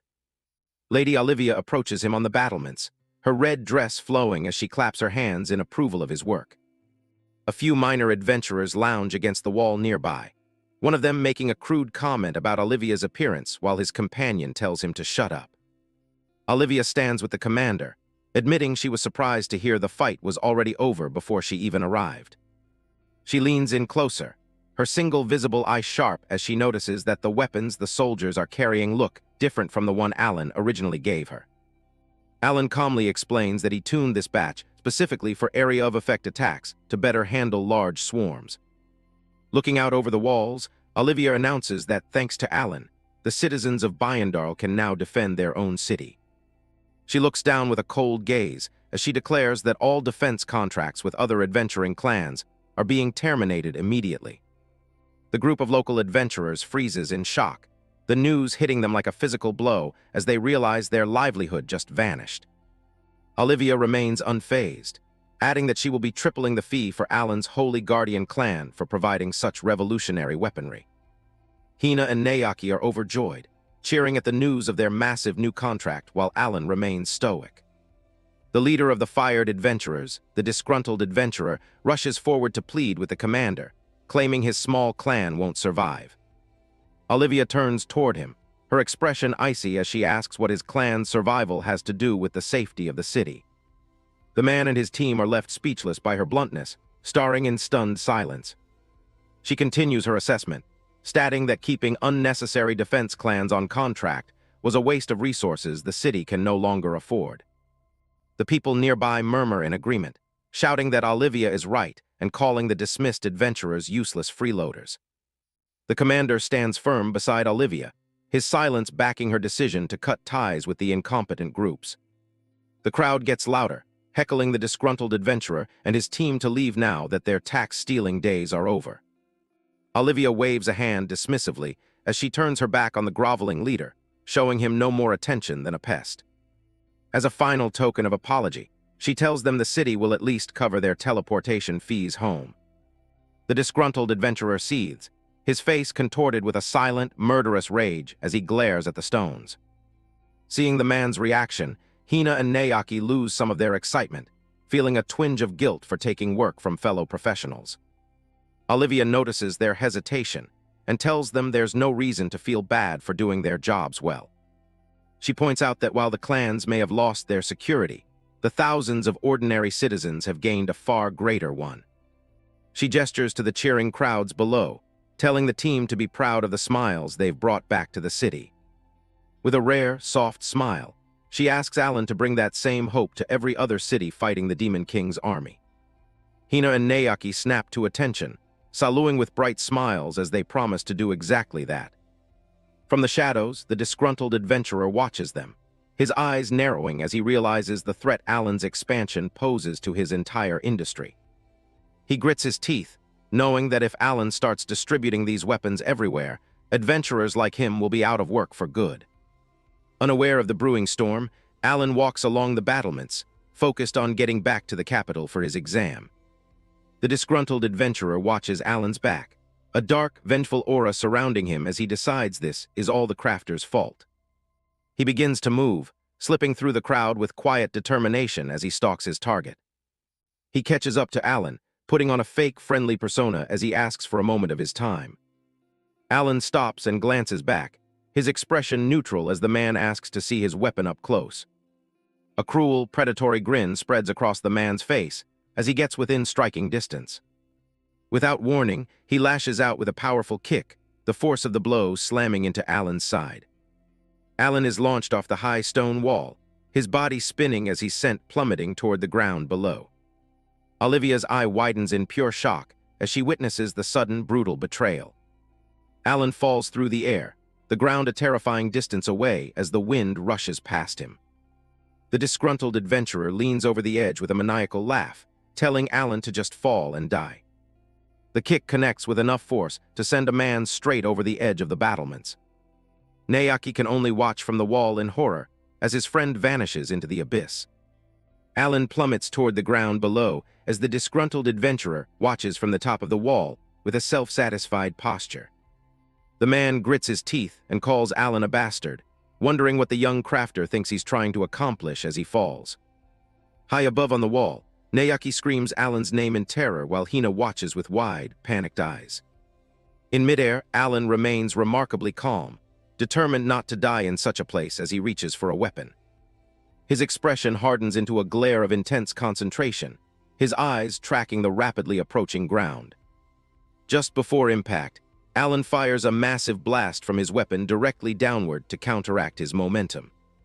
The force of the explosion erupts beneath him, sending up a cloud of dust and fire that cushions his fall. The disgruntled adventurer stares down in disbelief, sweating as he realizes Alan survived the fall by attacking the ground. Olivia and the commander look on from the wall, their faces unreadable.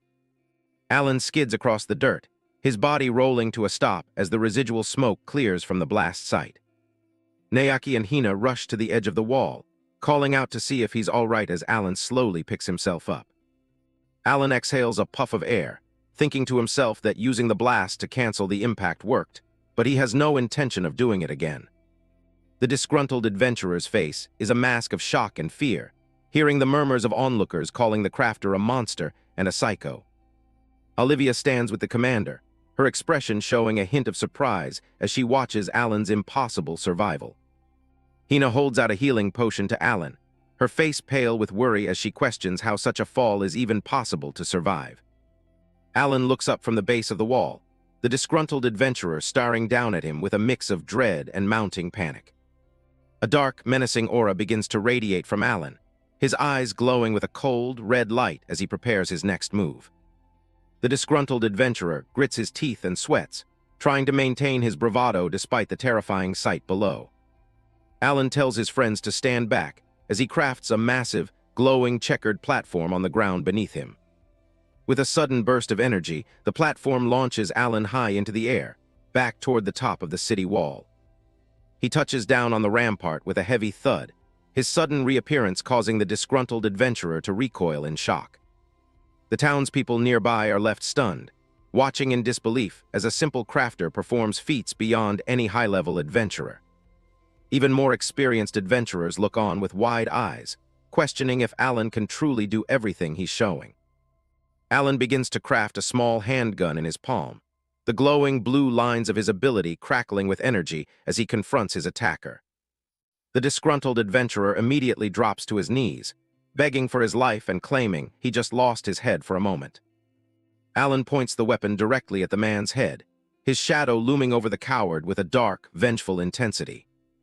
Olivia steps forward, her single eye fixed on the confrontation as she calmly asks Alan to wait. Alan glances back at her with a cold, steady gaze, asking why he should stop when this man tried to kill him. Olivia's lips are set in a firm line as she explains the consequences of taking a life, even in self-defense. She warns him that he will be charged with a crime regardless of the circumstances, and she doesn't want to see a hero's reputation tarnished. She continues, stating she has no desire to see a historic, casualty-free victory stained by a public execution.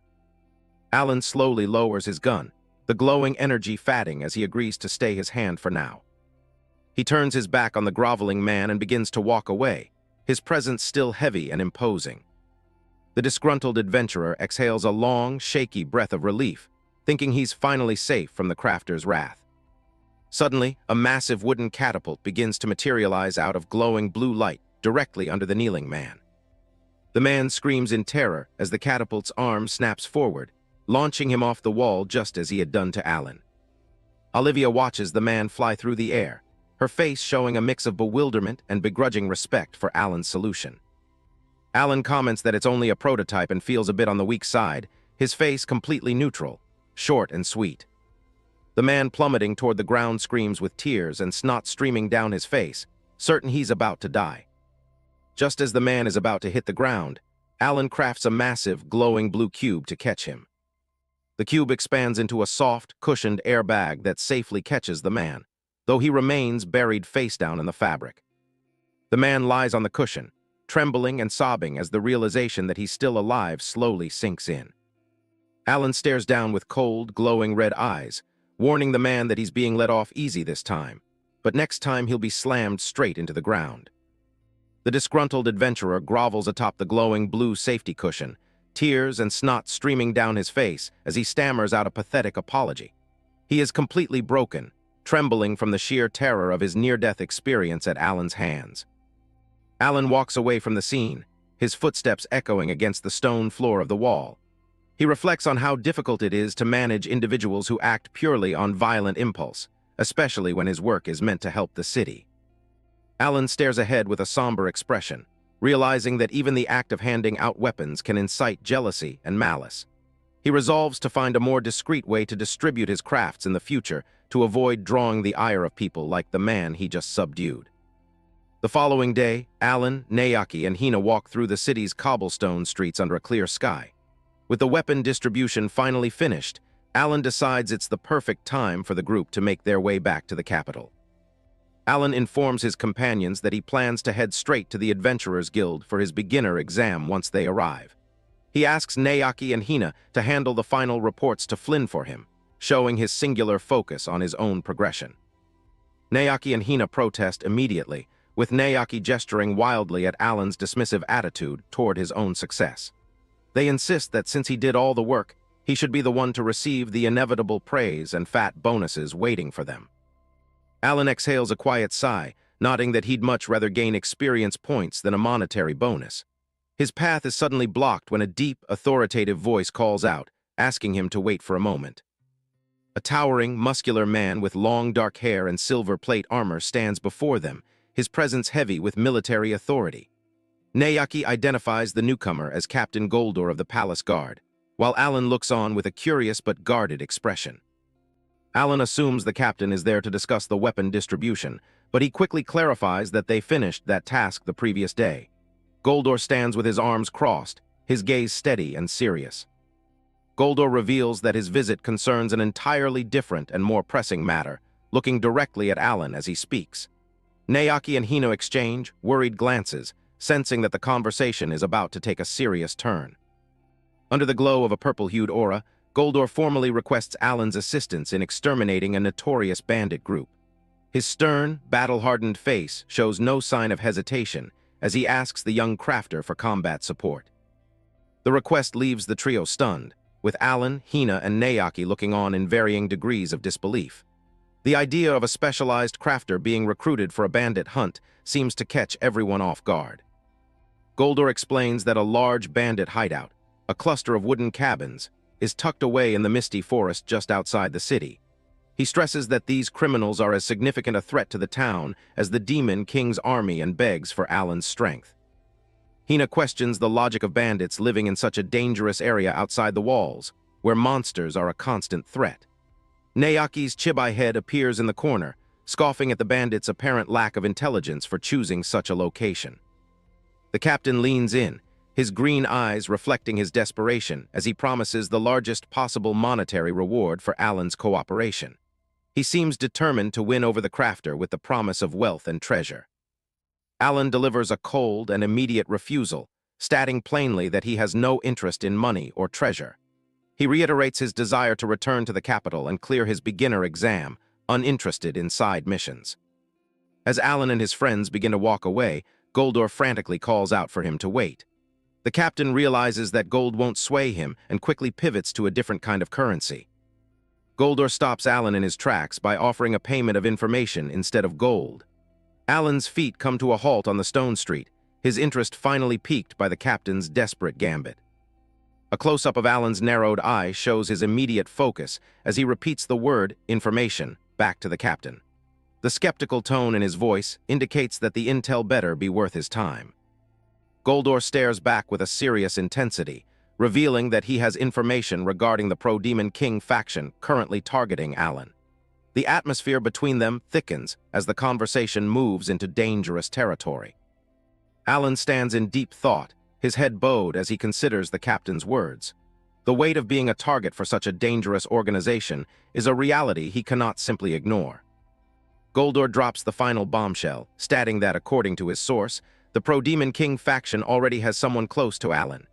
This news sends a shockwave through the group, as they realize an enemy might be hiding in plain sight. Naoki reacts with panic terror, pointing to himself and sweating as he asks if the captain is suggesting that he is the traitor. Goldor looks bewildered by the outburst and quickly clarifies that he wasn't referring to Naoki. Alan's gaze turns sharp and calculating as he processes the information. He realizes that by helping with the bandit mission, he can finally uncover the identity of the operative working against him from within his own circle. Goldor explains that while he'd like to be more open, his primary duty is ensuring Lady Olivia's orders are carried out to the letter. Alan realizes that dealing with the Pro-Demon King faction has to be his top priority, and taking even one of them out would be a massive deterrent. He agrees to the terms. If Goldor can provide that information, Alan will take on the job. The captain has just one more question before they move forward. Alan doesn't quite get why he's being asked. Taking out bandits seems like a standard job for regular soldiers. Goldor reveals that the decision came directly from Lady Olivia herself. Naoki teases him about being the Lady Lord's favorite already, while Hina looks determined not to be outdone by her. Alan isn't laughing. The word favorite just makes him more suspicious of her motives. Goldor smiles, telling them he'll be accompanying the group to help defeat the bandits together. Alan tries to sideline his teammates, telling Naoki and Hina to head back and report to Flynn. They aren't having it. Both of them insist they're coming along since they're more than capable of fighting. Alan looks away, repeating that this is a personal request and he can handle it on his own. Goldor backs him up, advising the two to return to the capital while he and Alan deal with the threat. Naoki ignores the dismissal and grabs Alan's shoulder, reminding him that their team is a trio by default. Hina promises they won't get in the way. The captain relents with a quiet acceptance. If they're that determined, all four of them will go. The group sets off, walking through the castle halls toward the city gates. Alan glances back one last time as they leave the safety of the inner walls. Out in the streets, the atmosphere in Bayandal has clearly improved since the victory. Villagers wave and smile, looking genuinely glad to see their defenders passing by. As they head out of the city, Alan's thoughts are focused on one person. He's convinced Lady Olivia is working with the Pro-Demon King faction. His suspicion isn't just a hunch. It's based on how she reacted to his weapons earlier. The instant he pointed a pistol, she called it murder without hesitation. He'd only ever shown her non-lethal prototypes, so the only way she'd recognize it as a lethal firearm is if she'd seen one before. Alan's eyes narrow as he starts putting the pieces together. He knows only a handful of people should understand how a gun without constraints works, and the fact that Olivia does makes her a prime suspect in the conspiracy. Even as Alan walks toward his next mission, he's certain this bandit gang is just another trap. Standing in his path is a massive, armored figure radiating a dark, purple aura, but Alan isn't worried. He just wants to get this hassle over with quickly. Goldor, a hulking warrior with long, messy brown hair and heavy silver armor, leads the group into the dark woods. He tells them there's a bandit gang hiding deep in the forest. The party follows behind their guide. Naoki, with his spiky red hair and purple vest, stays close to Hina while Alan brings up the rear. Naoki and Hina act all tough, telling Alan he can just leave the forest mobs to them. They're confident they can handle anything in these woods. Alan isn't interested in a slow hike. He opens his inventory, pulling up a high-tech storage screen that glows in the dark. To the party's bewilderment, Alan pulls out a sleek quadcopter drone. He calmly tells them they'll just wipe out the bandits from right here. Goldor stops in his tracks, sweating as he stares at the strange metal chunk floating in the air. He has no clue what he's looking at. With a high-pitched whine, the drone takes flight. Alan explains it'll automatically search and kill any bandits hiding in the trees. Hina and Naoki are freaked out by the flying machine. Alan just shrugs, saying it's faster and a lot safer than walking into an ambush. As the drone hovers ready to hunt, Alan prepares to give the final kill order. He wants this over with quickly. Goldor suddenly yells for him to wait, his face tense with urgency. He needs to stop Alan from clearing the forest too easily. Goldor claims he can't approve of this, arguing that any hostages might get caught in the crossfire. He's trying to force Alan to go in on foot. Alan doesn't miss a beat, suggesting he'll just program the drone to only target people holding weapons. He thinks that should solve the problem. Goldor remains stubborn, closing his eyes and insisting that things aren't as simple as Alan thinks. Alan's eyes narrow as he asks why not. He's starting to smell a rat. Goldor doubles down on the hostage excuse, demanding absolute caution. He's determined to lure the group deeper into the forest. Alan looks away, his suspicions growing. This sudden concern for hostages feels totally forced. Alan offers a compromise, telling Goldor to head into the forest alone while the drone provides air support. He reminds Goldor that as a level 30 crafter, he shouldn't be on the front lines anyway. The drone is his contribution to the fight. Goldor's composure cracks, and he shouts that staying back would go against Lady Olivia's direct orders.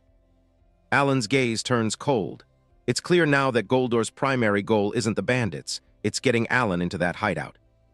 Playing along for now, Alan sighs and agrees to go, telling the group they should hurry up before more time is wasted. As they walk, Alan's internal thoughts turn dark.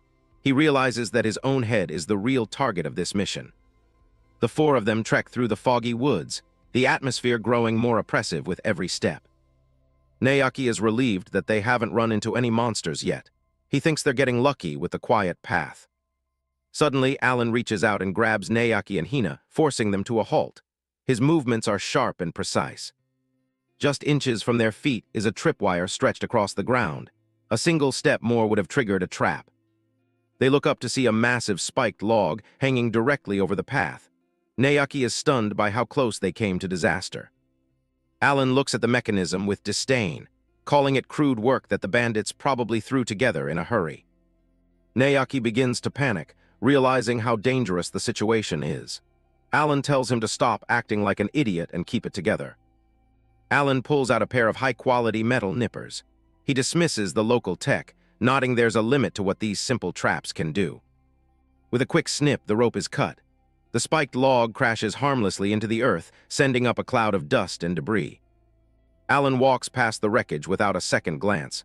He tells them to stay calm, mentioning he could handle even landmines. Naoki and Hina just stare in confusion. Goldor watches Alan from behind, his expression darkening. His plan to kill the crafter with accidental traps is failing. Eventually, they reach a clearing where the bandit hideout is located. Silhouettes move between several log cabins in the distance. Naoki is intimidated by the sheer number of enemies, guessing there are at least 100 bandits waiting for them. Alan remains silent, his sharp eyes scanning the enemy camp and calculating his next move. Goldor steps forward and clenches his fist, his massive frame silhouetted against the dark trees. On his finger, a dark ring begins to pulse with an eerie purple glow. The ring of absolute barrier is being activated. Alan tells the others to follow Goldor's lead since the big man seems to have a specific plan in mind. Goldor is not amused. Goldor glances back, his eyes narrowing. He wonders if the boy has actually figured out his true intentions. A sinister grin spreads across Goldor's face as he prepares to make his move. He's done playing the friendly guide. Hina looks up at Goldor, her voice trembling slightly as she asks him what their next move should be. Goldor suggests giving the bandits a chance to surrender first. He claims it's best to avoid a fight if possible, and Hina and Naoki quickly agree. Alan remains silent, his expression unreadable as he watches Goldor. Goldor tells them to follow his lead as they head deeper into the clearing. The group walks toward the bandit hideout entrance, where several figures are already waiting for them in the shadows. Naoki starts to get nervous, questioning if walking right up to the front door is such a good idea. He feels way too exposed. Goldor ignores the concerns and shouts for the bandit chief to show himself, his body glowing with a faint red aura. A wooden door creaks open, revealing a dark silhouette stepping out from one of the cabins. The bandit chief, a scarred, bald man with a jagged grin, emerges from the shadows. He mocks Goldor for taking so long, saying he thought the warrior might have died in one of their traps. The chief notes the extra people Goldor brought along, reminding him that they had agreed he would come alone. Goldor's face twists into a sadistic smile. He tells the chief not to worry about them and simply orders him to kill them too. Naoki and Hina freeze in shock. their eyes wide as the betrayal hits them. Alan stays perfectly calm, closing his eyes as if he's just seen exactly what he expected. The bandit chief laughs, asking Goldor for a bonus to their pay for the extra work. Goldor coldly tells him not to get cocky. The chief leans in, drooling slightly as he asks if they can keep Hina as a pet. Goldor doesn't even blink, telling him to consider every possibility and make sure he kills her. The chief sighs at the waste, but agrees to have his fun before finishing her off. Nayaki finally snaps, yelling at Goldor and demanding to know what the hell is going on. Alan reaches out to stop the panicked boy, calmly reminding him that these people are the enemy now. In a split second, Alan connects the dots. Goldor's goal from the start was to kill him. Goldor looks on with a crazed, wide-eyed stare.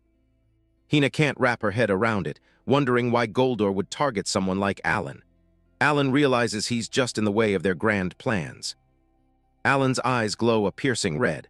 He identifies Goldor as definitely being part of the Pro-Demon King faction. Hina is paralyzed with fear, her face pale as the reality of their situation sinks in. Goldor smirks, nodding that Alan has him completely figured out. He tells them that even if he's been exposed, it doesn't change the fact that they're dying right here. The bandit chief laughs like a maniac as the levels of his men appear. Nearly all of them are twice as high as Alan's party. They outnumber and outlevel the kids by a massive margin. Hina remembers Goldor's earlier warning about a traitor being right beside them, and she finally understands who he meant. Alan realizes that Goldor wasn't warning him, he was talking about himself. He brought them here to murder them and pin the whole thing on the bandits. Goldor confirms it with a chilling grin, enjoying the look of realization on Alan's face. Alan suddenly draws his handgun and fires. A bright blue flash erupts from the barrel, leaving the warrior startled and stunned. The sudden gunshot leaves Hina and Nayaki reeling in shock, while the bandit chief breaks into a cold sweat. Alan holds the gun steady, smoke drifting from the barrel. He casually asks if he was interrupting a conversation. Goldor just chuckles, his eyes glowing with a dark energy. He isn't seriously harmed by the weapon at all. Goldor's chest gem flares with light as he declares that the talking is over. He's ready to end this. Nayaki and Hina are horrified as they realize Alan's attacks didn't even leave a scratch on the warrior. A system window reveals the secret. Goldor is wearing the Ring of Absolute Barrier. It nullifies any attack from anyone whose level is 50 or more below the wearer. Goldor boasts that since he's level 125, they have exactly 0 chance of even hurting him. He looks completely unhinged as he gloats. Alan stands his ground, a dark aura swirling around his feet as he stares down the high-level threat. Nayaki and Hina are ready to give up, convinced there's no way they can win against such a monster. Alan tells them to relax, his voice cool and confident. He insists there's no problem at all. Goldor's eye twitches, his smirk fatting. He can't understand how Alan could possibly stay this calm. Alan reveals that he knew about the Ring of Absolute Barrier from the very beginning. Goldor tells him to keep bluffing, but his confidence is starting to waver. Goldor loses his patience and barks an order to the bandits, telling them to kill the children immediately. The bandits roar and charge forward, their weapons drawn and their eyes glowing with red bloodlust. They lunge at Alan from all sides, screaming for him to die. Alan lets out a low, confident smirk as he watches the bandits charge toward him. He raises his hand, and a glowing digital window appears before him, announcing the opening of his massive inventory. Black, circular portals tear open in the air behind him. Alan explains that he's mass-produced an entire swarm of combat drones for just this occasion. The swarm of machines pours out of the portals, filling the sky above the battlefield as they hover in a lethal formation. The bandits skid to a halt, their expressions twisting into pure terror at the sight of the strange, hovering weapons. Alan stands unfazed as energy swirls around him, simply giving the command to begin the slaughter. The drones unleash a barrage of blinding laser beams, illuminating the clearing with streaks of deadly light. The bandits are caught in a crossfire of precision strikes, their screams echoing as the lasers tear through their ranks. The bandit chief ducks, barely avoiding the fire. Goldor stands perfectly still amidst the chaos, his body enveloped in a shimmering blue protective aura that deflects the stray beams. Alan watches the slaughter with cold, calculating eyes, his focus entirely on the man responsible for this trap. In seconds, the clearing is littered with the bodies of the fallen bandits. A survivor reels in disbelief that a mere level 30 crafter is wiping them out so easily. The terrified bandit realizes they're outmatched and turns to flee into the forest, hopping to escape the mechanical slaughter. Alan doesn't let him get far, casually raising his handgun and firing a single, lethal shot into the man's back. The bandit collapses into the dirt as blood splatters across the grass, while Goldor remains unmoved by the deaths of his allies. Alan looks directly at the warrior, nodding that his carefully prepared bandit gang turned out to be completely useless. Goldor walks forward with total indifference, admitting that he's grown tired of keeping such incompetent trash around anyway. Hina and Nayaki stand frozen in shock, while Alan asks if liquidating the bandits was part of Goldor's plan from the start. Goldor's face remains hidden in shadow as he explains that the bandits were just meant to be fodder before he finished the job himself. He grips the shaft of his massive halberd with a gauntleted hand, the metal creaking under his immense pressure.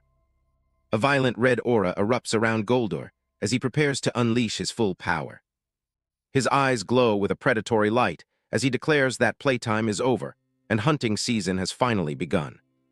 System notifications flare as he activates his warrior skills, starting with a massive boost to his physical strength.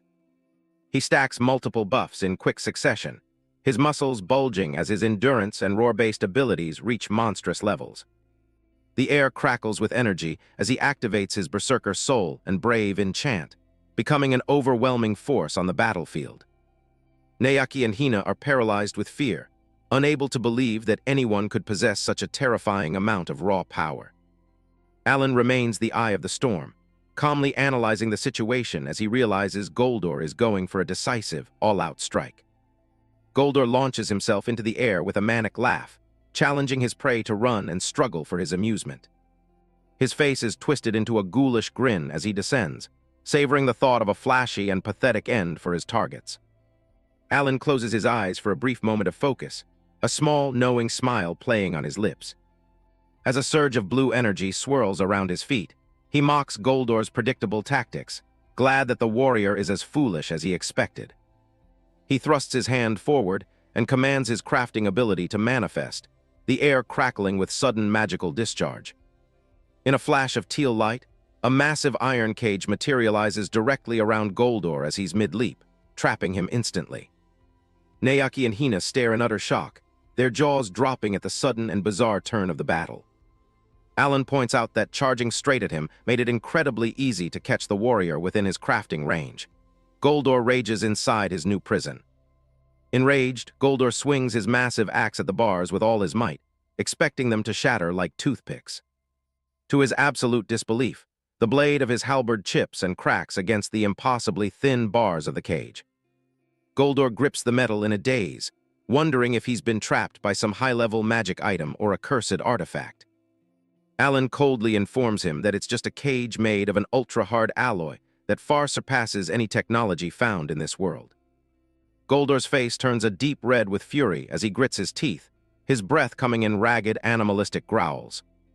He begins hacking at the cage in a desperate frenzy, screaming at Alan not to toy with him as he pours all his power into the attack. With a sickening crack, the head of Goldor's legendary halberd shatters into pieces against the unyielding metal bars. The warrior is left staring at his broken weapon in pure terror, the realization of his helplessness finally sinking in. Alan stands calmly before the cage, admitting that he isn't strong enough to defeat the warrior in a direct confrontation. He looks off to the side, explaining that his only path to victory was to find a way to win without having to fight at all. Goldor stares at the ground in shock, unable to process how he was brought low by someone he considered inferior. Alan remains outside the bars while Goldor sits defeated within, acknowledging that a head-on battle would have ended in his own loss. Alan's gaze sharpens as he defines his role, stating that a crafter's purpose is to make the impossible possible. A single red eye glares through the messy hair of the trapped warrior, who lets out a frustrated click of his tongue. Nayaki and Hina celebrate the victory, their faces lit with excitement as they praise Alan for his incredible feat. Alan looks down at his prisoner and explains that the cage has no key and won't open unless he dispels the craft. Even with backup, Goldor's fate won't change. Goldor's expression hardens as he realizes the gravity of the situation and the truth in Alan's words. He reaches out and grips the cold metal bars, his mind racing for a way to turn the tables. The warrior suddenly changes his tone, bowing his head and begging Lord Alan to remove the craft and forgive his mistakes. Goldor's face is a mask of desperate regret as he pleads with his captor, swearing that his heart is filled with remorse. Nayaki and Hina watch the display with narrow eyes, clearly unimpressed and unwilling to believe a single word. Goldor insists on his honesty, his face contorted as he tries to sell his fake repentance to the group. Behind the facade, Goldor's mind is filled with murderous thoughts, planning to slaughter everyone the moment he is free of the bars. Nayaki and Hina turn to Alan, urging him to ignore the traitor and return to report the incident to their master. Alan raises a hand to signal his agreement, coldly telling Goldor that they will simply leave him there to starve. As the group begins to walk away, Goldor panics and shouts after them, offering to do anything if they will only release him. Alan stops in his tracks and looks back over his shoulder, seemingly considering the desperate offer. He uses his crafting ability to manifest a small device in a flurry of digital fragments, demanding information on the Pro-Demon King faction. Alan holds up the black IC recorder, explaining its function to his companions while Nayaki marvels at the sound of a recorded voice. Goldor stares at the device with a mix of dread and frustration, realizing he has been outplayed by technology he doesn't understand. Alan turns his back to the cage once more, ordering Goldor to start telling him everything he knows. A dark, confident grin spreads across Goldor's face, certain that none of this evidence will matter once he finds a way to kill them all. Goldor begs for his life, pressing his hands against the bars of the alloy cage. He promises to talk if Alan just lets him out. Alan isn't falling for it, staring back with cold eyes. He tells the traitor the cage only disappears after he hears everything. Goldor grits his teeth, his expression twisting with frustration before he finally yields. He kneels on the cage floor, agreeing to tell everything on the condition that Alan keeps his word. Alan gives a slight, knowing smirk. He simply replies that it's a deal. Nayaki and Hina look on with worry, unsure if trusting a man who just tried to kill them is a good idea. They warn Alan that it's far too dangerous to let someone like that go.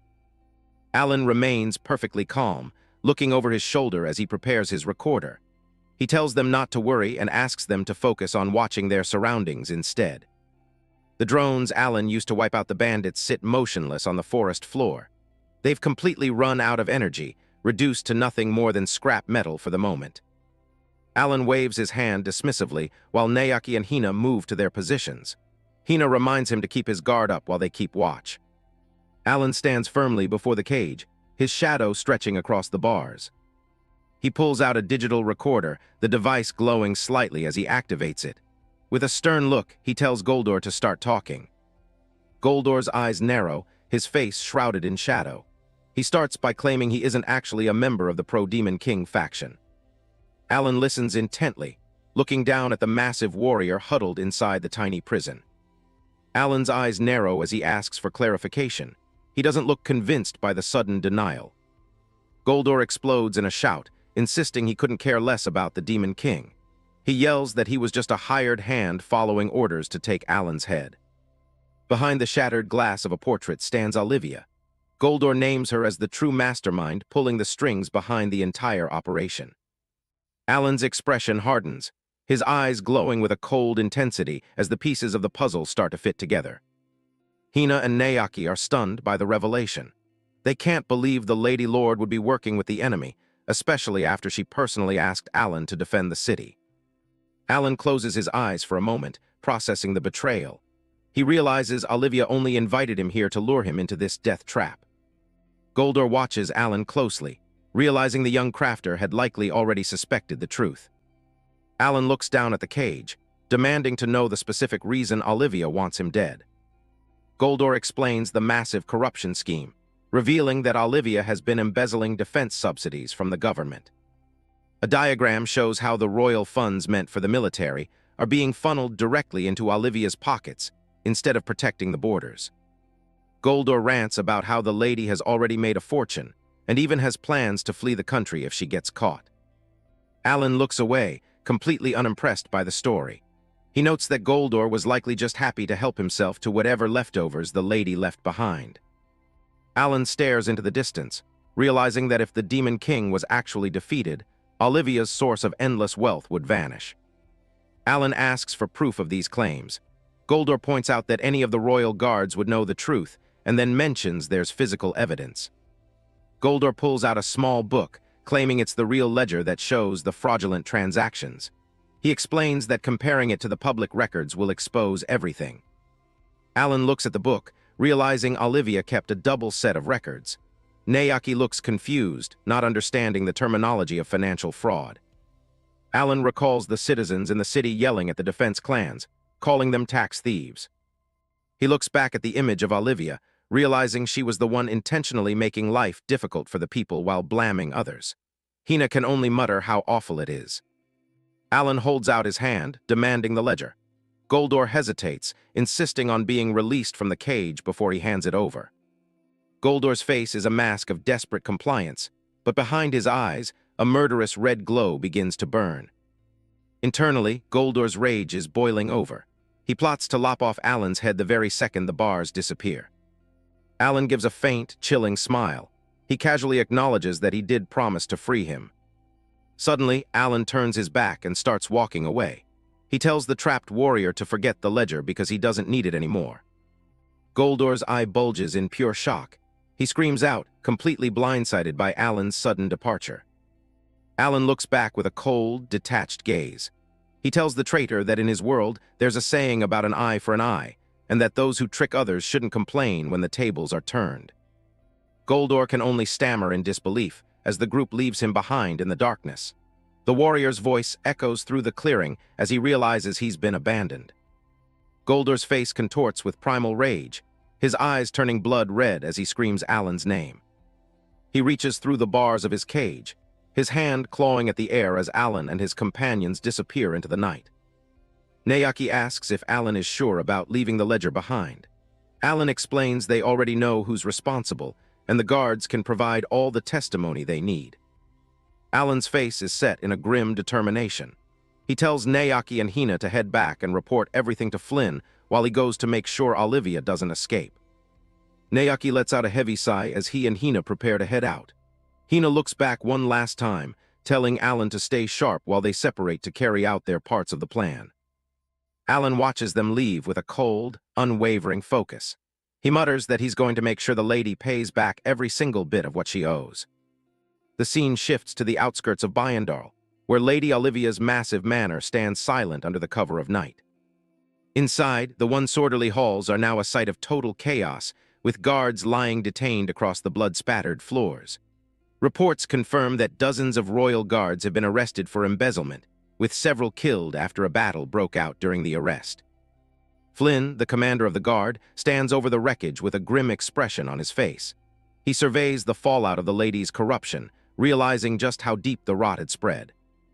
Deep within the manor, Alan has Olivia cornered in her private chambers. He stands over the kneeling noble with his gun and the recording of Goldor's confession, presenting the evidence that her fraud has finally been exposed. Alan looks down at the woman who tried to have him killed, his voice flat and devoid of emotion. He asks if she has any final words to say in her own defense before he decides her fate. Without waiting for an answer, he shoves the cold barrel of the handgun deep into Olivia's mouth. She can only drool and let out a muffled cough, her single visible eye wide with absolute terror as she stares up at the weapon. Alan pulls the gun back, watching as she collapses onto the floor in a fit of coughing. He mockingly notes that it's probably pretty hard for her to talk with a steel barrel pressed against her tongue. Olivia is completely broken, her hands tightly cuffed as she begs for her life to be spared. She promises to tell him absolutely everything she knows if he'll just let her live. In a desperate act of submission, she leans down toward the floor, even offering to lick Alan's boots if it means surviving another minute. Alan looks at her with nothing but contempt, raising his gun toward the ceiling as he continues the interrogation. He demands to know exactly how she managed to hear about the events that took place out on the wasteland. Olivia bows low, explaining that she received her information from an executive within the Adventurers Guild. She claims that the news is common knowledge among the city's elites and guild leadership. Alan watches her closely, his weapon still ready as he asks his final questions. Olivia insists that she has nothing more to tell him about the others who might be involved. A hysterical, frantic laugh escapes her lips as she looks back up at him. She begins to reveal the truth about the faction he's been hunting. She explains that the Pro-Demon King faction isn't actually an organization with meetings or a formal structure at all. It's something far more decentralized and dangerous. Tears stream down her face as she swears she isn't hiding anything from him. She asks how she could possibly contact others when there's no official way to even reach them. A vision of several hooded figures appearing in a rocky area flashes through her mind as she speaks. She explains that it's more of a shared concept among those who want to keep the war going for their own benefit. Alan stares at her in silence, the weight of the realization sinking in. He repeats the word concept, understanding that his enemy is far more widespread than a simple group of traitors. Olivia adds a chilling warning, telling him that he isn't only being targeted by people who want the Demon King to stay alive. His real problem is much bigger than a single faction. Alan points his gun at her again as she explains the true reason he's become a target. She tells him that his guns allow a person to kill with almost no effort, a power that threatens the very foundation of their world. Alan stays silent, his eyes narrowing as he processes the lady's words about the impact of his creations. Olivia warns that if his weapons ever spread, the world would be thrown into absolute chaos. She claims that people might try to assassinate him simply out of fear that his technology will destroy their way of life. A bright flash fills the room as Alan fires his weapon, the sound echoing off the high stone walls. He coolly dismisses her warning, calling it a completely needless worry. He explains that the guns he's distributed were designed with specific constraints to ensure they can't be used to harm people. Even so, Olivia notes that the mere fact such weapons exist is enough to keep everyone on edge. Olivia stares up at him, sweating and trembling as she realizes the scale of what Alan is capable of. She warns him once more that his invention alone makes him a global threat. Standing over the broken noble, Alan notes that while his distributed guns are safe, the versions that can kill are easy to mass-produce. He finally understands that his enemies now include every person in power who fears that his technology will strip them of their status. Olivia is a total mess, trembling and salivating as she warns Alan about the Alan threat faction. These elites profit from the eternal war and see his weapons as a bigger threat to their pockets than the Demon King himself.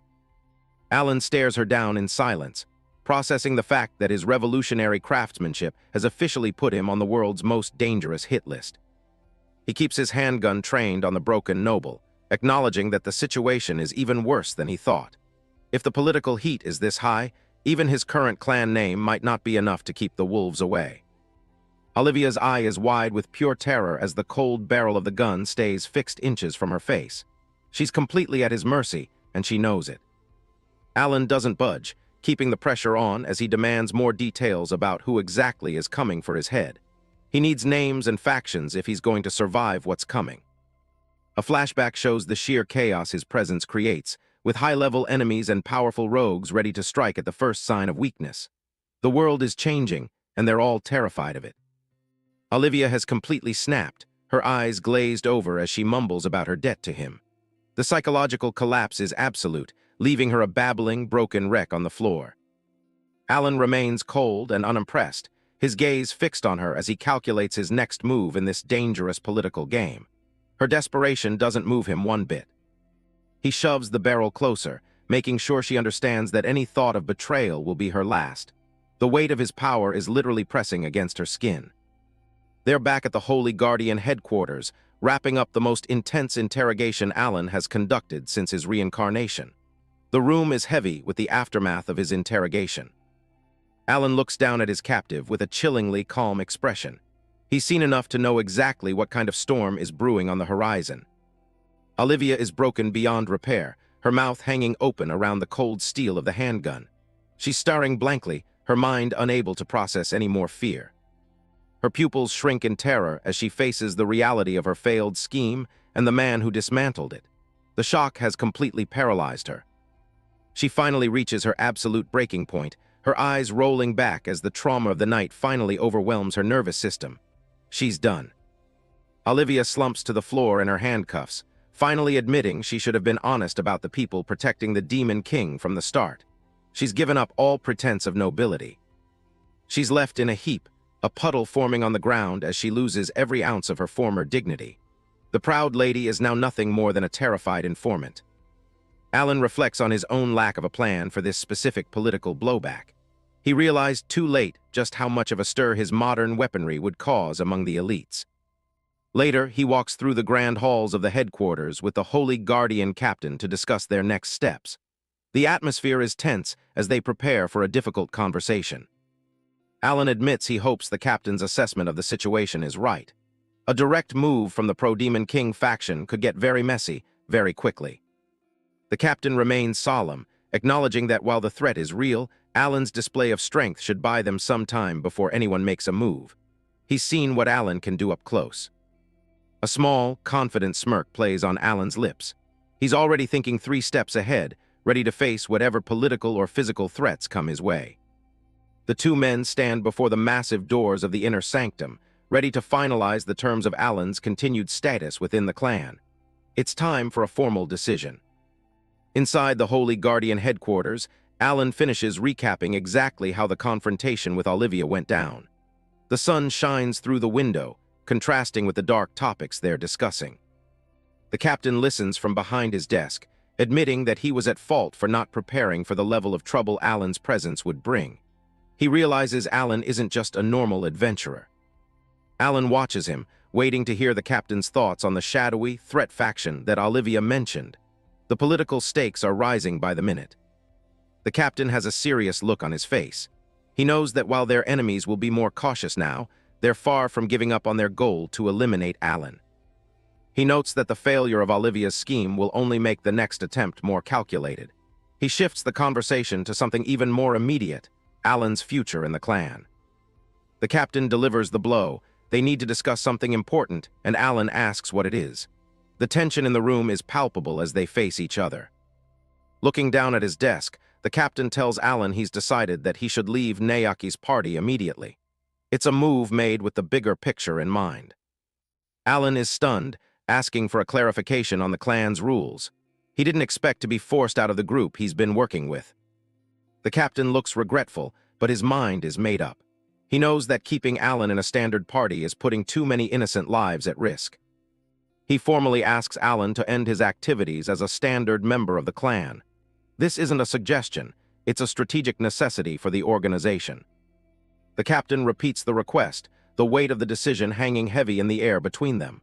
He knows this is a massive change for Alan's status. Alan asks if he's being kicked out of the clan entirely. The captain clarifies that he's only being removed from his current party, not the clan itself. He explains the technicality.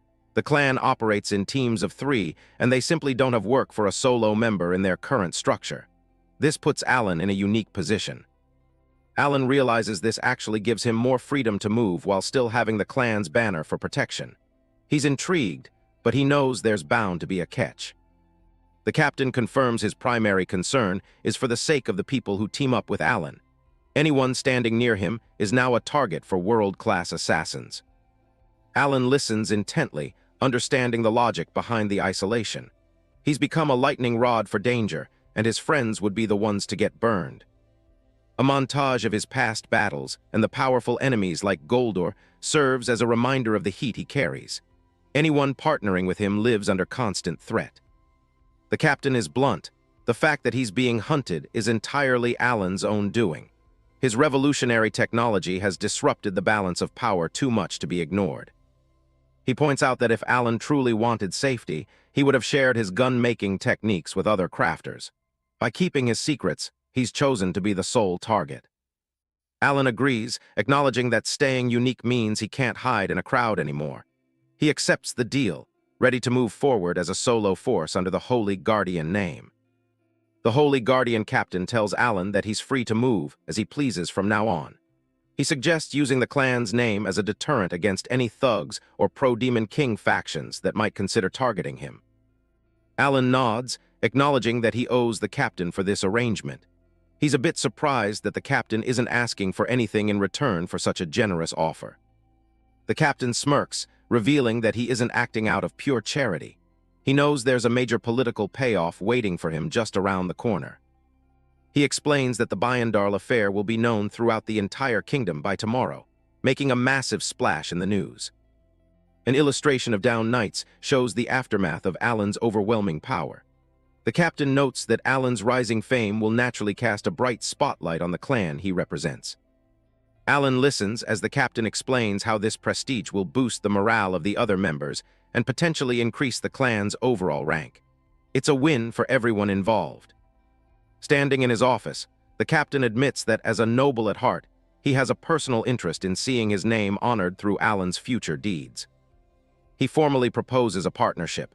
He'll make use of Alan's name and fame, and in return, Alan can leverage the clan's significant influence. He reaches out to seal the deal. Alan gives a sharp, determined look. He's more than happy with these terms and believes the arrangement will serve his own interests well. He accepts the offer, stating that the deal works for him perfectly. This new alliance marks a major shift in his journey. The two men seal the arrangement with a firm handshake, officially starting their mutually beneficial collaboration. The scene shifts to the royal capital training grounds, a massive stone facility where top-tier military experiments take place. Zained, standing tall in a formal dark suit, apologizes for calling the others for a meeting on such short notice. He's clearly a man of authority and little patience. Hiroshi and Annette are already there. Hiroshi grumbles that this kind of sudden demand is exactly what you get when dealing with powerful big shots. Annette stays quiet, listening intently. Zane's gaze is intense as he mentions hearing that the prototype was finally complete. He couldn't wait another minute to see the results of their labor. Hiroshi laughs and snaps his fingers, triggering a magical manifestation that draws a golden circle in the center of the room. A replica of an assault rifle appears, its magical stats displaying an attack power of 70 and a 30-round magazine. It looks remarkably similar to Alan's own weapon. Zained picks it up, weighing it in his hands with a satisfied smirk. He's impressed, nodding that this is exactly the level of quality he expected from the kingdom's top crafter. Annette proudly claims she was the one who made it look identical to the original, while Zained marvels at how it's a perfect spitting image of Alan's invention. He tests his aim with the prototype. Hiroshi smirks, adding that the true test isn't in the appearance, but in the power and the feel it delivers during actual use. He's confident in his work. He invites Zained to fire a few shots, certain that the weapon's performance will speak for itself. Zained is more than ready to oblige. Zained takes a combat stance, aiming the barrel of the replica at a row of wooden training targets at the end of the hall. Annette and Hiroshi watch with quiet anticipation as Zained prepares to pull the trigger for the first live test. This moment will prove if their research has paid off. The room erupts with the sound of gunfire as magical projectiles tear through the wooden dummies. Zained is amazed, admitting it really feels like he's firing Alan's own gun. He's absolutely thrilled with the results, praising the weapon's incredible rate of fire and stating that the performance is fantastic. The prototype is a success. The training target is shredded, left with smoking holes where the magical bullets punch through with violent force. The floor is covered in wood splinters. A diagram reveals several high-grade magic stones packed inside the gun's frame. Hiroshi explains that the weapon fires condensed chunks of pure mana to replicate Alan's attack power. Despite the success, Zained asks if they can truly duplicate Alan's design in its entirety. He's not satisfied with just a close approximation. He wants a full copy. Hiroshi looks away, his confident smirk faltering slightly as he admits there are complications. The project is proving more difficult than they initially hoped. Annette confesses that the analysis is rough. Despite her skill, she's already hit a wall after only a few days of study. The internal logic of the original is still a mystery. Zained concludes that if they can't reverse engineer it on their own, they'll just have to steal the blueprints directly from the source. He's ready to take what he needs by force. He grips the replica gun, planning to use it as bait to draw Alan into a trap. He's confident the young crafter won't be able to resist such a provocation. Annette thinks the plan over, realizing that no true crafter could ignore someone else claiming to have invented their masterpiece. They'll turn Alan's pride against him. Hiroshi wonders how they can even hope to find him, given how unpredictable Alan's movements have been lately. He laughs, but he's clearly skeptical of their chances. Zained smirks with a sinister purple glow, claiming that he can predict the boy's next move with absolute certainty. He's already seen right through Alan's strategy. He notes that Alan is currently level 30 and seems completely obsessed with leveling up as fast as possible. This predictability is his weakness. Hiroshi realizes the implication immediately. The only place a level 30 would go to advance right now is the upcoming beginner exam. The trap is set. Zayn confirms the plan, standing before a large, glowing magic orb in the hall. He's already made all the necessary arrangements for their ambush at the exam site. He snaps his fingers again, deciding that since they're all here, he should introduce a key player in the coming scheme. He calls out for Rina to make her entrance. A pair of elegant red heels clicks against the stone floor as the new accomplice steps into the room. Hiroshi and Annette turn to see who it is. Hiroshi and Annette look on with polite smiles as the newcomer makes her presence known. The atmosphere in the room shifts toward something more theatrical and dangerous. Rina introduces herself, a long-haired blonde woman in a grand red and white dress with puffy sleeves. She looks every bit the arrogant noblewoman ready to play her part. Zayn introduces Rina with a theatrical flourish, presenting his daughter to the group. She stands poised and silent, her expression a mask of calm confidence. Hiroshi is clearly impressed, laughing as he comments on how lovely Zayn's daughter is. He seems delighted to have such a high-quality asset for their upcoming plan. Zayn continues his praise, explaining that Rina is more than just a noblewoman. She is an exceptionally skilled adventurer.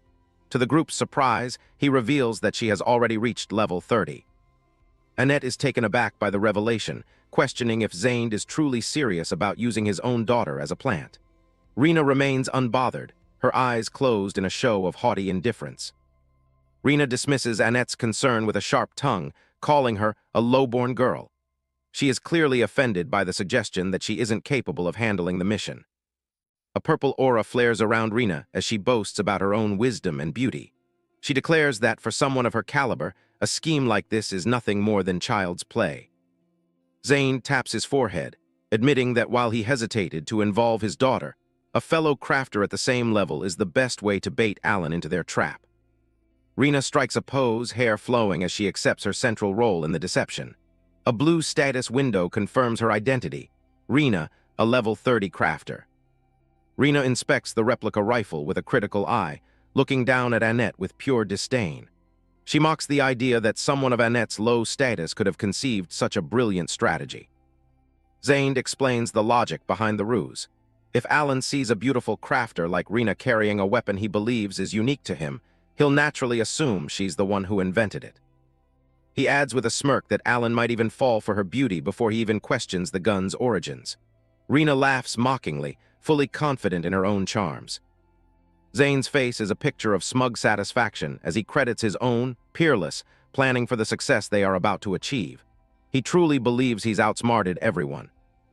He lists the key components of the plan, Hiroshi's flawless craftsmanship and his own superior strategic mind. They are a team built for domination. Rina adds her own, essential contribution to the list, her unmatched wisdom and beauty. Her gaze turns cold and sharp as she focuses on the task ahead. Standing together, the group radiates a sense of dark purpose. Zayn declares that with all these factors combined, there is absolutely no room for failure. Annette looks on with a blank, almost stunned expression. She seems completely overshadowed and perhaps even disturbed by the sheer arrogance of her companions. The scene shifts to the royal capital beginner exam venue. A massive crowd of hopeful adventurers gathers beneath a giant, glowing blue magic orb. Alan stands with two temporary party members. They've reached the end of their short journey together and are preparing to part ways before the main event. The female adventurer clings to Alan's arm, jokingly suggesting they go on a date after the exam, but only on the condition that he fails. She seems to enjoy teasing him. She laughs off the suggestion as a joke, wishing him luck as they wave goodbye. Alan remains stoic, nodding as he watches his former companions depart. A system notification appears in a bright blue window. Allen has left the party. He is now officially a solo player once again, ready for the next challenge. Alan looks over his shoulder as another adventurer calls out to him. He wonders if he was always this social, given how many people seem to know him. He recognizes the girl immediately, calling out her name in surprise. It's a face from his past adventures. Emma beams at him, clearly happy to see a familiar face in the crowd. A status window identifies her as a level 30 adventurer. Alan asks if she's here for the beginner exam too. Emma confirms it and notes with a mix of awe and suspicion that Alan has already reached level 30 himself. She recalls their last time partying together when Alan was only level 21.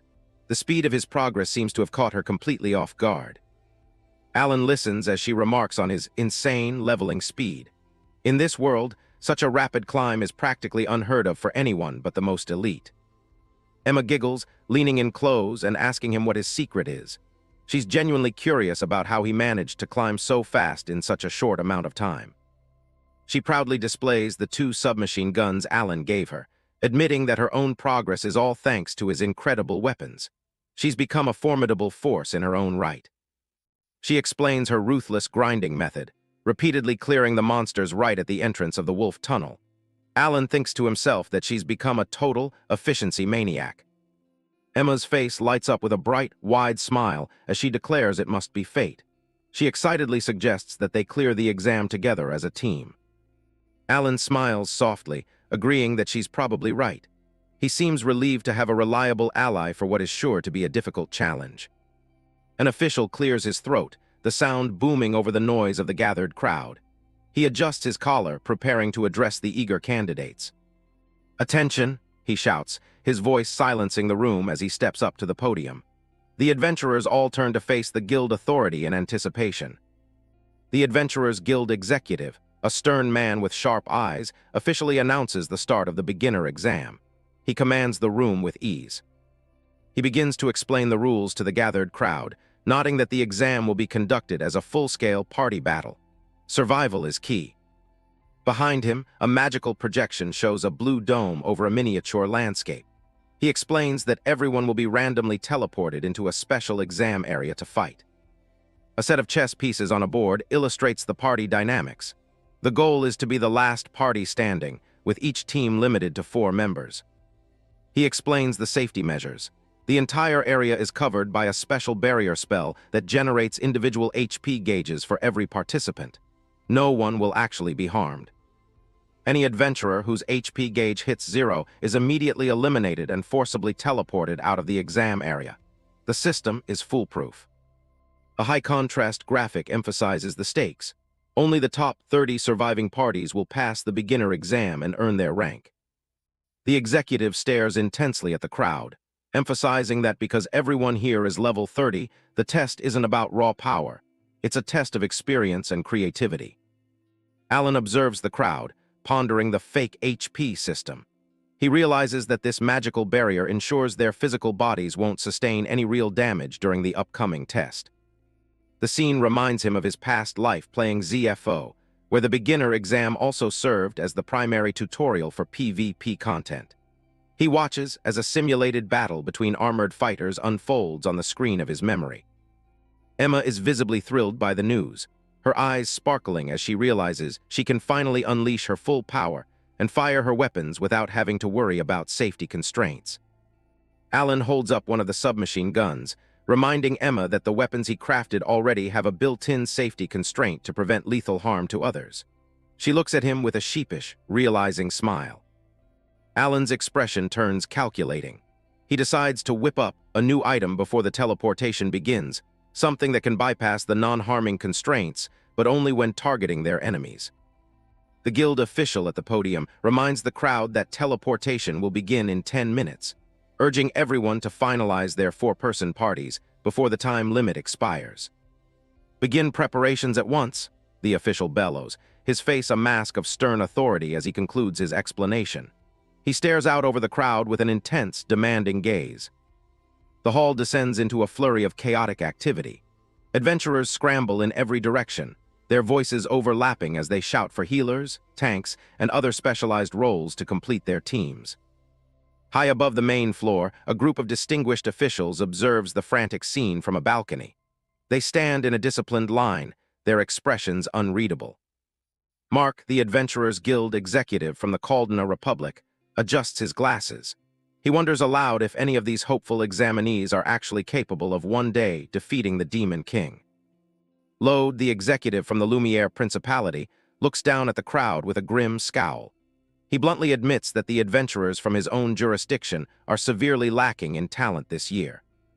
Fauna, representing the maritime nation Leanbell, sighs as she adds that her nation only has 3 examinees participating in the entire event. Her expression is one of weary disappointment. Mark turns his attention to the kingdom's official, expressing his envy over the kingdom's abundance of strong contenders and high participation numbers. Zayn responds with a dark, smug grin. He seems to have a very specific, promising rookie in mind and is clearly enjoying the success of his secret machinations. Down on the main floor, the rookies continue to bustle with activity. Zayn notes that there are indeed some very promising rookies in this batch who have caught his eye. Emma looks at Alan, suggesting that they should take this opportunity to recruit 2 more members to round out their party. She scans the crowd for potential candidates. Alan dismisses the idea immediately. He believes that a useless ally is a bigger liability than an enemy, and he is more than confident in their ability to handle the exam with just the 2 of them. Emma laughs brightly, her face flushing with pride. She interprets Alan's refusal to find more teammates as a direct and high compliment to her own competence as his partner. A pair of pink boots clicks against the stone floor as a newcomer approaches Alan from behind. He senses her presence and begins to turn his head. Rena stands before them, striking a dramatic and confident pose. She introduces herself to Alan, claiming to be a fellow crafter just like him. Alan looks her over with a skeptical expression, nodding that choosing crafter as an adventurer's primary class is a very unusual choice that makes her quite the oddball. Rena raises her hand, ignoring his remark. A pillar of pink, pixelated magic erupts from her palm, signaling the summoning of a powerful crafted item. She produces a heavy replica rifle, planting it firmly on the ground before him. With a haughty and blunt expression, she demands that Alan stop copying her original work. Alan's eye narrows to a sharp slit as he stares at the weapon. The sudden accusation and the familiar design of the rifle clearly leave him in a state of suspicion and shock. Rena holds up her weapon, a replica assault rifle that looks remarkably familiar. A status window pops up next to it, showing 70 attack power and a 30-round magazine. Alan stares at the gun, his eyes narrowed as he analyzes the specs. On paper, this knockoff is actually on par with his own craftsmanship. Emma is floored that anyone else in this world could produce a firearm. Rena wastes no time claiming she's the true inventor and that Alan is just a copycat. Alan doesn't even look angry, just bored by the blatant lie. He knows exactly who did the copying here, and it certainly wasn't him. Rena snaps at him to shut up, her face twisted in a mocking grin. She challenges him to settle the debate by comparing their blueprints side by side. She tosses the rifle back to her subordinate and points a finger at Alan. She demands he show his designs right then and there to prove his legitimacy. Alan flatly refuses, knowing she just used the opportunity to steal his work. He's not about to hand over his secrets to a blatant thief. Seeing he won't budge, Rena proposes a high-stakes wager instead. She wants to bet their blueprints on the outcome of the beginner exam battle royale. Alan tells her to stop making up her own rules, but she just keeps pushing. She asks if he's planning to run away like a coward. It's a transparent, cheap taunt, but Alan decides to take the bait. His gaze turns cold as he accepts the challenge. He agrees to the terms. The loser hands over their blueprints to the winner. Emma looks on nervously, feeling the tension spike between the two. Rena adds one more condition to make sure no one tries to pass off fakes. The loser must prove they can replicate the winner's gun exactly. Alan's mind is already working, planning his next move. He's confident that once he gets a look at her designs, he'll reveal the trick behind her invention. Emma hesitantly raises her hand, trying to interject between the two stubborn crafters. She asks the obvious question, what happens if neither of them actually wins the exam? Both Alan and Rena shut her down instantly, dismissing the idea as impossible. Emma can only smile awkwardly as they both radiate absolute confidence. Zayn checks the time, signaling that the pre-exam formalities are over. It's time to get the show on the road. In the center of the hall, a massive teleportation circle begins to hum with golden energy. Rena spins on her heel with a theatrical flourish, wishing Alan luck in the most condescending way possible. Alan just watches her go, his expression unreadable. He's already shifted into focus mode for the trial ahead. Zayn raises a fist, and bellows for the beginner exam to officially begin. The teleportation circle erupts in a blinding flash of light, scattering the contestants across the designated battlefield.